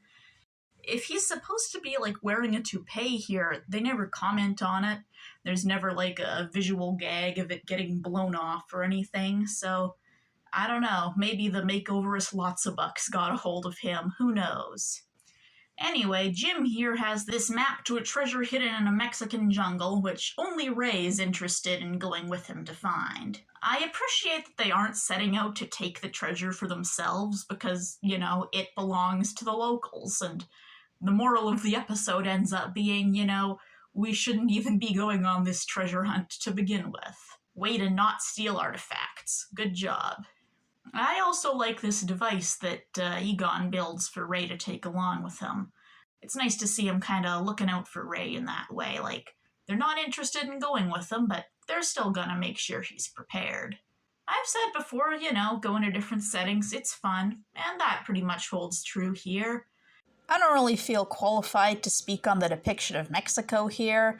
It's not especially egregious, but it's not exactly groundbreaking representation or anything. It's kind of what you'd expect from a cartoon of this era. I think they've got that obnoxious yellow filter going on, which is always a drag, but the animation is just always so ugly that it's kind of hard to tell. They recruit this mysterious guy who seems like he's very obviously going to be evil, but he turns out to not really be evil per se. He's just a coatl in disguise who's guarding the treasure. But he's basically framed as being in the right for doing so. About halfway in, our little adventuring party gets trapped in the temple, and when the others hear this news, they appear largely underwhelmed. There's this part where they have to, navigate through a hallway with booby traps, and right away I was like, Peter's gonna fuck this up, isn't he? And sure enough. It's cool that they acknowledge, the possibility of death in this episode. There's a bit where Peter is like, Ray and my dad could be dead. And then later on, Egon is, talking about how they'll all die if this plan they're doing goes wrong. It's like, hell yeah, this doesn't feel like it's aimed at actual babies. That's a step up from some of the stuff I've had to sit through. During the closing scene, Mr. Venkman is hitting on some flight attendants, and Slimer is with him, so is Slimer trying to hit on these women as well, or is he just, acting as a wingman? It's unclear. The important thing is that Winston and Egon are, sitting right next to each other, even though there's, a bunch of empty seats around them on the plane. Love that for them. This episode isn't really anything too special as sort of adventure stories go, but it is a fun plot to see the show do. Maybe I'm only saying this because Peter's dad is in it, and that just kind of automatically makes me like it more, but if the animation was a little nicer and Peter had his original voice actor, this does feel like it could have easily been in the first 2 seasons. I'd say I recommend this one. Not Now, Slimer frustrates me. The title is a thought I had many times when watching this show, and sadly this episode is no exception. The premise involves the anger from all the ghosts that the Ghostbusters have fought coalescing into this one big powerful spirit that really has it out for them, which is pretty cool, and I would have liked to see an episode that was just fully dedicated to that playing out. Sadly, this episode is also about Dr. Dweeb showing up again, repeatedly trying and failing to break into the firehouse to catch Slimer. The setup involves Slimer being annoying as usual, only this time the other characters agree that he's being annoying, and they give him a good talking to, which makes him feel sorry for himself, and he ends up neglecting to contact the others in a situation where he really should be contacting them. This kind of childish behavior is nothing new for Slimer, so that alone doesn't really bother me. But really, this whole Slimer gets yelled at and feels sorry for himself kind of plot was never my favorite. Janine exists again in this one, although she doesn't really do much, and she has yet another redesign. In a post-Janine You've Changed world, I can only assume that she's switched up her glasses and been growing her hair out again, naturally, and not with the help of a demonic entity. Without her skeleton or self-structure being altered. But even so, this is really kind of another reason why that episode doesn't actually work that well within the larger context of the show. It's hey, she just changed her look again. Did she not learn her lesson? And then she just ends up kind of vanishing from the episode anyway, because once the guys head out, suddenly Slimer is home alone. Even without the cutaways to dweeb and Slimer antics, the premise of this one would still feel like a little wasted. They say this ghost is supposed to be an amalgamation of like every ghost that the Ghostbusters have fought, but it's not nearly enough of an over-designed hodgepodge for that to ring true. And its behavior, while certainly aggressive, isn't really like that distinct from a number of other entities they've fought. Egon says its aim is to destroy the Ghostbusters, which is why it's attacking them. You know, pretty standard stuff. But then he says it's saving them for last, and it wants to destroy the firehouse first. But if it's saving them for last, why has it been attacking them already in ways that could have easily gotten them killed, you know? Like, why not just go right to the firehouse if you want to do that first? It's powerful enough to make their car start flying around without it even being present. But instead of, like, taking the opportunity to, like, make the car crash and, you know, explode or whatever, it just kind of flies it around in a circle. And when it does get to the firehouse, it just kind of, like, is mindlessly trashing the place. It's not, like, taking immediate steps to, like, totally destroy it, you know? Like, this thing's motivations and its, like, actions, I don't know, somehow it just doesn't quite seem to gel. Also, there's another scene in this one where the guys have to strip down for plot reasons, so make of that what you will. As a side note, I actually don't consider this scene where Egon yells, "Charge!" to be particularly out of character. It's just like a retread of a joke from a much earlier episode. You know, that they expect him to say some super scientific thing, but actually he just gives a very basic answer for what they should do.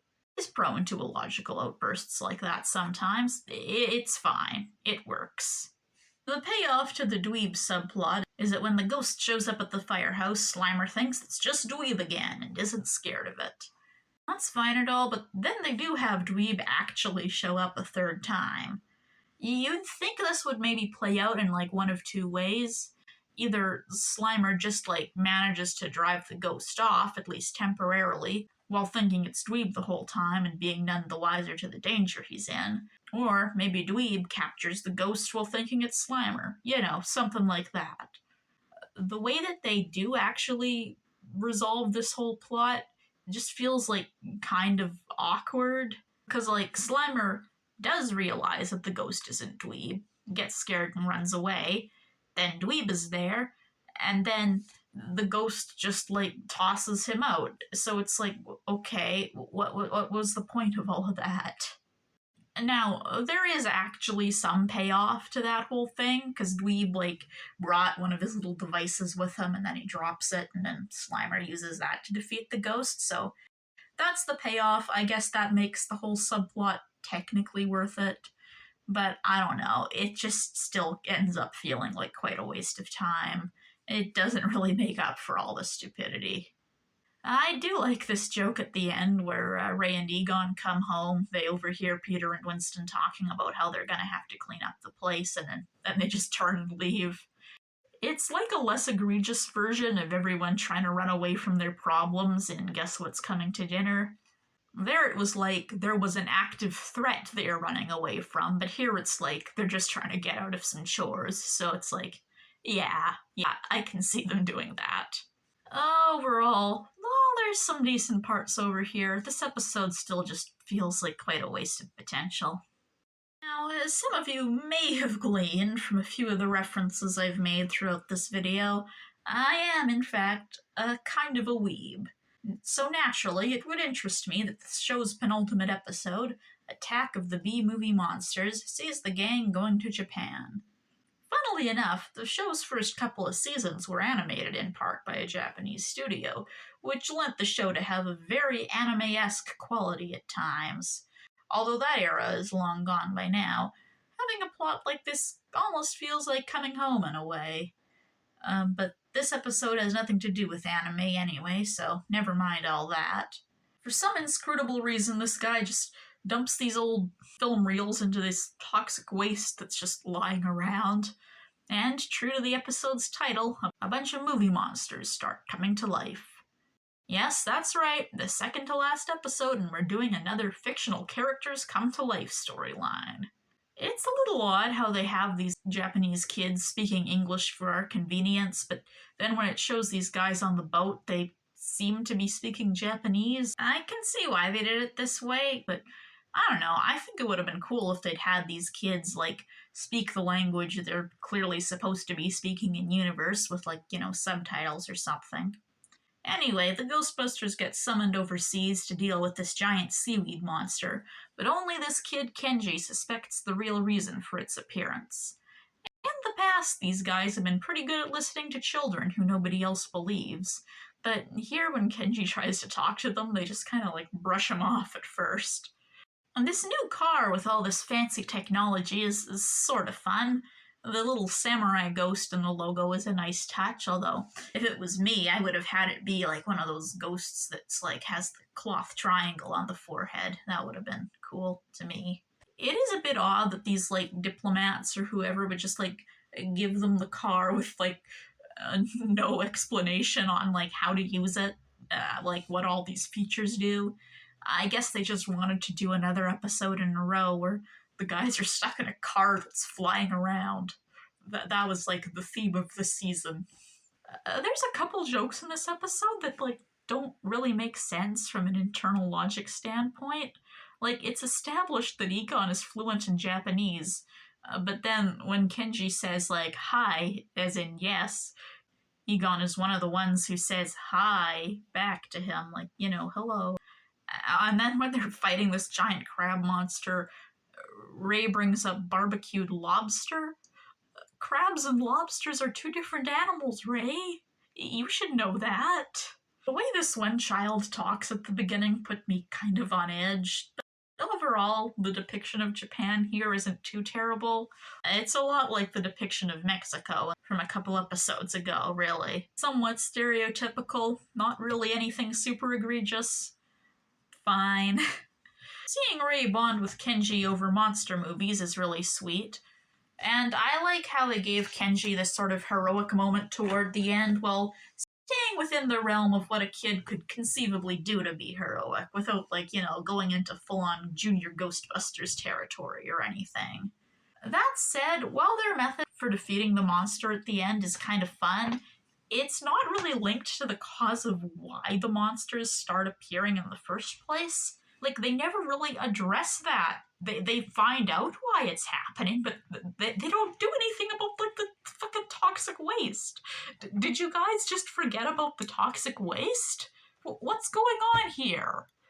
Yeah, this episode, it's kind of fun, but I don't know if I can fully recommend it. And so here we are, at the very final episode of the show, 20,000 Leagues Under the Street. We open on Peter having a nightmare about a giant bug, which is a bit of continuity I appreciate, as he's been previously established to have a fear of cockroaches. Here that's been expanded into him hating all bugs and thinking the world would be better off without them, demonstrating a gross lack of ecological understanding on his part. We learned that Ray has started keeping an ant farm. Now, it might have been a nice continuity moment if Egon had been doing this instead, as there was a previous mention to him having had an ant farm as a kid, but, it's something I can see Ray doing as well, easily enough. And I do think it's a cute thing for them to have in common. Ant gang! We then see Winston and Janine at a museum together, and, I've made a lot of jokes about these characters being in, like, a poly relationship, but this really does read a lot like a date. It's right up there with that time that Egon took Peter to the opera. Winston clearly does not really want to be there. I have no idea why Janine would take him rather than Egon, who I'd imagine would enjoy hearing about these ancient insect gods a bit more. Janine claims to have been Cleopatra in a past life, and it's not really clear if we're supposed to think this is true or if she's just saying this stupid bullshit for no reason. Also, I wonder if the writers remembered that she's making this claim to the guy who canonically is actually the reincarnation of an important figure from African history.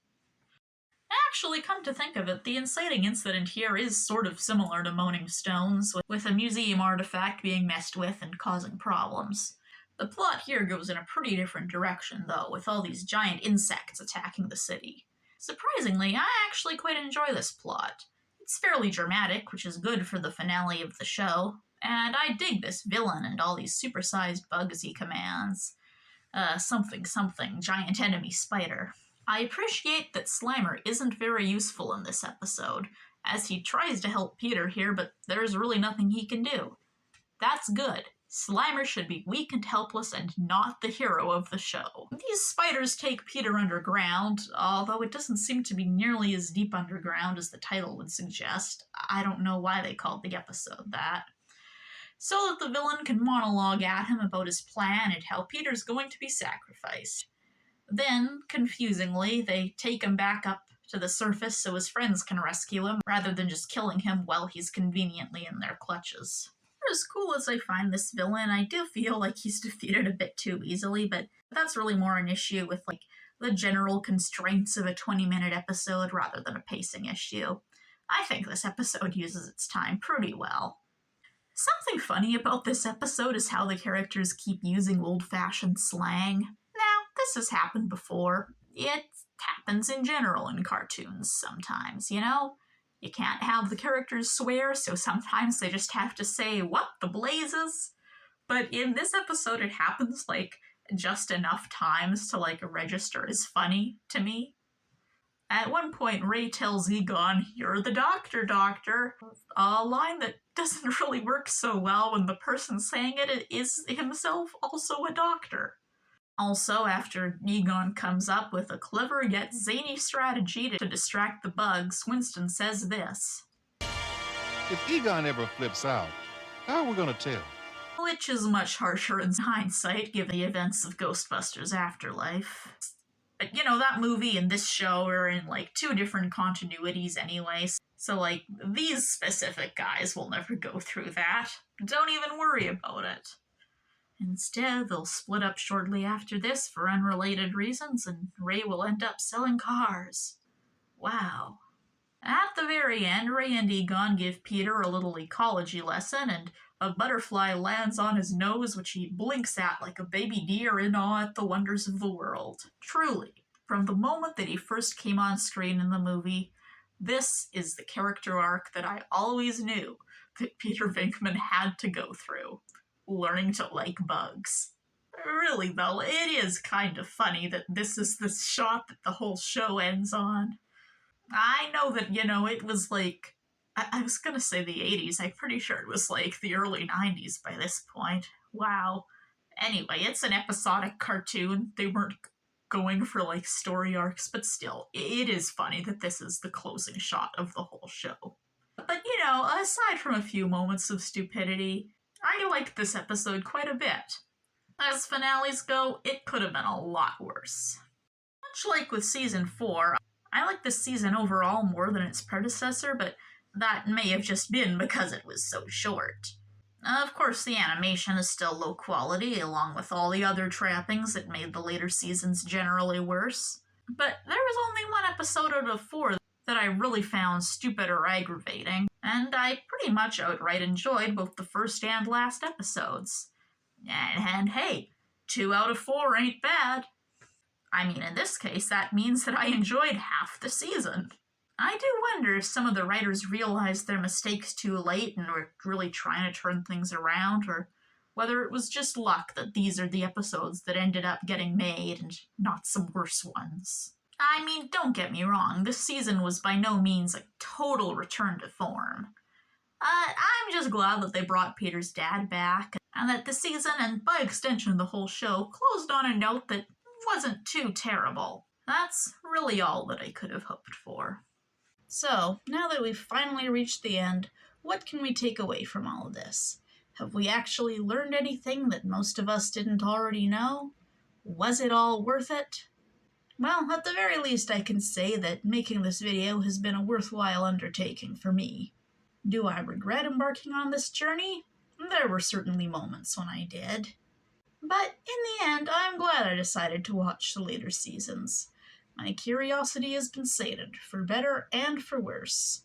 And though this knowledge is both a blessing and a curse, it's better than the uncertainty I had before. I'm glad I didn't go to my grave not knowing how bad these later seasons were, wondering if I'd missed out on anything worthwhile. I got to see some more of the characters I like, even when they didn't feel or sound or look that much like themselves. Sometimes they felt like themselves, and sometimes they got to wear cute outfits. I would even say that I like some episodes from the later seasons more than I like some episodes from the first two. Don't get me wrong, none of the post-Q5 seasons were stronger overall than the first two, not by a long shot. The episodes I enjoyed were despite Q5's changes, not because of them. Still, for me personally, I found the good worth getting through the bad in the end. Having now gone through the whole show, I can say that its downward arc was far less uniform than I expected. I thought it was just going to get progressively worse with each season, and, well, that's not what happened, but there were peaks and valleys right up until the end. Sometimes this only made it more painful, like Season 6's fairly strong start, followed by some of the worst nonsense I had the displeasure of sitting through. But on the other hand, this non-uniformity really gave me the strength to keep going at times, as I never knew when another decent episode might be right around the corner. Sometimes these hopes were cruelly dashed, and other times they were rewarded. Obviously, I hated the changes, like what they did to Peter and Janine's characters, the focus on Slimer, and the generally dumbed-down writing as much as the next person. But I liked getting to meet Winston's dad and Egon's mom, and I kind of liked seeing Lewis in the show, even if his character wasn't really that remarkable. Surprisingly, I actually even ended up liking the art style in seasons 4 and 5. It's a far cry from the earlier season's anime-esque look, but it kind of has its own charms to it, once you get used to it. At least when it's not just riddled with animation errors. If nothing else, watching some of the worst episodes made me appreciate the good ones a whole lot more. If anyone has stuck it out to the end of this video, I hope you've enjoyed my commentary. What you decide to do with the information that's been presented here, whether you want to give some of these episodes a try, or if this has only heightened your resolve to stay away from them, that's entirely up to you. Of course, unless you have the same completionist drive as me, you can just check out whichever episodes might pique your interest without having to commit to watching every single one of them. Although really, some of the worst ones are also worth a watch for the so bad it's good fodder. Like I said, it's all up to you. Feel free to let me know in the comments if you've seen any of these episodes and whether you agree or disagree with my takes on them. I don't know if I'm going to make another video like this. If I do, it's probably going to be about a totally unrelated topic and something that nobody asked for. But who knows, you might like that one too, if I ever make such a thing. Who's to say? I hope you enjoyed this video in any case, and with that, I bid you all farewell.